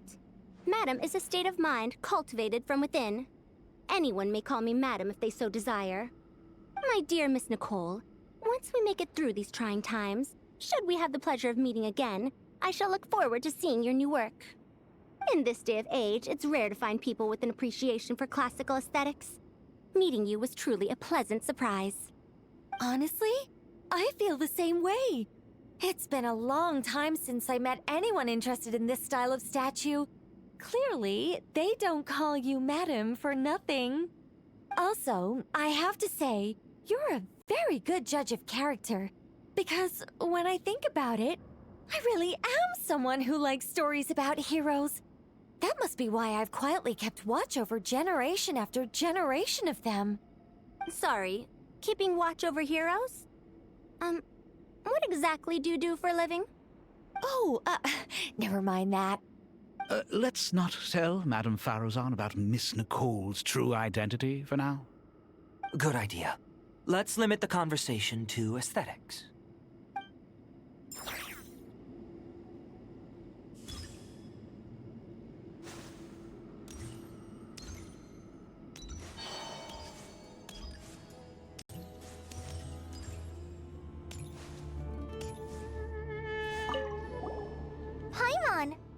again for your notes. I'm done copying them, so here you go. You're welcome. Just let Paimon know if you ever need help again.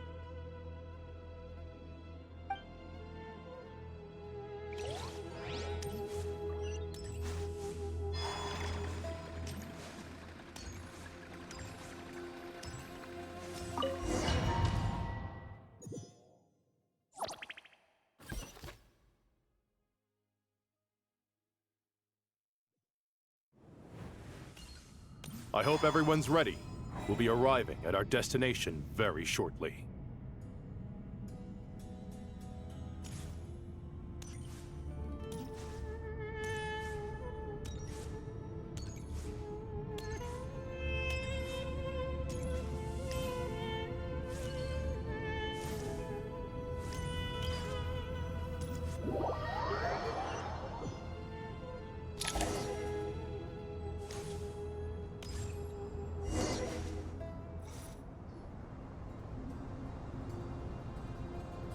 Why, we've not seen so many visitors ever, really. What is this place now, a tourist attraction? Ah, closer inspection reveals many familiar faces.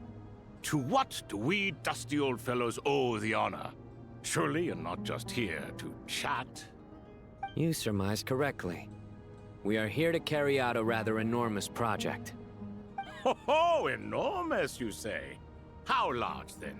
Larger than the gaping void in our lives? Why, you've even put a smile on Goatee and Krako's faces. All this activity is making for quite the special day.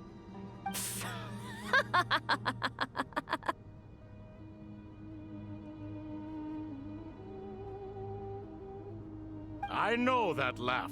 Lilipar? What on earth are you doing here? Oh, this is hilarious. Turns out good things really do come to those who wait. As long as you stay alive long enough. When did you three get locked up in here? And still you act all high and mighty, putting on a show for the younglings. Truly hysterical.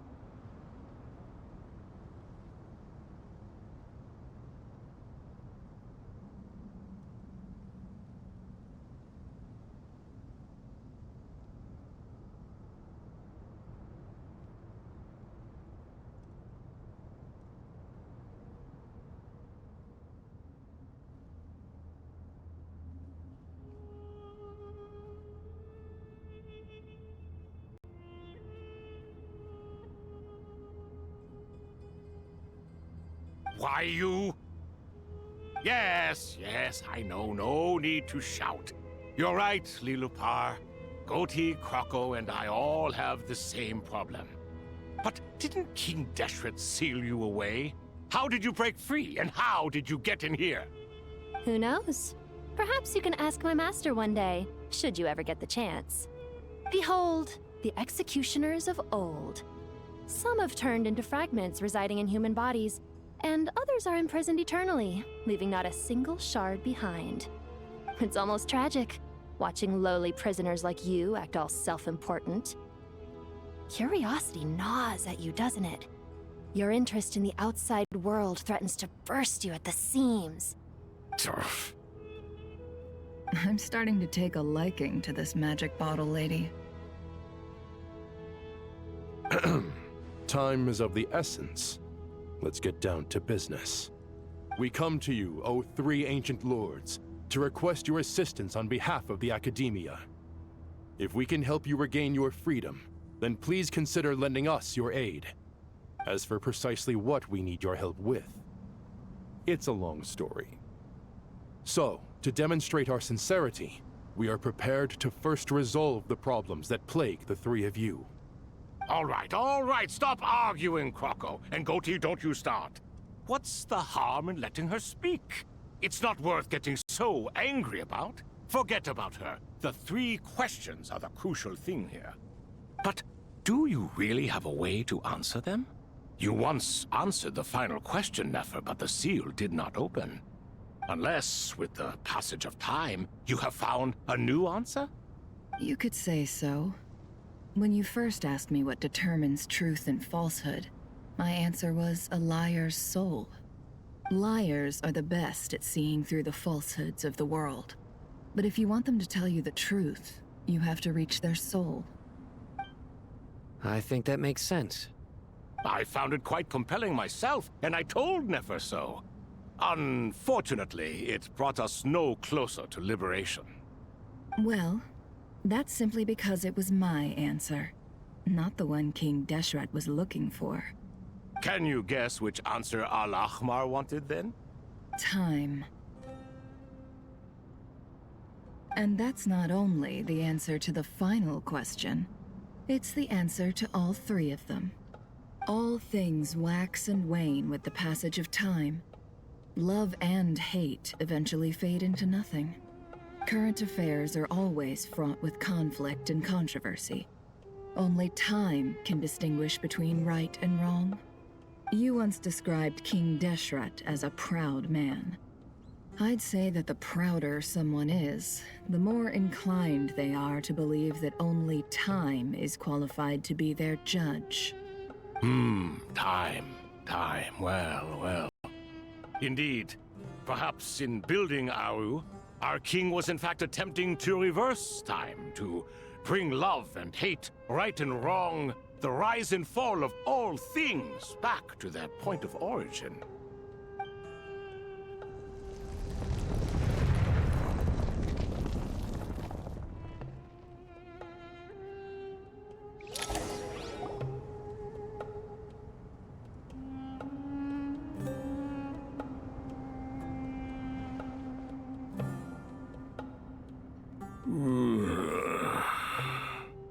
This is the most eventful day I have experienced in a long time. You have my sincere gratitude. Are those 3 of the 7 pillars? Turns out the statues were quite faithful to the source. You 3 seem to be in good spirits. Prison can help a person grow and learn to cherish what they have. Nevertheless, after everything you've done for me, I sincerely hope you never have to experience it for yourself. Hello, Nefer. It's good to see you, Thoth the Ibis King. Nice. Definitely puts my mind at ease, seeing you 2 getting along so well. Should we maybe introduce ourselves, or... Sure. I'm Sethos, the current leader of the Temple of Silence. This is General Mahamatra Sino, and this is the former Spantamat sage, Cyrus. But I'm guessing none of that means a whole lot to you. Everything is equally new to us, in truth. We've been gone from this mortal world for longer than you can imagine. Let's hold off on the introductions for now. We can always ask Nefer about you later. It'll give me something to talk about with my chosen disciple. You're like a helpless parrot. Gods and people of yore are not necessarily welcome in today's world. Self-awareness is one of my finest qualities. I thought I ought to share its fruits with you 2. Is that so? Well, I think we'll take it in stride, just as we did with the 3 questions. Let's not forget, it was my persistence that won you both your freedom. Fair point. I have to applaud your persistence. And I must praise you for your wisdom. Now, state your wishes, young ones. I'm sorry? Why, your tremendous accomplishments deserve a reward, do they not? You must let us do something for you in return. General Mahamatra, what do you think? I won't beat around the bush. Sumeru is facing a crisis the likes of which have never been seen before. And we need your help. Every calamity throughout the ages has been connected to us in one way or another, whether we were its cause or consequence. Whatever is wrong with Irminsul, it severely affected the Dendro Archon. She fell into a coma and is currently receiving treatment from the Dendro Dragon. The Dendro Dragon? I'm sorry, the Dendro Dragon is helping to heal the Dendro Archon? Not a pep, surely. Not vicious, cruel a pep who possesses no virtues aside from her basic instincts. Ah, good heavens. Oh, I shudder to think what could have caused Lesser Lord Kusanali to suffer such a plight. Still, why would the Dendro Dragon lend you her aid? She has always held nothing but contempt for the Archons. I suppose she and Kusanali must have some history. You can help us make history, too. A smooth talker. Well said, lad. Currently, no one can connect to Irminsul. We hope that by opening up Aru and making some modifications to it, we can use its technology to our advantage. Unfortunately, Aru is an imperfect creation. King Deshret never managed to realize his full vision before his death. Much remains to be done if it is to be pitted against Irminsul itself. Besides, I hear your reasons, but to give Aru up over such would be... The archaeological records clearly indicate that although Aru's construction took a long time, it was not beyond human means to achieve. Modern technology should solve the efficiency issues. We have no choice but to go all in on this. This is by no means a threat. But the only reason we helped you escape from Aru was to gain the necessary leverage to negotiate with you. You asked us to state our wishes, and we have. Each one of us here needs your help, as do all the thousands of people living in Sumeru. They need you, and they need Aru. What do we think, my fellow old fogies? Shall we lend our support or not? Since you ask so nicely, naturally. Naturally what? Are you for or against? I simply mean we shall do what comes naturally. You claim that you wish to open Aru. Know you then that the golden slumber created by King Deshret is preserved within? We do. We understand the risks involved. In all likelihood, the mortal world will never again be able to replicate King Deshret's work. Never will there be another chance to come so close to creating a utopia. Knowing this, are you sure of your decision? We are sure. Before people can dream, they must first live. If your minds are made up, very well. We shall summon our erstwhile colleagues to discuss this further. Saint Shezepank, Saint Bennu, once you surrendered to silence and were buried with King Deshret. But now, we invoke the right to awaken you with our voices.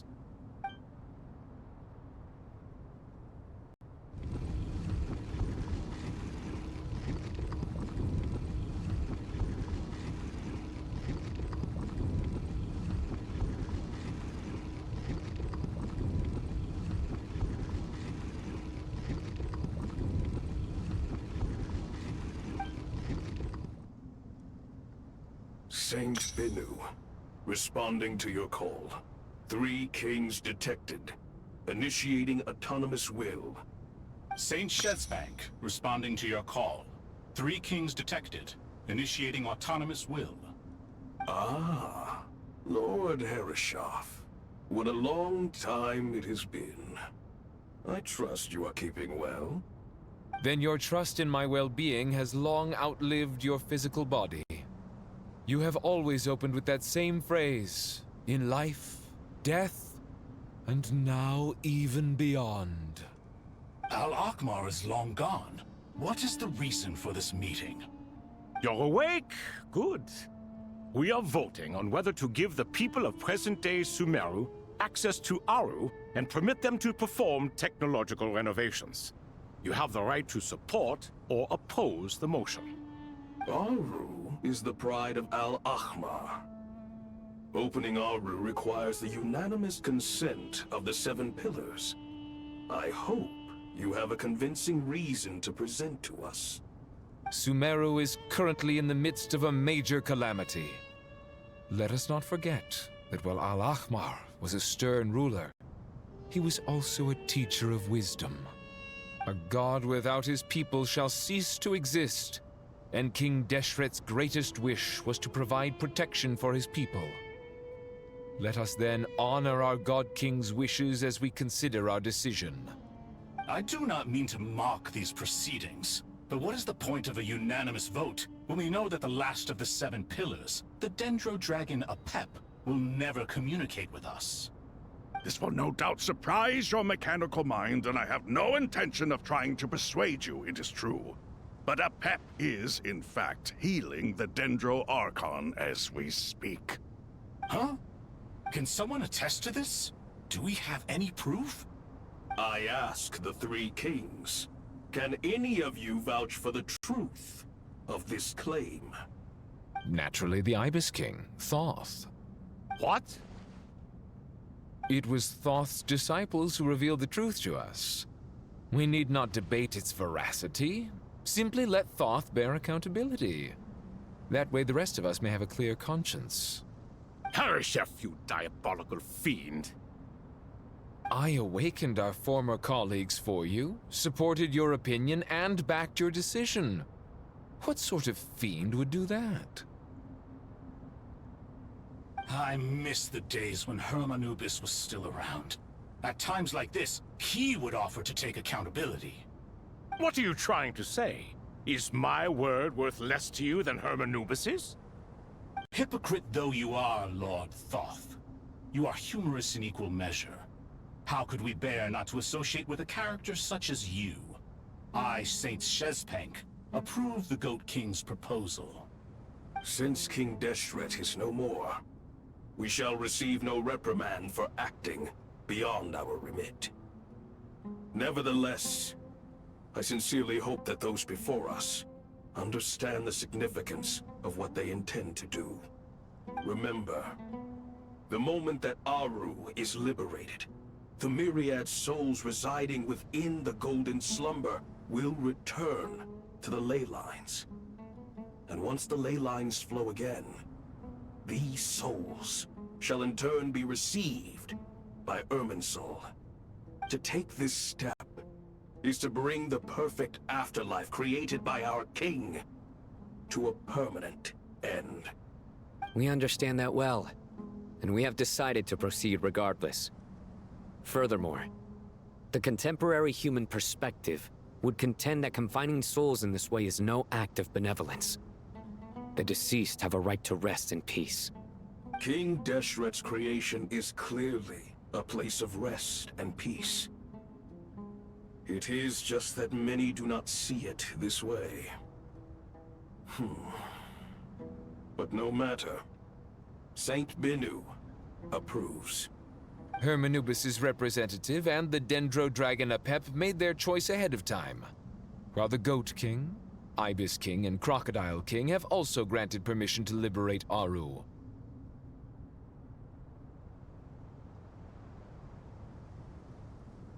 By the grace of His Majesty, guided by his wisdom and will, let the gates of Aru be reopened.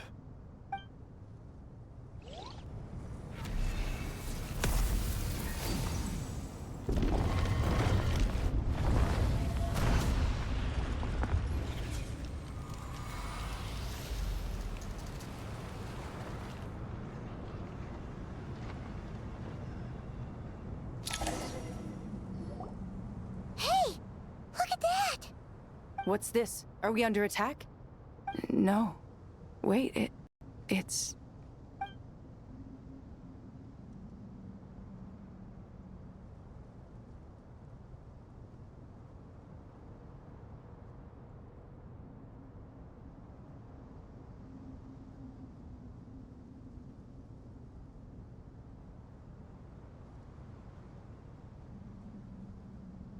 Here you are. Through the sands of time, I see you. Father. Father, is it really you? It's Jet's father, Jibriel! That's right! He entered the golden slumber, didn't he?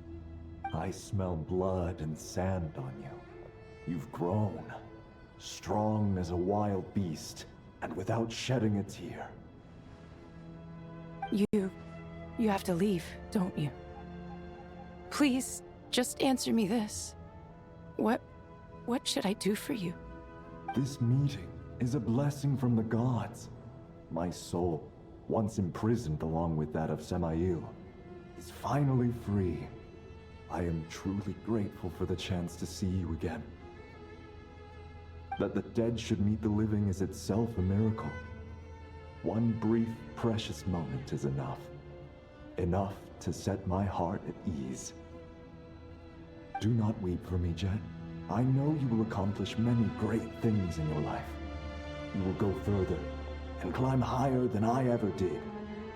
All I ask is that you take good care of yourself.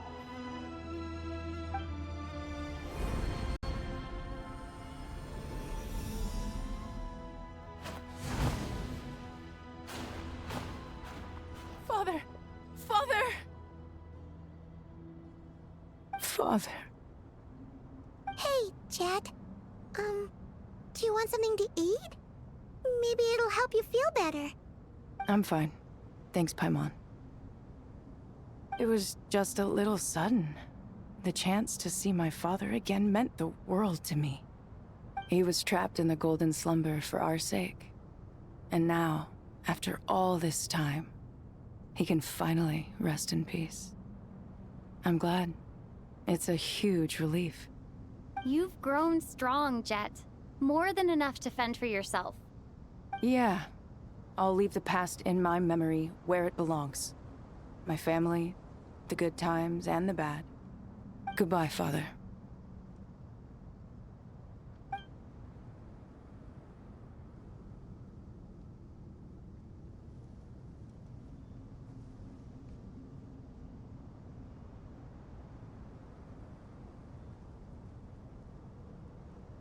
Ah, me, what a touching reunion that was. It seems we did a good deed today. We three retainers, once imprisoned for our iniquity, are surely the least qualified to judge whether this deed is good or bad.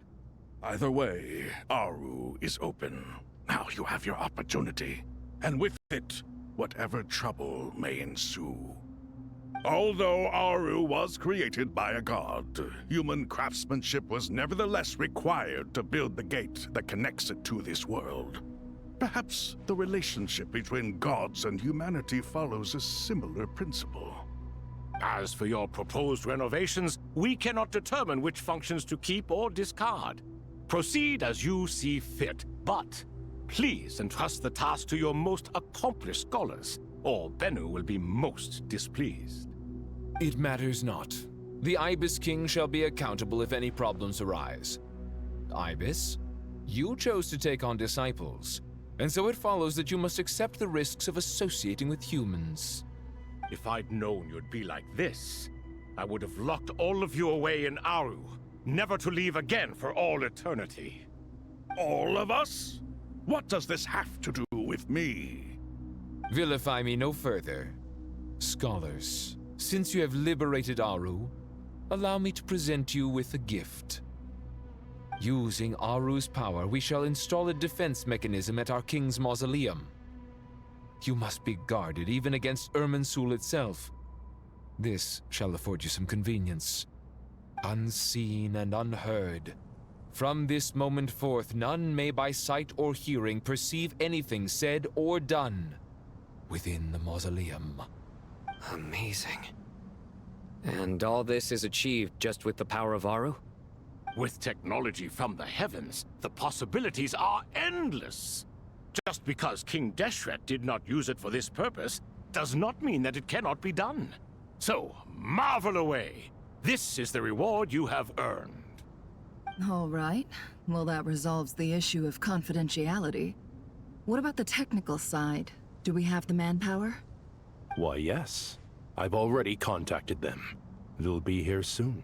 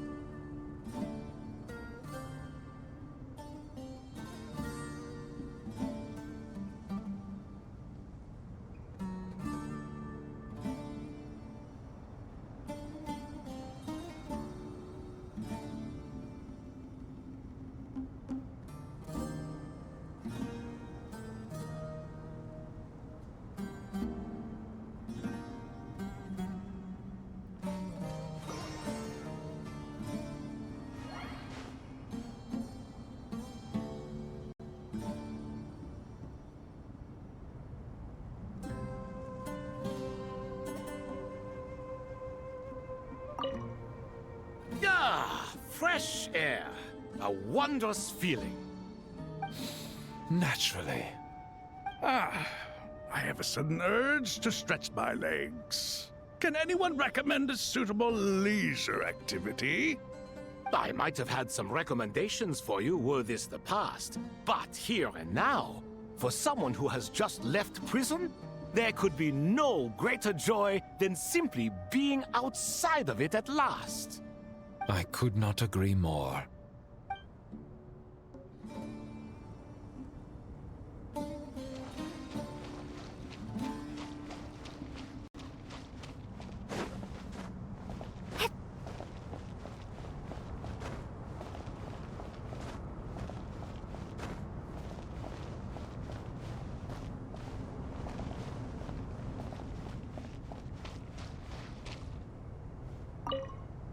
As I thought, the so-called 7 pillars of King Deshret are as underwhelming as ever. What do you mean? Not a fan of the boys' club? As men, as individuals, and even as gods, they are entirely undeserving of my attention. Al-Akhmar once commanded me to select a king from among the people, so naturally my eyes will open only for one who is worthy. Ugh. Can we talk about something else? It all sounds pretty complicated, and I haven't read that many storybooks. You think this is a mere story? Well, many would also say that the journey you shared with your father is not but a tale. My life, your life, they are nothing but stories. Little girl, it appears that you really have grown. In the past, you would have flown into a blind rage at my words, but now you are unperturbed. Oh, it's nothing. I just feel like you're right. Getting all pissed at someone for telling the truth is pointless. It only makes me look petty. This alone is proof enough of your growth. You're doing well, my dear girl. You're becoming ever stronger. Strong enough to defend the people and things you hold dear. You think so?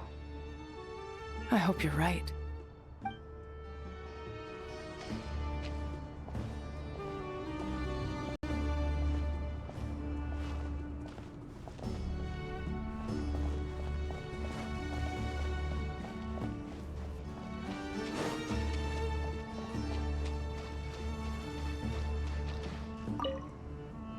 You must be Sethos, the successor to the Temple of Silence.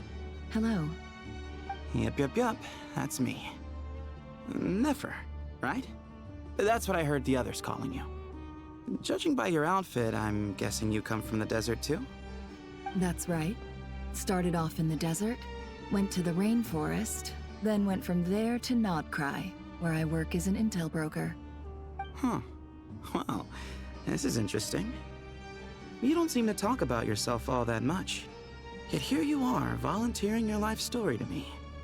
however abridged. Maybe I'm looking to make some new friends. I like making friends too. I'm easier to talk to than Sino and a little more streetwise than Tainari.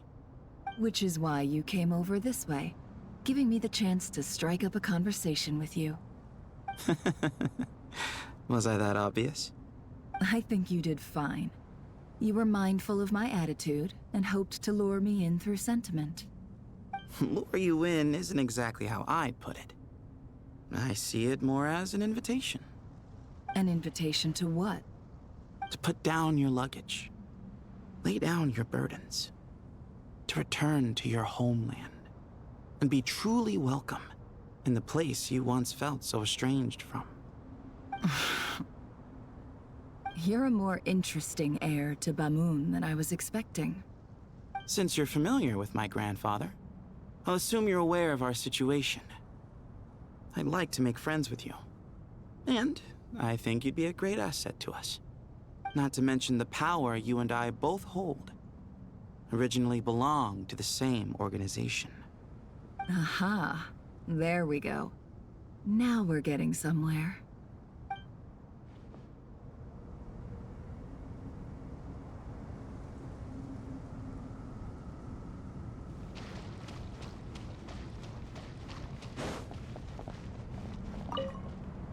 Do you hear that? Sounds like your teacher is scolding mine. Huh. Classic. Did you see her? She's a former Vahumana student who dropped out of the academia and went to Krai to work as an intel broker. There's more to her than meets the eye. How can you tell? Do the Matra have information on her? Some, but nothing telling. I'm basing it on the fact that she seems to be an expert liar. She can fool many with her words. A sixth sense for liars after investigating so many of them, I take it? Yep. What about you? What do you make of her? A little earlier, in the corner, I noticed she gave some supplies to Jet and had her deliver them to the main group. She's meticulous and highly observant.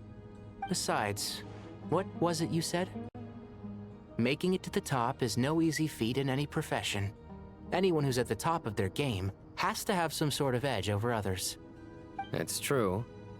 But she's not the only one at the top of her game. I also am. And so are you. Sure, but what's to guarantee she won't overhear us talking about her? Don't worry. I have my methods. Sethos is distracting her. Ah, I see.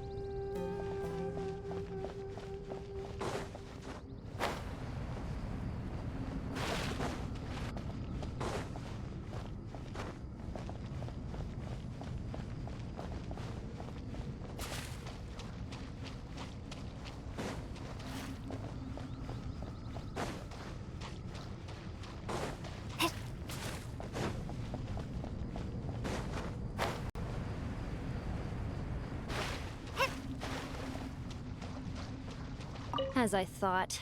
The so-called 7 pillars of King Deshret are as underwhelming as ever.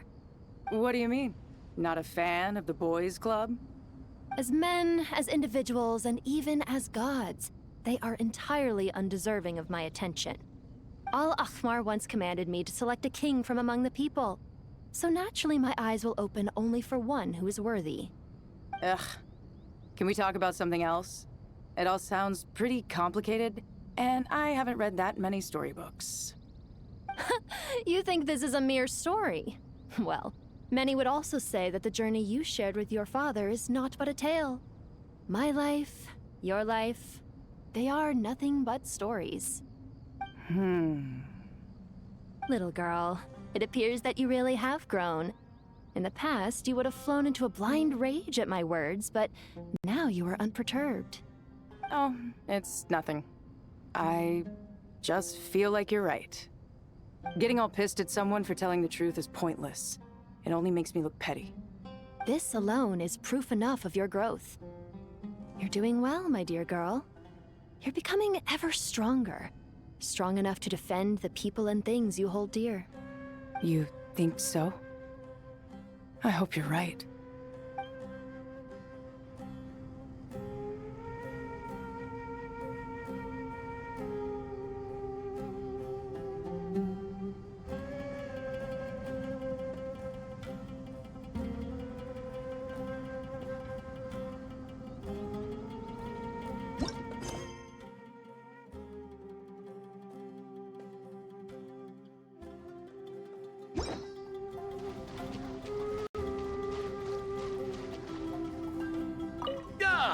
Fresh air. A wondrous feeling. Naturally. I have a sudden urge to stretch my legs. Can anyone recommend a suitable leisure activity? I might have had some recommendations for you were this the past, but here and now, for someone who has just left prison, there could be no greater joy than simply being outside of it at last. I could not agree more.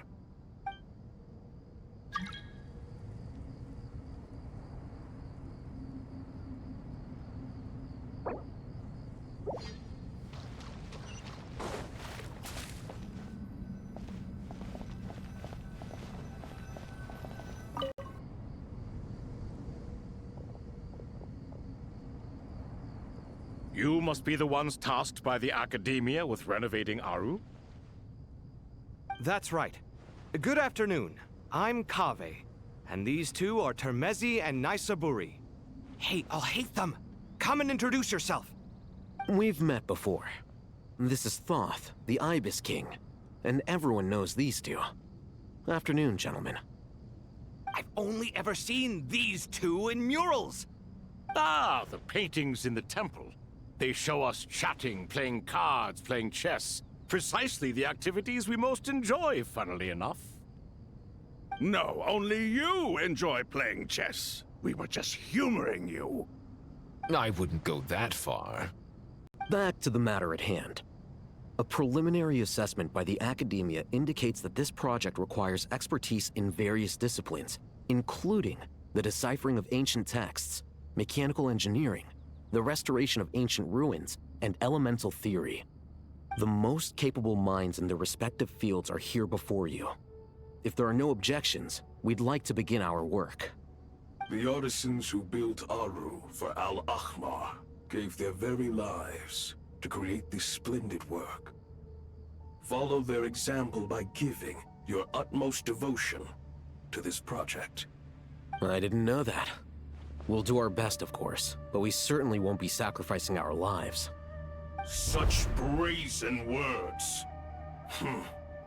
Humans these days are a far cry from their ancestors. What little respect you show for King Deshret. No, that's not what he meant. Please, don't mind him. He shares your sentiments, just not your, penchant for hyperbole. Assuming that's what you were going for? I just think it's important to manage expectations.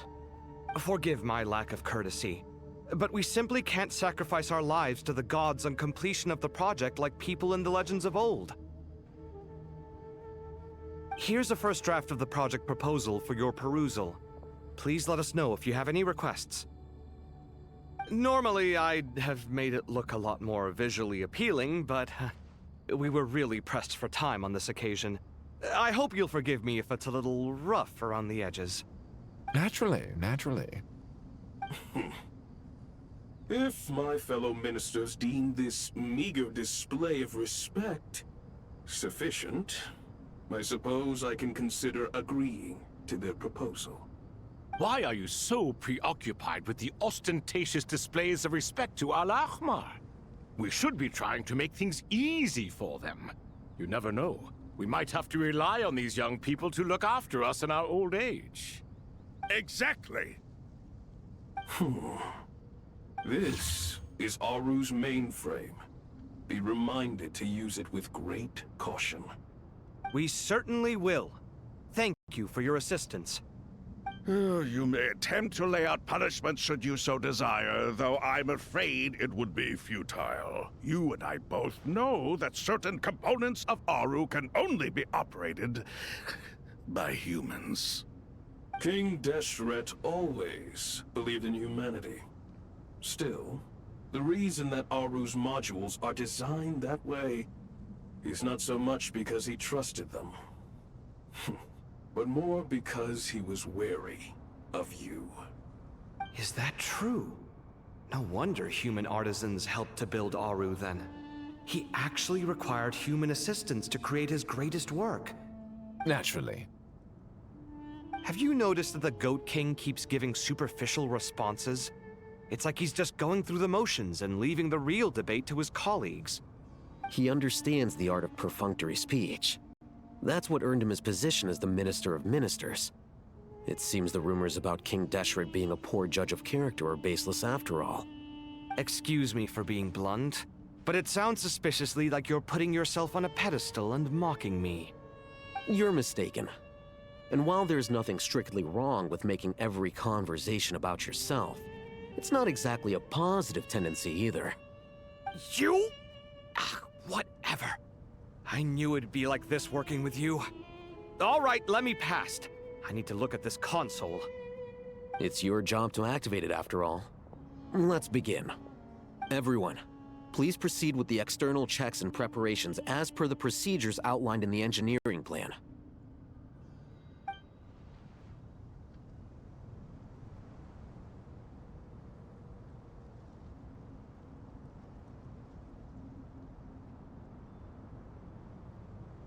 Hello there, youngsters. Whoa, the Ibis King came to life. What do you mean, came to life? I've been alive the whole time. You did say we could start our research, right? Are you having second thoughts now? I've reviewed the proposal.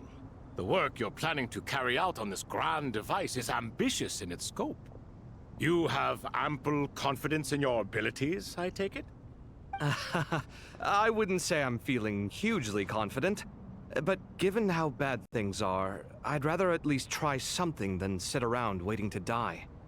You are the top scholars of your day. I trust you are aware that there are countless links between Aru and the Akasha? Aru and the Akasha? But I thought the Akasha was the Academia's greatest technological accomplishment, created years ago by the Dendro Archon to help her people access knowledge. And you too? Do you not know either? You've read the instruction manual, right? You tell them. An instruction manual? The Akasha has an instruction manual? The Dendro Archon is a kind and thoughtful god indeed. It used to sit on a shelf in the corner at the House of Dana. Not the most popular read. If the manual is to be believed, Aru was in fact the original inspiration for the Akasha system. What? But there are so few records about Aru anywhere. And practically none of the scientific expeditions into the desert had anything to do with it. Ah, but this is something you could not possibly have known. You may have heard many stories about the desert, but what is the most important aspect of history? Consider this a quiz. Anyone from Vahumana present? I'm from Vahumana. It's, well, veracity. Precisely. And a large part of veracity is the chronological order in which events occur. I may as well tell you. In the beginning, Nabu Malikata, the goddess of flowers, descended upon Sumeru. The glory of the heaven was within her. She brought life, oases, and knowledge to this land. Then she created the Jinn, enlightened them, and ordered them to serve her. 2 other gods also walked upon this land where wisdom flowed in abundance, and the 3 met beneath the great green trees. It was the first and greatest alliance. We should speak with reverence of this covenant between the 3, which transcended both time and life. For they promised that in Sumeru, wisdom would be shared with all. All the great changes in Sumeru's history began with the goddess of flowers. For King Deshret's sake, she pried into the secrets of Celestia, and for this was burned to ashes by the flames of wrath. So grieved was King Deshret by her passing, that he lost all interest in state affairs, and devoted himself instead to the knowledge that she had brought back. It was after learning of the technology from that floating island in the sky that he first conceived of Aru. And so, the Akasha was inspired by Aru, while the basis for Aru itself came from Celestia's technology. Well, if the 2 share a common technological origin, then connecting one system to the other is an entirely feasible idea. Unbelievable. Have you no reverence at all for celestial technology? No, I do, but there's no time for that. The schedule is too tight. Blame it on the deadline. Perhaps you could try coming up with our cutoff dates. You know what it's like having to turn around 5 different drafts in one day? I wouldn't wish it on my worst enemy. Yeah, also, Sir Ibis, King, you don't plan on getting directly involved at all, do you? Yes, well, you strike us more as having come to give a popular science lecture. Or, wait, does this count as more of a first-hand witness statement? Neither. Anyway, this sounds like far too much work for me. Still, if Aru is so powerful, why didn't King Deshret use it for more ambitious ends? Because it was never fully completed. King Deshret had grand plans, but he perished before they could come to fruition. In the beginning, his wish was to create something that could rival the very world itself. The Lord of Flowers sacrificed everything for that ambition. What he desired, she bestowed, and thus was knowledge brought into the world. Her courage and sacrifice had to be honored with the most splendid of monuments, or King Deshret would surely have deemed it a grave injustice. And that monument, built from knowledge and technology, etched with a sacrificial and courageous love, even in its unfinished form, it deserves to be treasured. At that time, King Deshret said the following to the Lord of Dendro. Since we share an eternal covenant, I shall never be your enemy. Hence, the fruit of wisdom from the heavens is not to be devoured. Remember, it is not that I lack the power to become the enemy of wisdom. Yet you and she have taught me much and shown me kindness.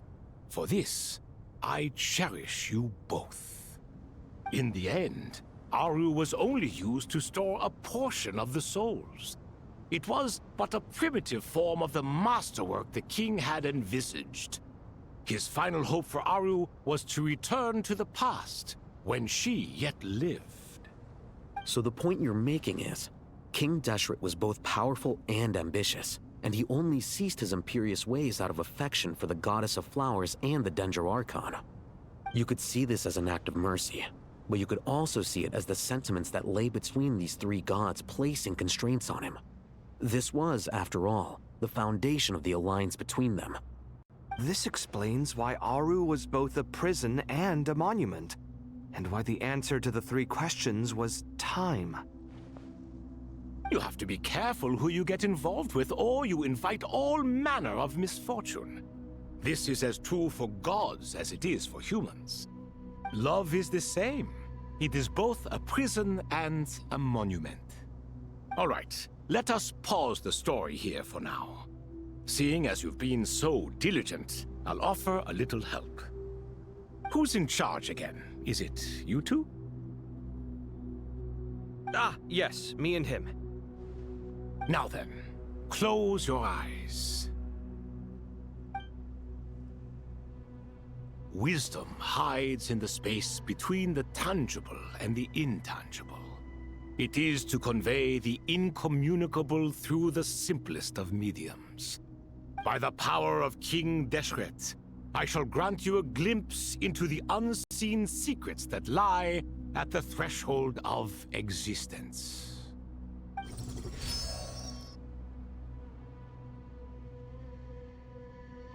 Where did this come from? Is it a new mechanism? It looks more like some form of externalized information. You've rendered it visible? Just as the Akasha allows you to access a greater range of knowledge, the power of our king permits one to perceive ingenuities that do not belong to this world. This is no ordinary mechanism. It reflects the internal structure of Aru. Whether you choose to increase or decrease, keep or discard. Come, use these to achieve the outcome you desire. Looks mechanical to me. Better let me handle it, just in case. But wait, how do I get up there? Turn around. So that's where the elevator is!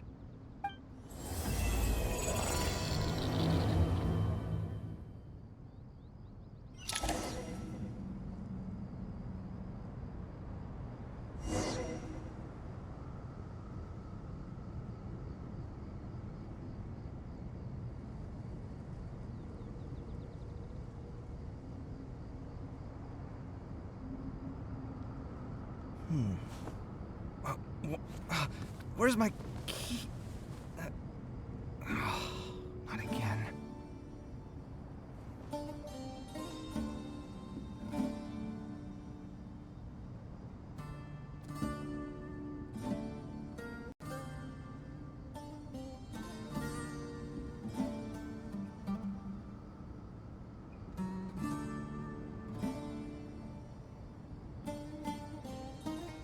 It's good to get out and stretch your legs once in a while.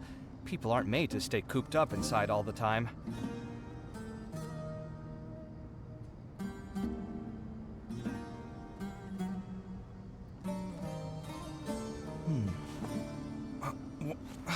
Where's my key? Not again.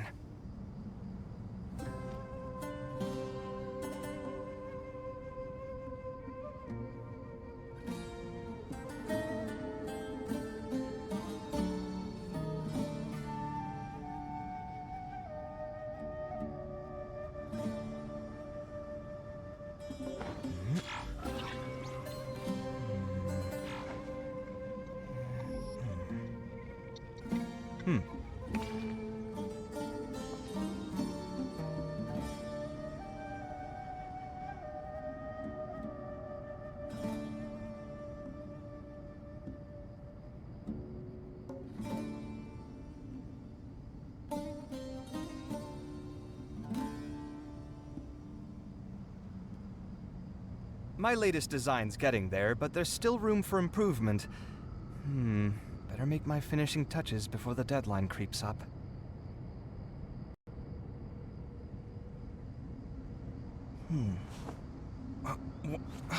Where's my key? Not again.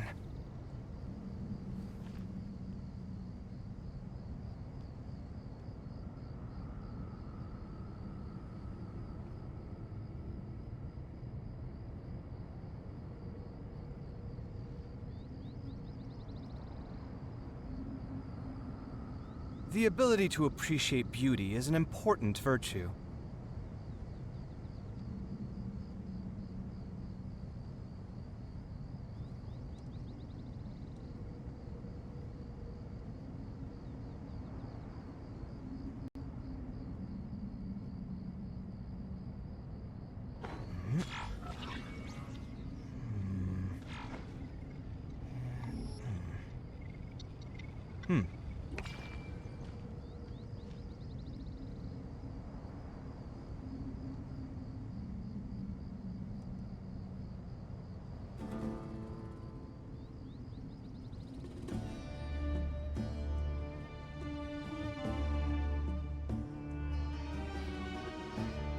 My latest design's getting there, but there's still room for improvement. Better make my finishing touches before the deadline creeps up.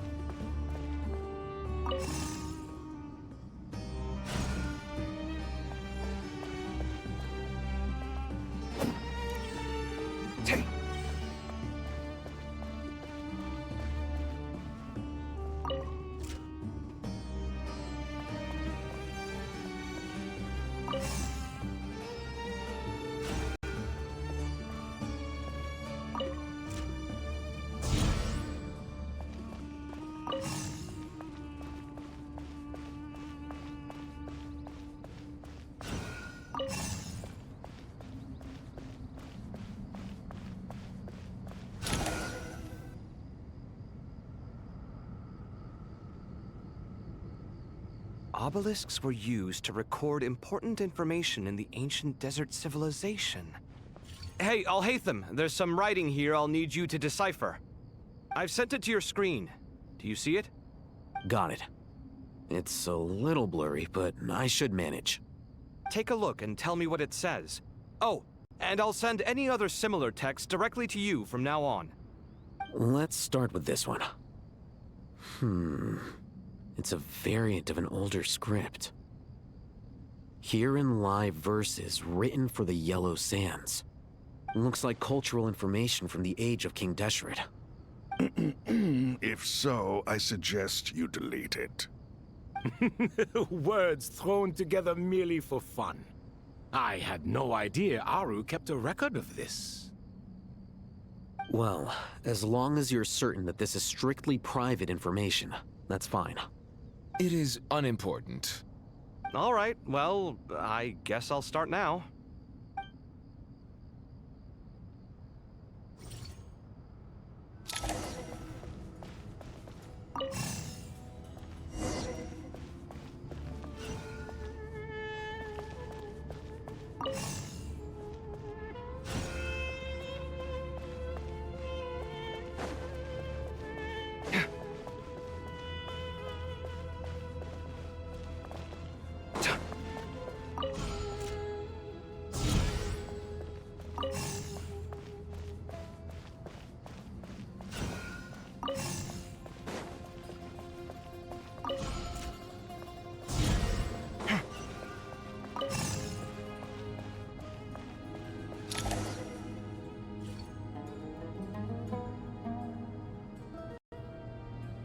Found some more. Sending them over to you now. These are all reports about the Gurubad conflict. Can we delete them? I'd say so. Most of this information has already been archived anyway. What if there are details in there that Vahumana missed? What are we supposed to do if they come after us in the future? They'll just have to live with it. If we don't resolve these issues now, there won't even be an academia in the future, let alone a Vahumana Darshan. Yeah, you're right. Okay, done. There's some other similar monuments nearby. I'll check them out.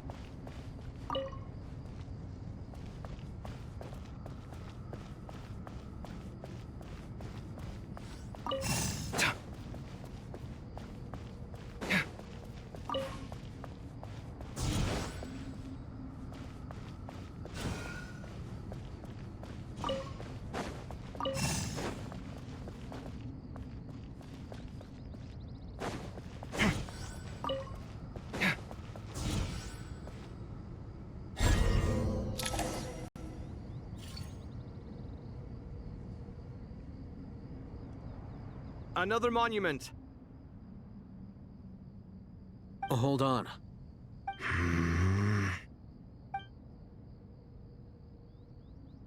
You're still reading it? How long is it? It records the development and governance of the Oasis civilization. Most of it concerns the Jinn, but it also contains records left by the artisans who built Aru. Is it important? Some of it.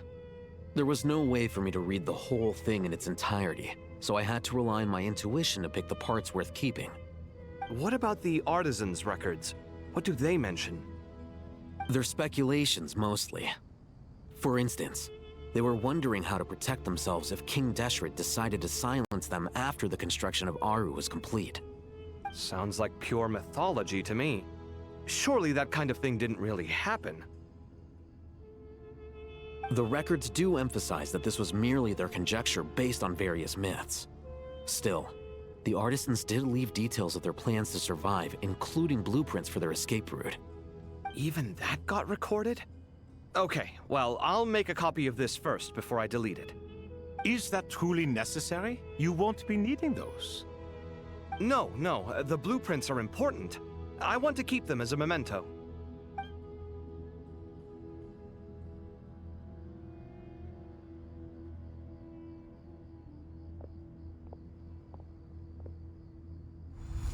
I think that should just about do it. It meets the requirements of the contingency plans, so we should be good. I gotta say, it's the strangest feeling, this cross between reality and the intangible. It's like drifting between life and death, or in and out of a dream, using my own hands to manipulate illusions that are forever out of reach. Chasing dreams in the most literal sense. Definitely a novel experience. What happens if my spirit just floats away? That won't happen. Anyway, I wouldn't celebrate just yet if I were you. There's likely to be a phase 2 of this project. All right. I'd better keep my wits about me then.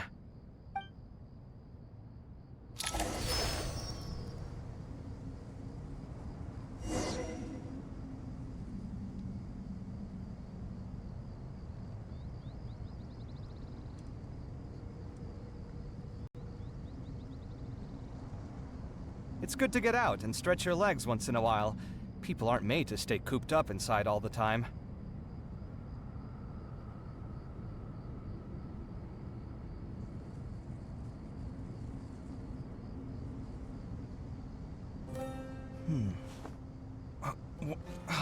Where's my key? Not again.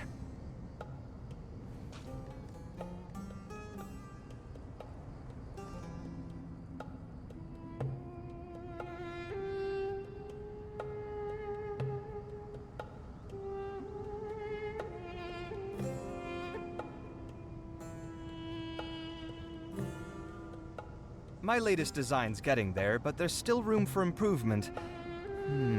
Better make my finishing touches before the deadline creeps up.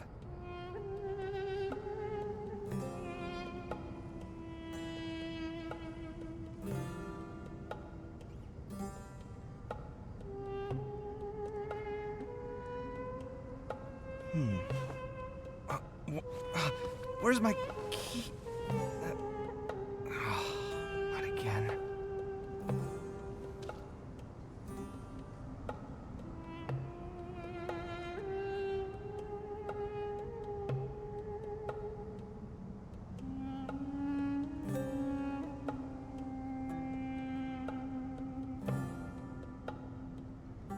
The ability to appreciate beauty is an important virtue.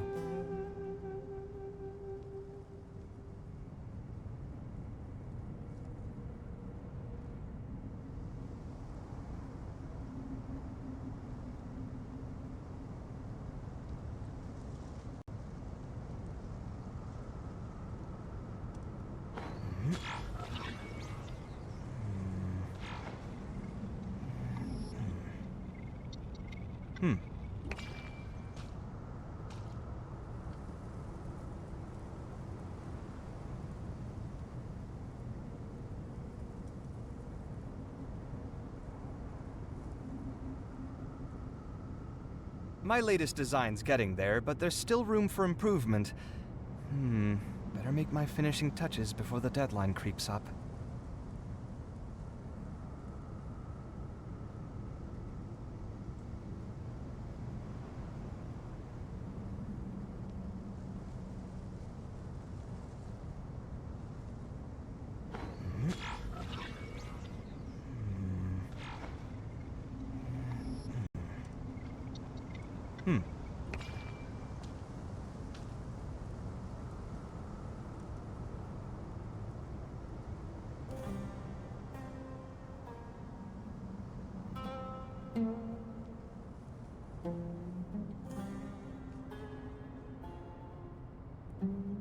The ability to appreciate beauty is an important virtue.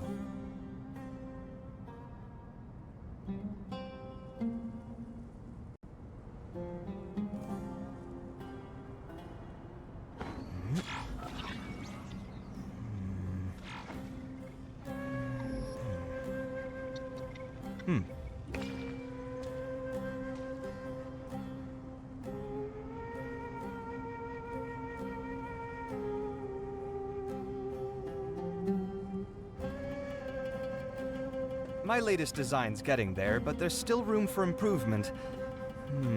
Better make my finishing touches before the deadline creeps up.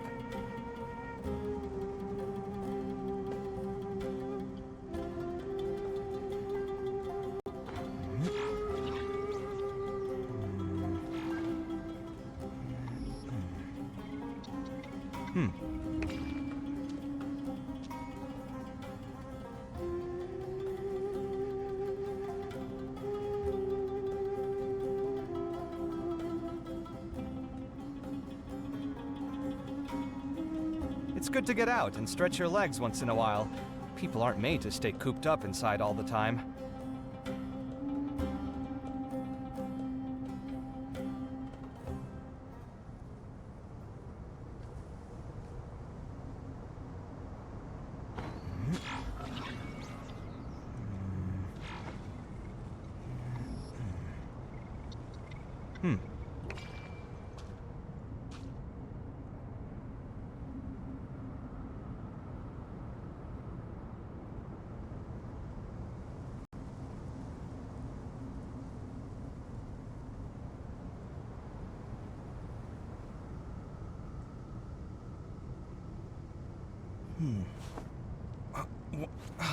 Where's my key?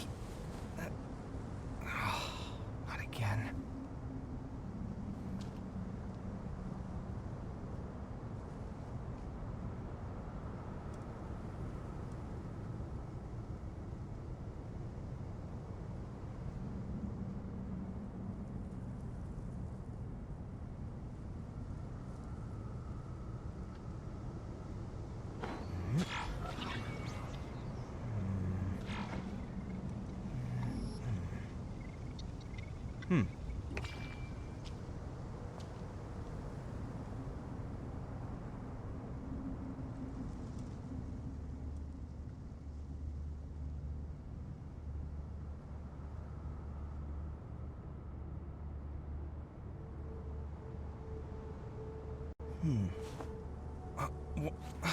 Where's my key? Not again.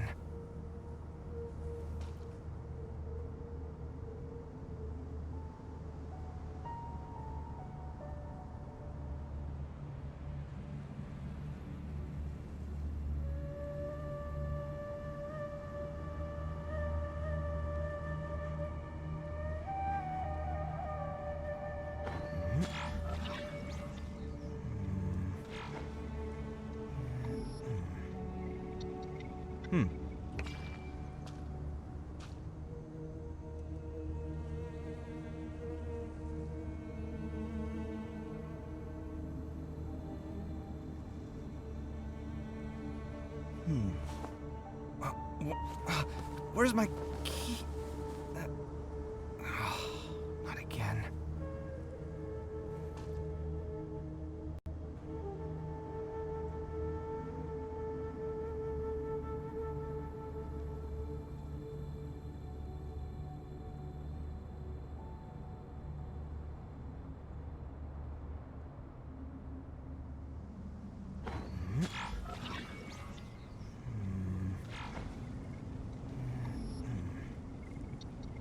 The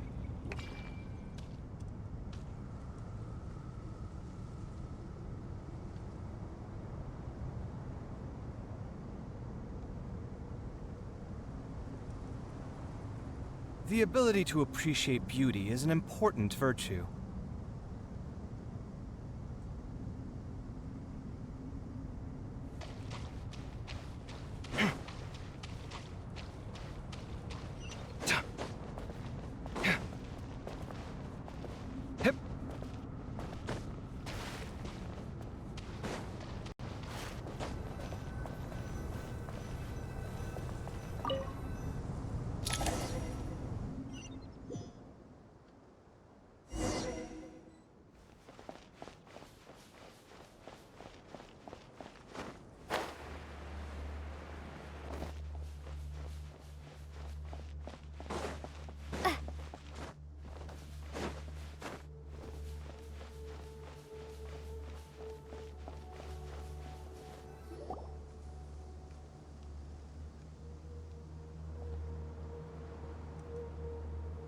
Traveler from afar, do you worry for the fate of Sumeru as well?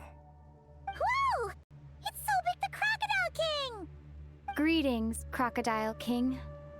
Please be at ease. I'm just here to chat with you about Lesser Lord Kusanali. Sounds like you really care about her.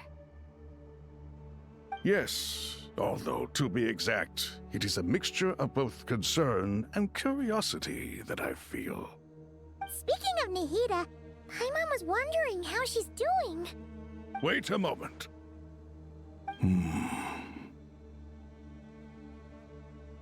What is it? I tried calling out to Apep, but there was no response. This can only mean that she is focusing all her energy on taking care of Lesser Lord Kusanali.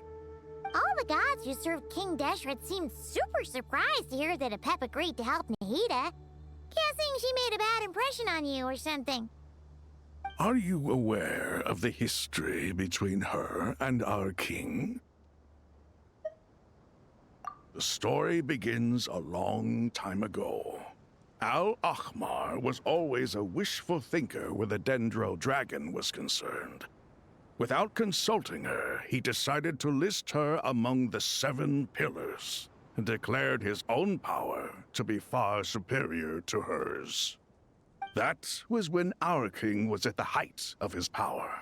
Ibis Goti and I were no match for him, and so we chose to submit and serve as his ministers. But not Apep. No, she never thought much of him. To Apep, Al-Ahmar's pride and sense of superiority were nothing but ignorance and hubris. In fact, they fought numerous times, but usually the battle ended in a draw. In the end, King Deshret coveted the power of Celestia, only to end up corrupted by knowledge. His final act was to trick the dragon into swallowing him whole, leaving her to bear the torment of his sins. The Dendro dragon stands for the glory of a bygone era. She hated Al-Ahmar and what he represented. All the gods, all the power they wielded. And so, her willingness to help the Dendro Archon through this crisis comes as a great surprise indeed. It makes one wonder whether, perhaps, the Dendro Archon assisted her in the past. Yep, Nahida did her a huge favor.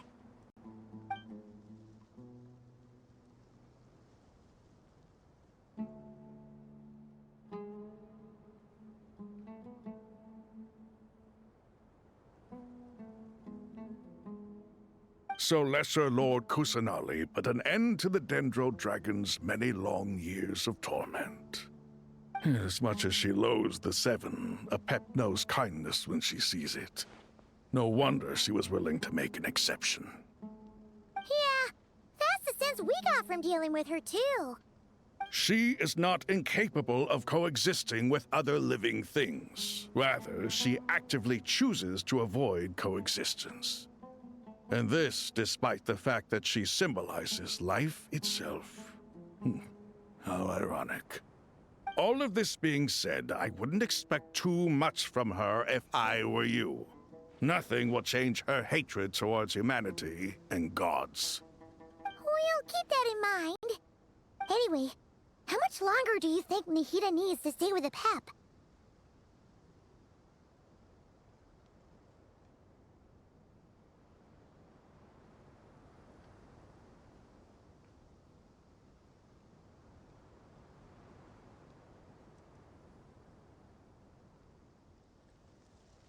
For all we know, the Fatui might still be in the desert. Just to be on the safe side, why don't we grab anyone who isn't busy right now and go look for her? I'm alright, Paimon. Huh? Was that Nahida's voice? It seems the treatment was effective. Since when do my deeds require your evaluation?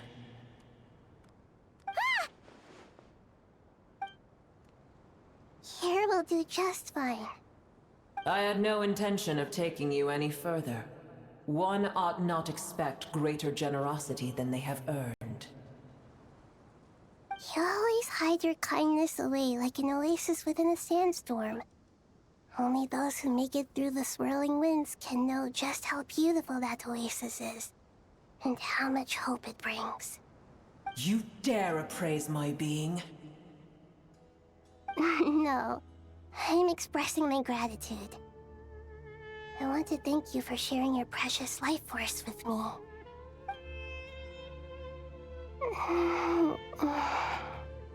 Awake already? You are more resilient than I thought. Pep. I feel much better. Thank you. Gods and their gratitude mean little to me. I would rather you give me your assurance that the situation with Irminsul and Sumeru's ley lines will be competently managed. If I suffer any ill effects from the ley lines, you, as the god of this land, will be held responsible. And you would not enjoy being held to account by me. I understand what you require, but I would assume this task even if you did not demand it. Sumeru is my responsibility. I must resume my duties as soon as possible. A farcical notion. God of Sumeru, I hope you realize how unextraordinary your strength is. And yet, maybe it is precisely what defines me. A god of wisdom is not meant to rule by force. Then hold steady. We go forth. Well, I'll be. Is that a pep? Do my eyes deceive me? Of all places, the Dendro Dragon has decided to visit the mausoleum of King Deshret? I see that after all this time, El Ahmar's menagerie of ministers remain as vile as ever. It's a pleasure, Dendro Dragon. Had you arrived but a little sooner, you might have attended a meeting of the Seven Pillars. What a nauseating thought. You are not the first insects I have had the displeasure of dealing with today. A swarm of them tugged on my tail on my way over. Goodness knows what hovels they crawled from. Why do all the creatures of this world remain so lowly after all this time? What did you do with them? I cast them away. What would you have me do? Keep them as trinkets? Boer, this is where we shall part ways. To be clear, I do not wish to see you or anyone else here ever again, unless absolutely necessary. Then I wish you peace as you return to your dwelling place. It matters not to me. Simply refrain from bothering me again.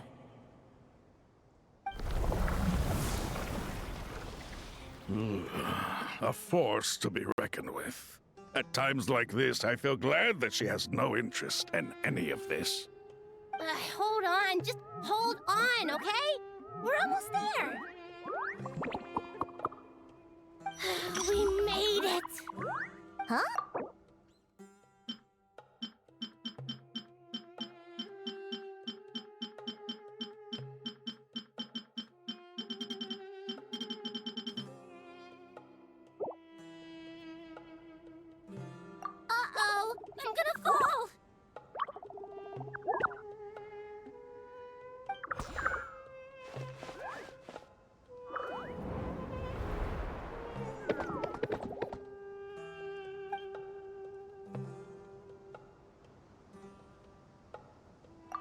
that's a relief.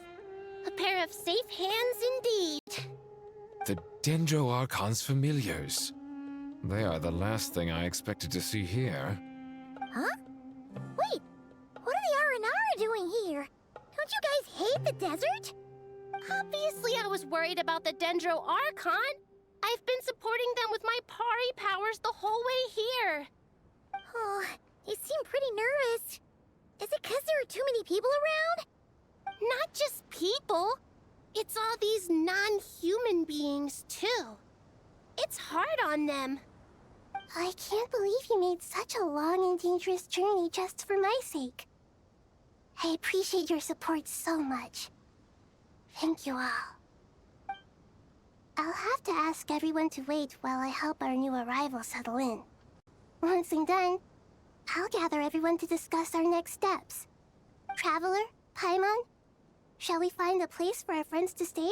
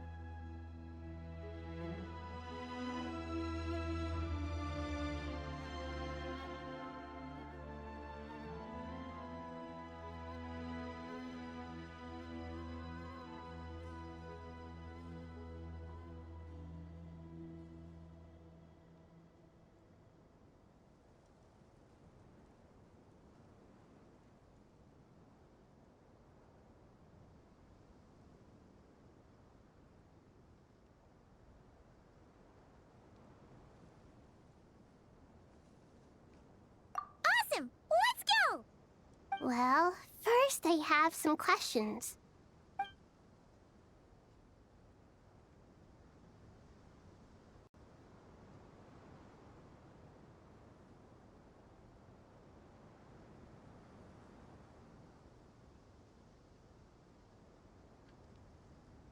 Okay, I think that covers everything. Thank you. We can get going now.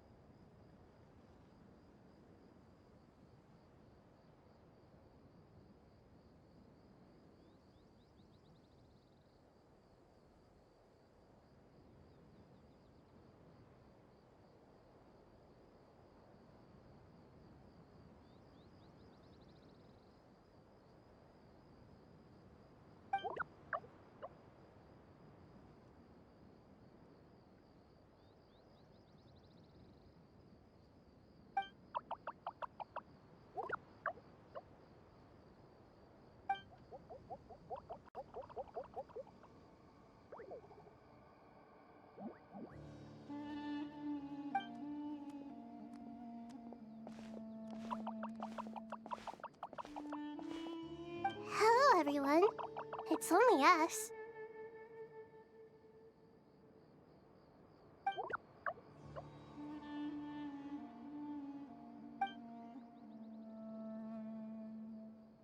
It must be very tough for you coming all the way out here, especially since you don't like the Voluka.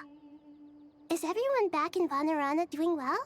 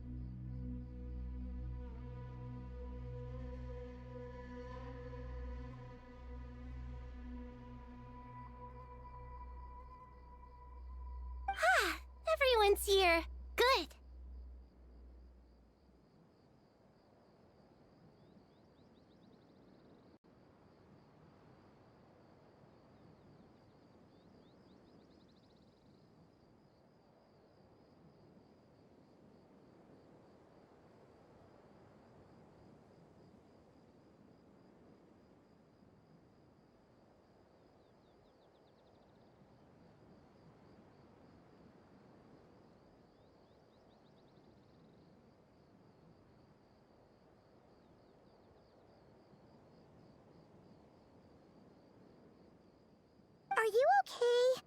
You looked like you were about to pass out back there.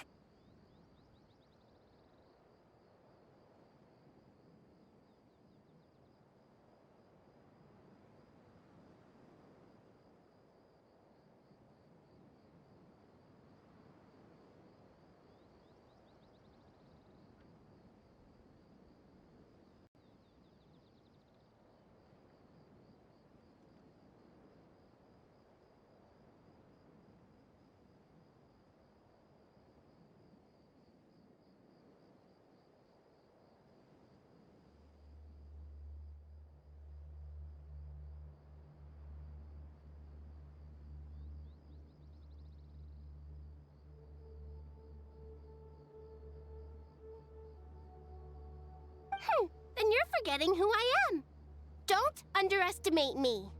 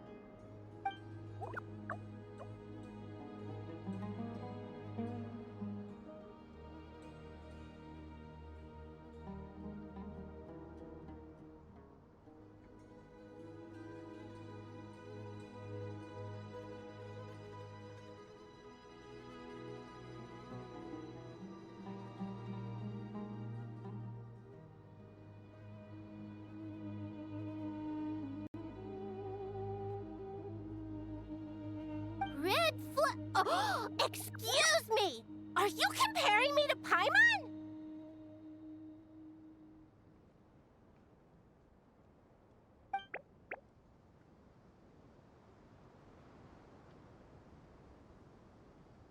I suppose everyone is gathered here because of me.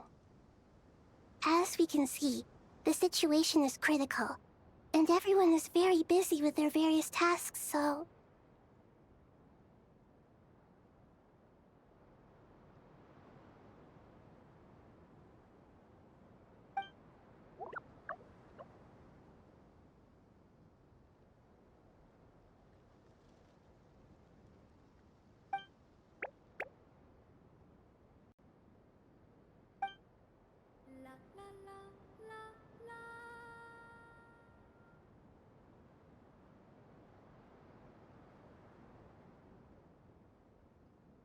I can't thank you enough.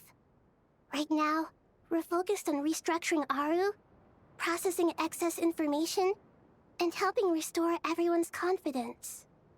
I'm sure you'll find it all very straightforward. I can help too! Just let me know where I'm needed.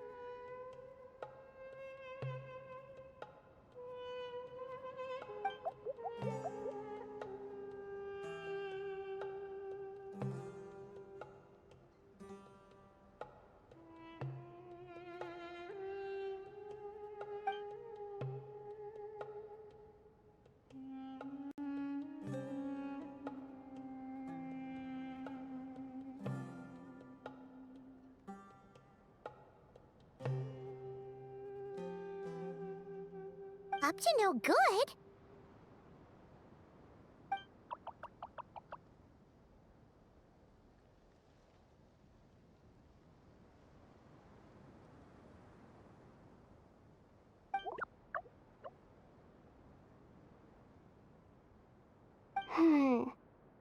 That definitely sounds suspicious. Traveler, Paimon, I have other work to attend to here that needs to take priority. Could I trouble you to investigate the situation Arabalika spoke of? No problem. Leave it to us. Thank you. I'm counting on you.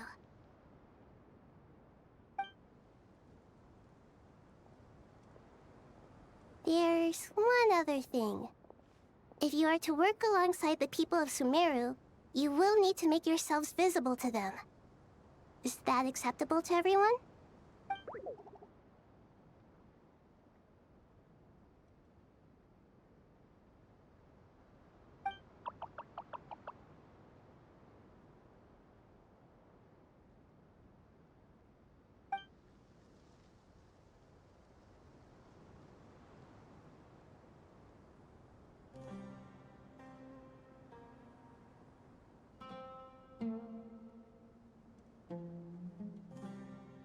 There's nothing to fear. No one here will hurt you. But if you do feel afraid, don't worry. Just call my name and I'll be there.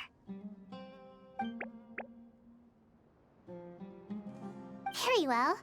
Now, I shall bestow a small blessing upon you all. Whenever people see you and interact with you, from the moment their gaze meets yours, they will experience the most beautiful of dreams.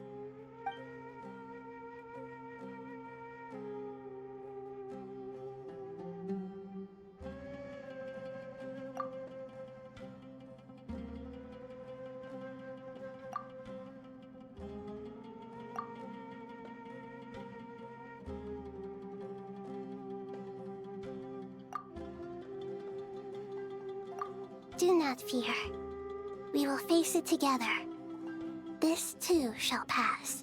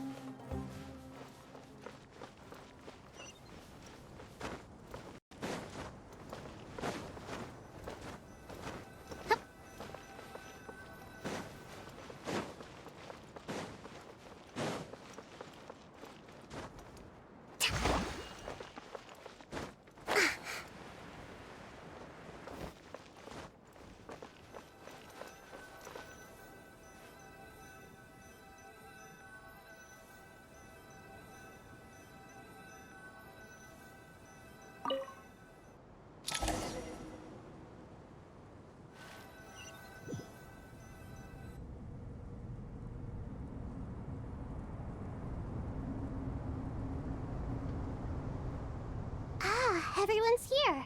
Wonderful.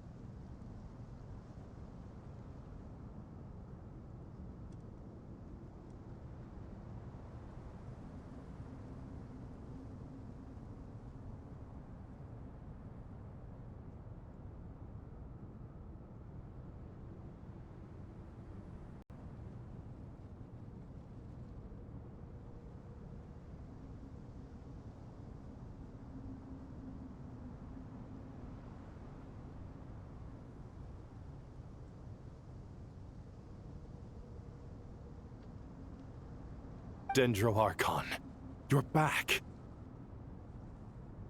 Are you recovering all right? You mustn't push yourself too hard. I'm doing very well. Thank you for your concern.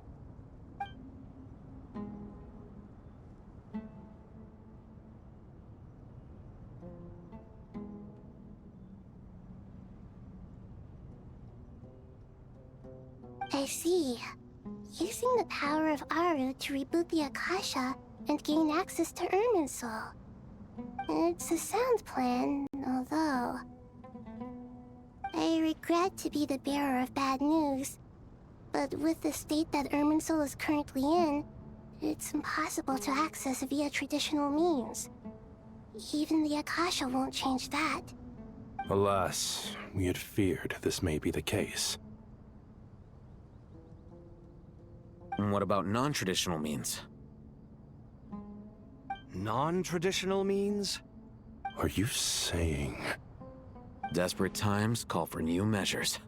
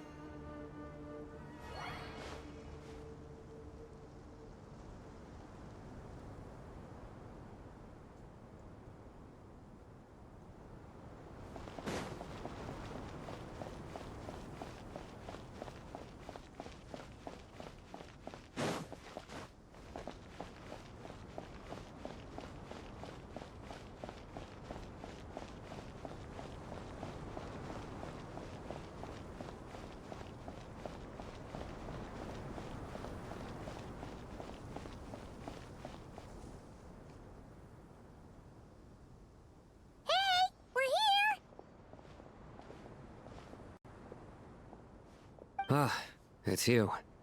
Is there a situation?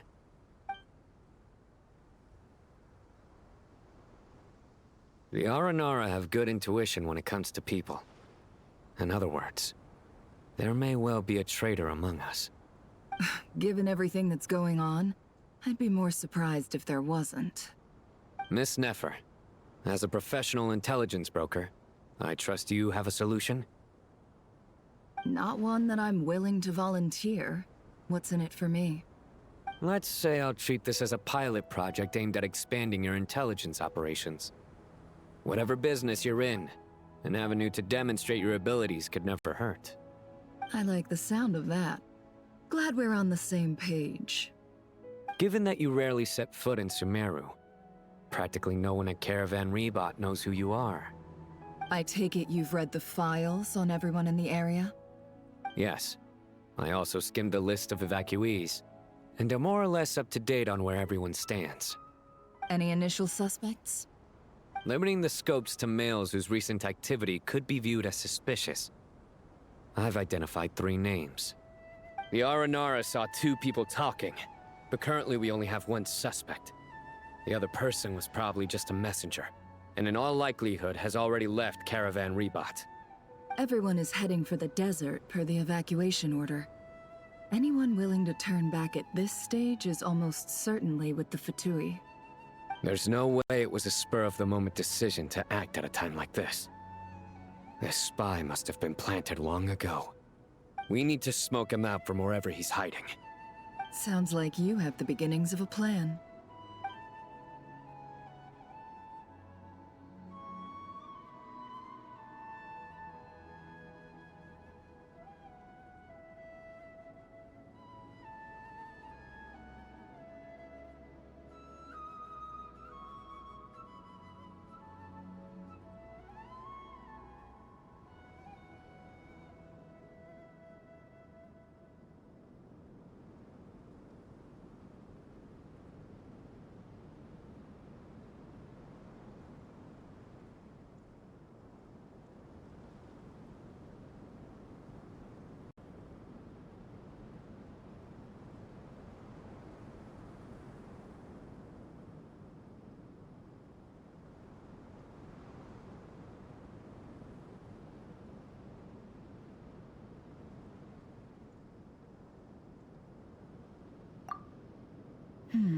I see. Your suspicions are well-founded. I'd be watching him too if I were you. So far, we still lack solid evidence that he's been bribed. He hasn't made any recent purchases that would indicate he came into some cash. Then let's get closer to him to confirm before we make our move. I can handle it. I'm not based in Sumeru, so barely anyone at Caravan Rebot knows who I am. And you're certain you've never encountered this person in Krai? I'm certain. Besides, it's extremely rare for me to have had any direct contact with Sumeru mercenaries besides Jet. There's no way he could have seen my face before. Sino, stay out of sight and wait for my signal. If he raises any red flags, I'll bring him toward the main road. Understood. I'll take it from there. Excellent. Well, it's a pleasure working with you.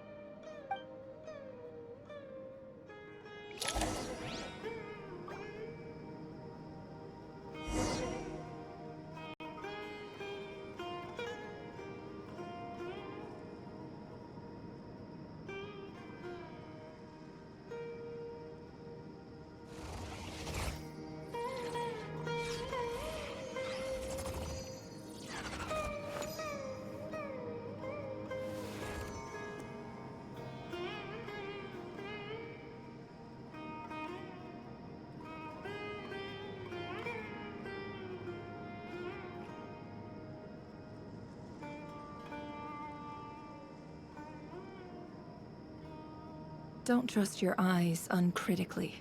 People only see what they want to, so don't be your own fool.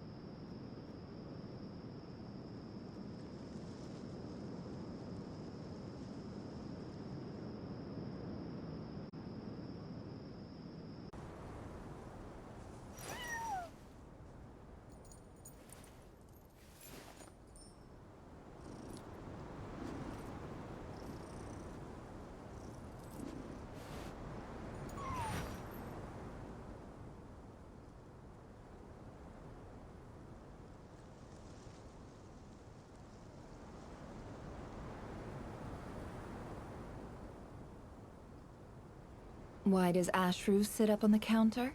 To welcome our clients, of course. A kitty's gotta earn his kibble somehow.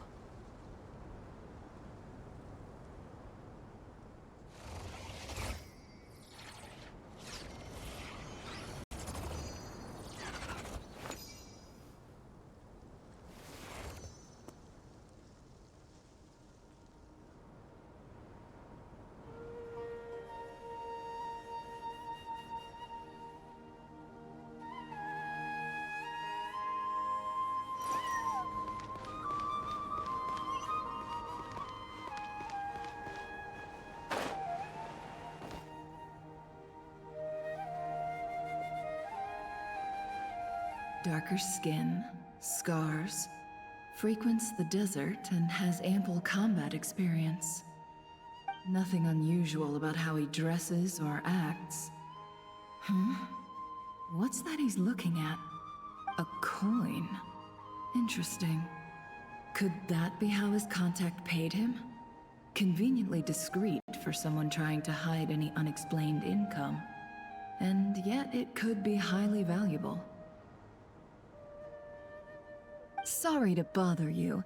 Has everyone here already left? I don't suppose you happen to see a lady wearing a hat? Ma'am, what are you doing in Caravan Rebot all by yourself? The main group evacuated some time ago. Didn't you pass them on the road? My friend and I lost some of our cargo along the way.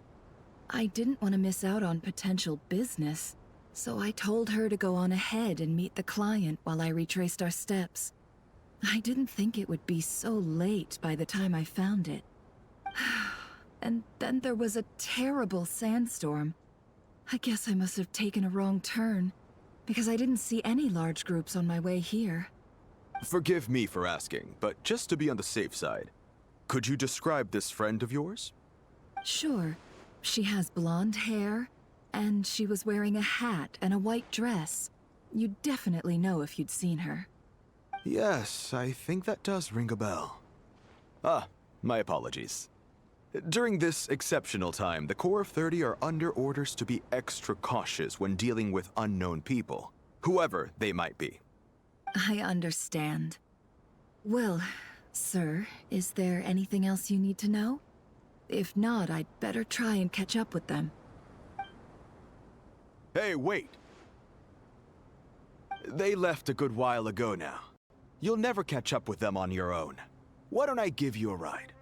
I'm here to collect the last few people anyway. We have plenty of carts, so one more won't be a problem. That would be amazing. Traveling with a group will be much safer. I'll have to pay you for your trouble. Hey, let's not worry about the money for now. Wait here a moment. Once I'm done packing up, I'll take you to join the rest of the group. All right, thanks. Let me know if you need a hand carrying anything. No need for that. I'm strong enough for both of us. Okay. Well, I wish there was some way I could repay you. Guess it's my lucky day, running into someone who knows what they're doing here. You might have just saved my life, you know? You're not wrong there. I mean, what kind of cargo is so important that it's worth risking your life to get back? I hope for your sake that it's priceless. Actually, I suppose I can tell you, since you've been such a big help. But be sure to keep it to yourself, or we could both be in big trouble. Oh, really? Sounds mysterious. We're in the antiques business. You understand? Some of our goods aren't acquired through the most legitimate means. We have to be very discreet when we're selling them. That's why I had to go looking for the missing cargo alone. Ah, no wonder. Well, ma'am, in that case, it turns out that maybe there is something you could do for me. I'm all ears. But to be clear, our commission isn't cheap. Think carefully before you ask. We don't want to ruin our relationship before we even hit the road. I'm sure that won't be a problem. My issue is, I have something that's a little difficult to sell on as well. Take a look at this.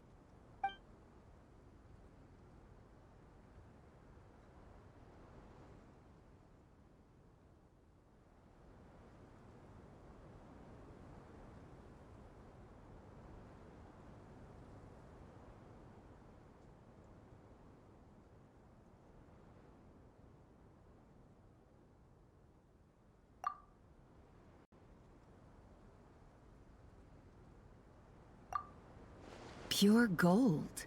That's quite something. How'd you come across it? Dig it out of some ancient tomb? If you look hard enough, there are many treasures to be found in the mausoleum of King Deshret. It has no distinct Snezhnayan markings. That'll be why he's going with that story. And he clearly doesn't want to arouse suspicion, so he's on the lookout for an opportunity to make a quiet trade. Surely you have an existing business partner. Won't they take it off your hands? I hope I won't be attracting the wrath of my competitors by helping you sell this. The shop I used to work with is having cash flow issues at the moment after losing some money. I'm under enough pressure as it is without having to deal with them.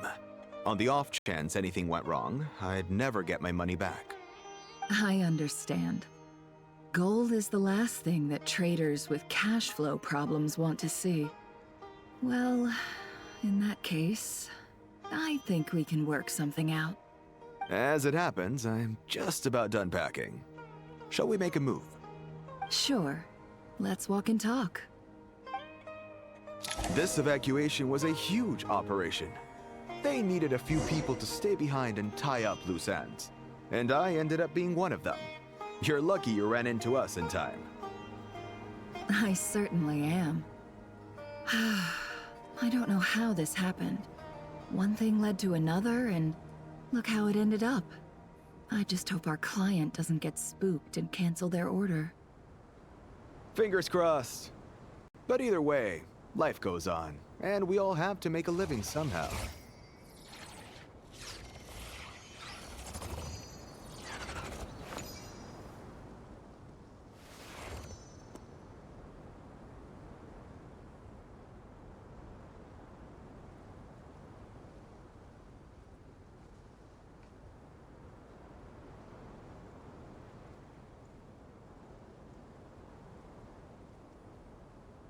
Emotions are like a raging torrent that surges through the mind. More often than not, if you try to hold them back, you'll be swept away by their unstoppable force. And if you try to ignore them entirely, you'll end up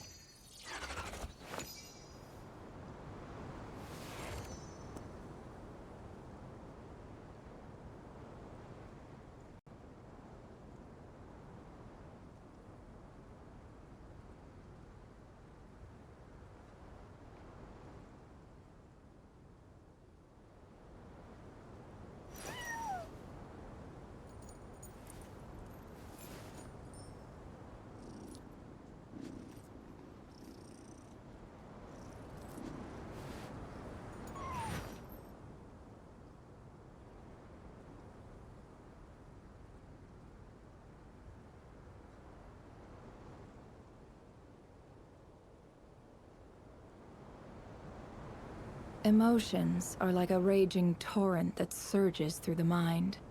More often than not, if you try to hold them back, you'll be swept away by their unstoppable force.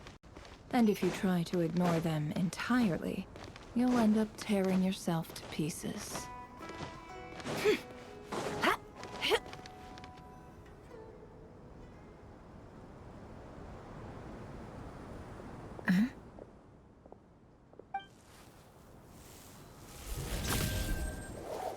Hands where I can see them. General Mahamatra! No, wait! What are you doing?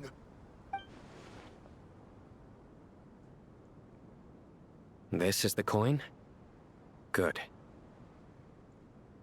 Sadly, you won't have the chance to spend it. Nicely done. Looks like Sumeru's Matra are a well-oiled machine nowadays. Unmarked gold coins are quite difficult to trace. Thanks to you, we have secured the evidence. Here's what's gonna happen.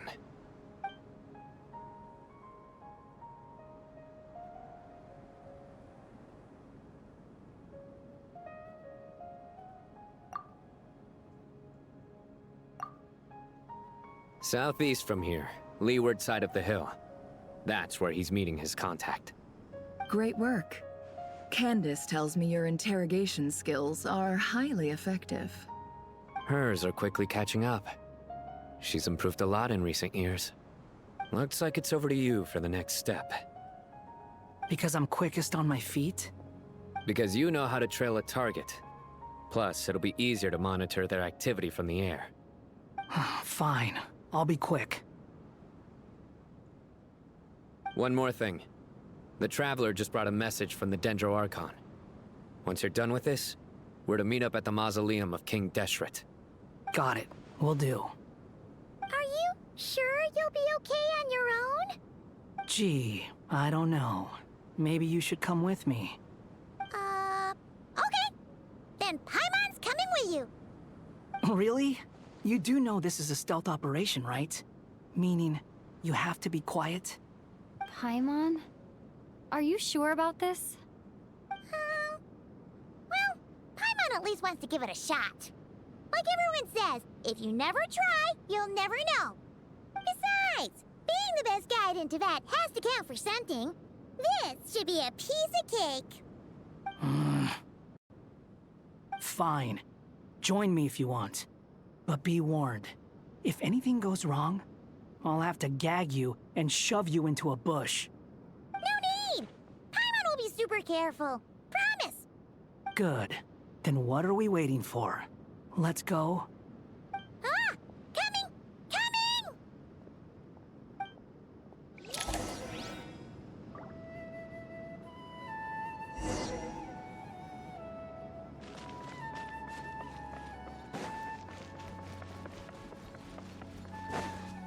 Quit following me.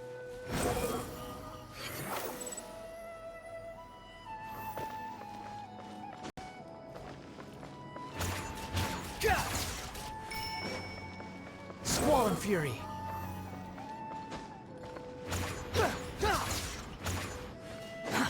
Too slow.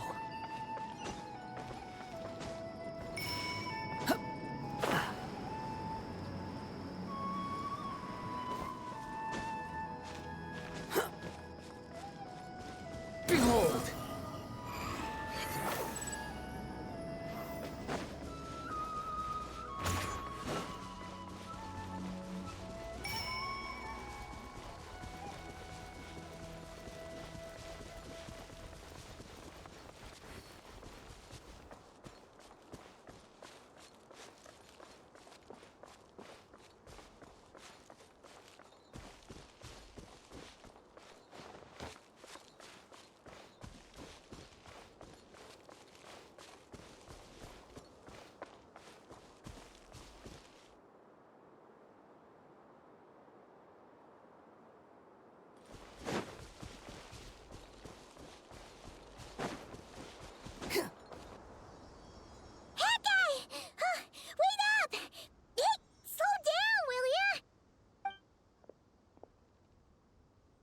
We're here.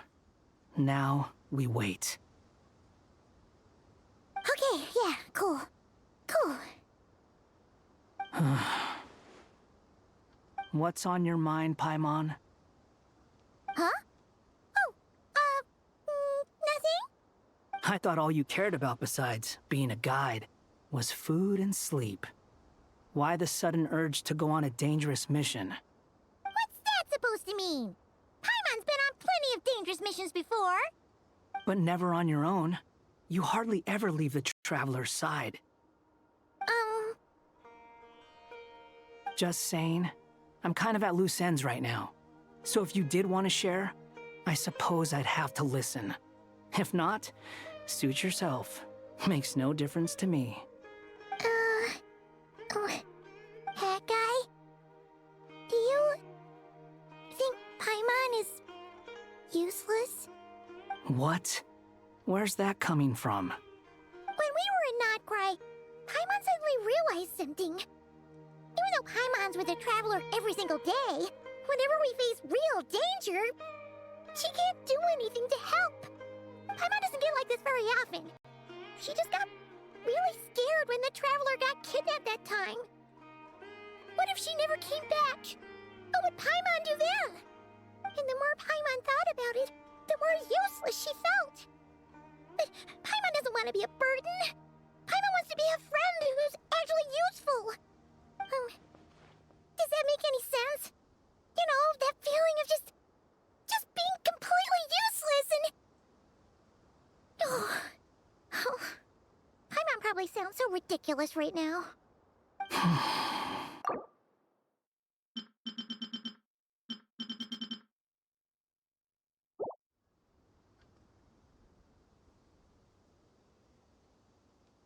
You asked the right person. Boy, do I know that feeling. Oh, that guy. I'm not gonna try and encourage you. What I will say is this. When you start doubting yourself, you have two choices. Give up or change. You have to make the decision to move forward. Otherwise, no amount of consultation from other people is gonna help you. So ask yourself, what do you want? To get stronger? To learn more? Whatever it is, go do it. You won't have any regrets if you can at least say that you tried. Oh, all right. Something's not right. Shouldn't they be here by now? Paimon, is it just me? Or is it a little too quiet around here? Should Paimon take a look? We'll give it another hour. If nothing happens, we head back. Okay.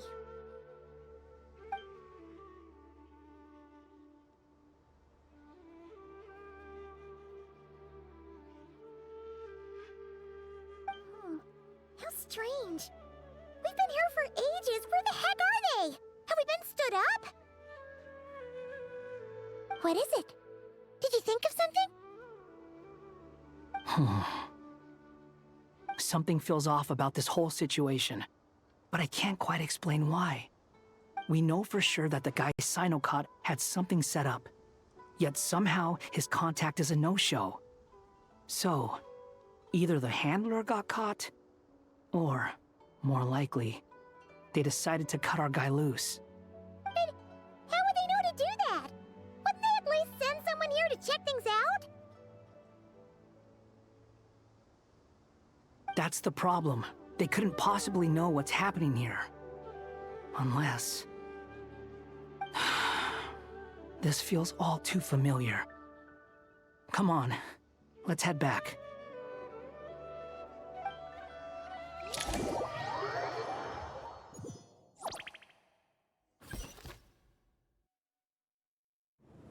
Even though this isn't a formal meeting, I'd still like to start by saying how grateful I am to each and every one of you.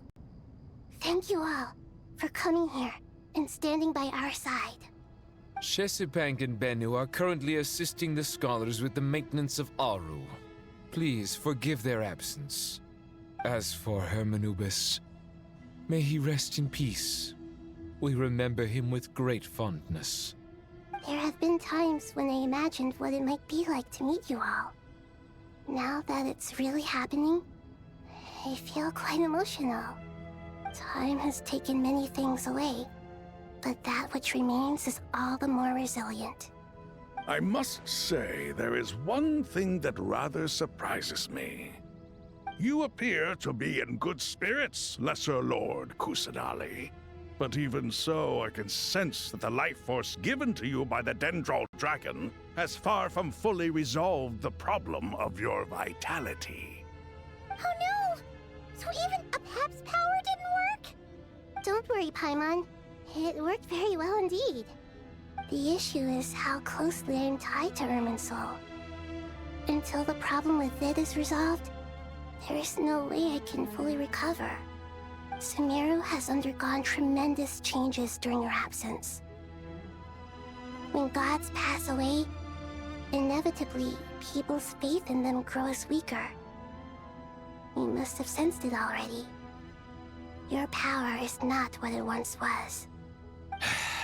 Regrettably, this is true. I too have grown weaker due to the effects of Irminsul.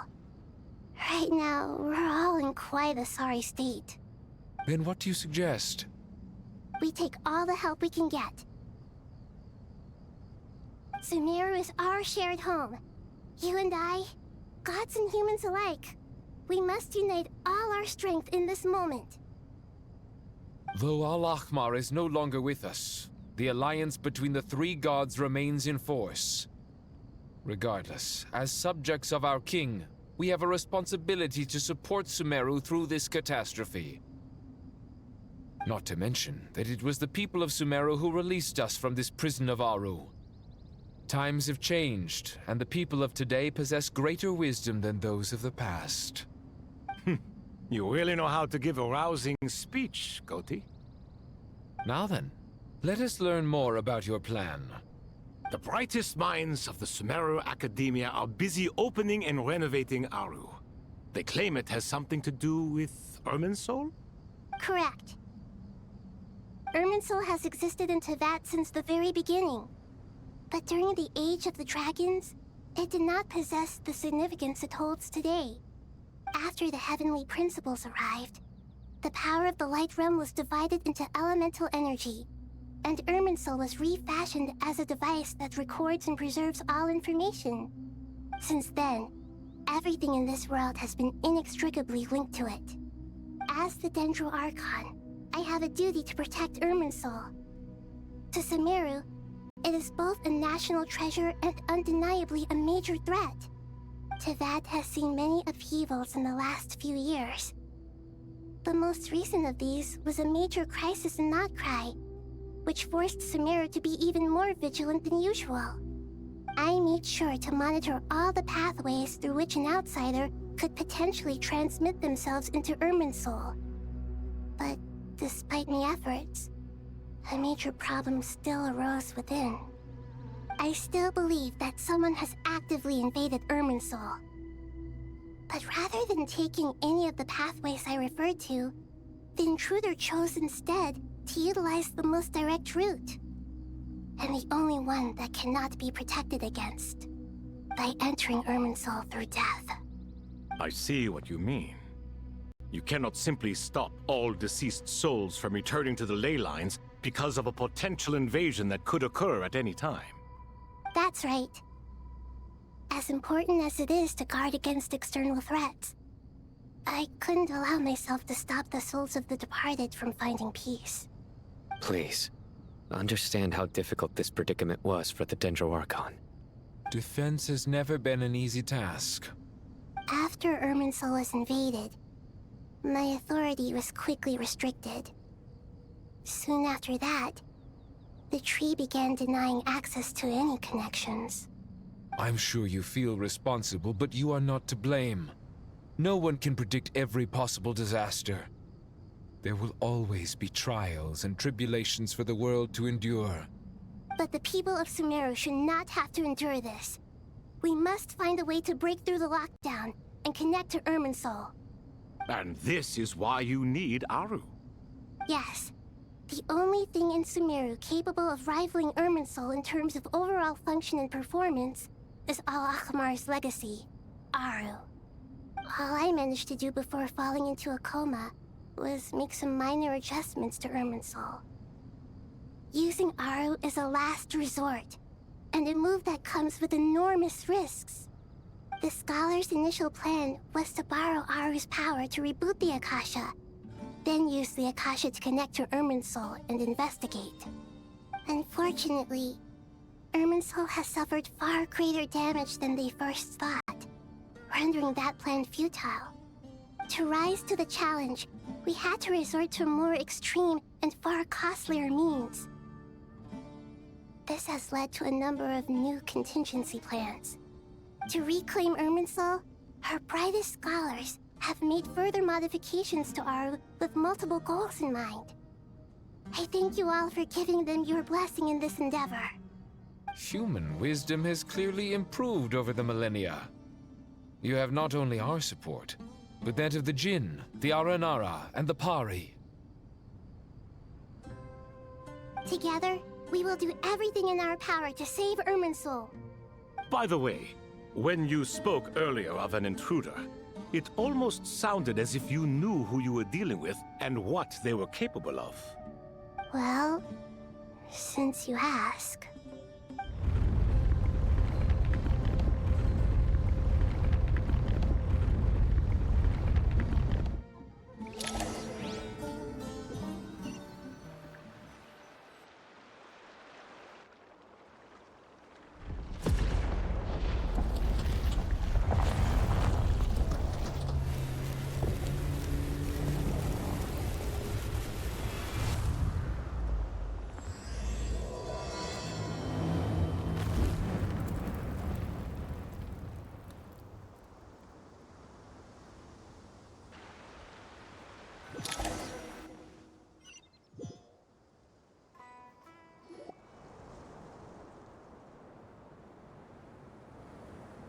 Master Tainari! What is that? Is this Irminsul? How did this happen? What's going on inside? Luckily, we managed to evacuate everyone. What in the world was that? That was terrifying!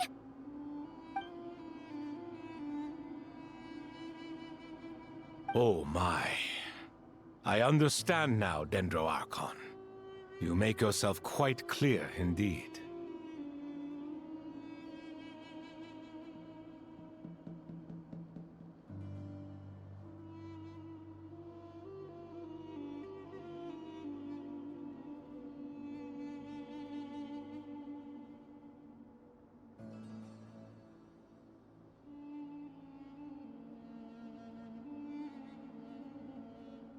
Not once over the millennia has Irminsul been so terribly afflicted as this.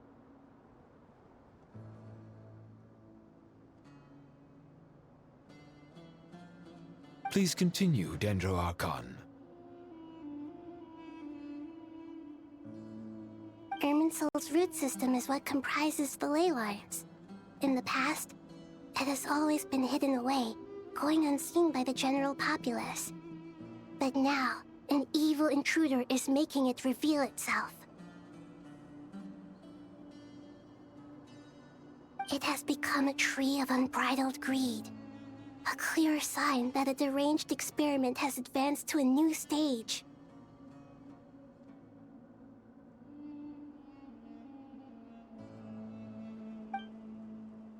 Blasphemy.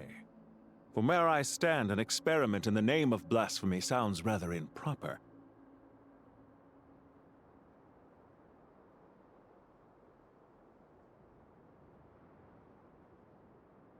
But, if we are to honor Dottores' will, this is what we must do.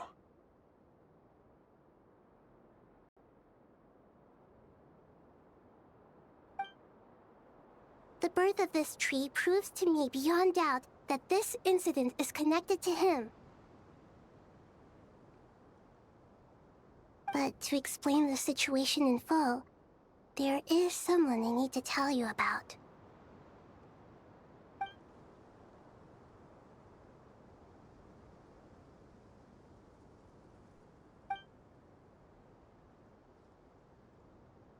Zandik.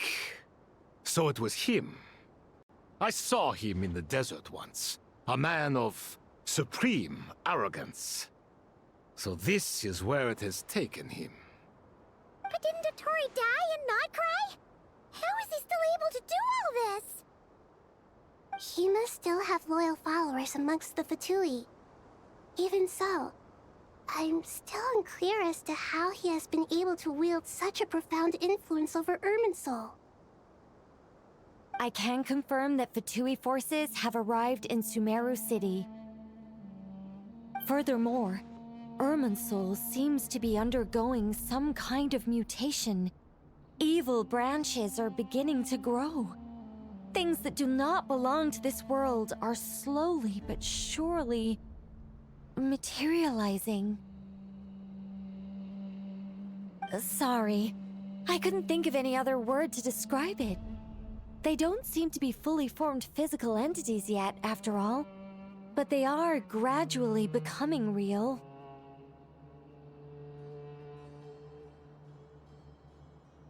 A baleful tree climbing up into the heavens. Speaking of Dottore, I have some information on that front as well.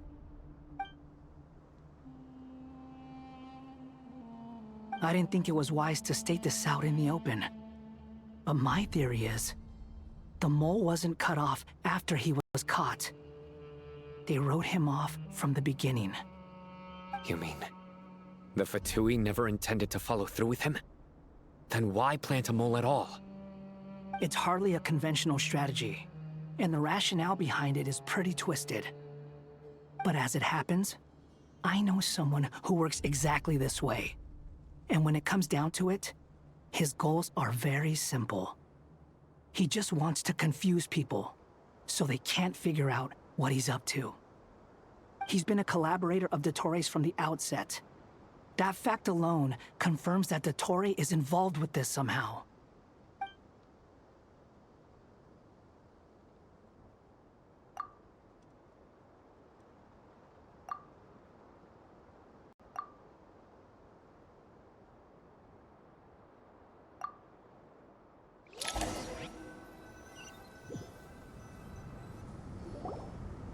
There is still much to be done. Everyone, please remember our core strategy. As per the discussions, the following groups must act immediately. Mr. Alhaitham and Mr. Kave, the next phase of the Aru renovation project must begin right away. Godspeed to you both.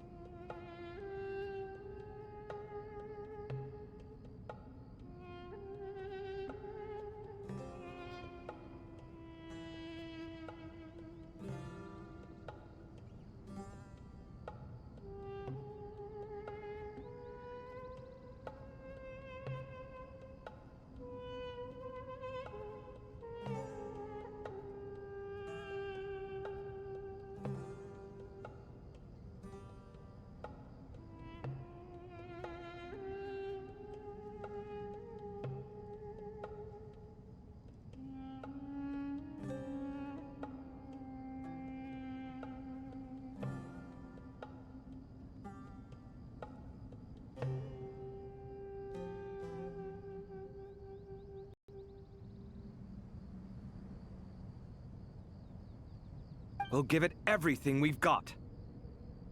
The plan looks feasible, but the implementation will require certain resources.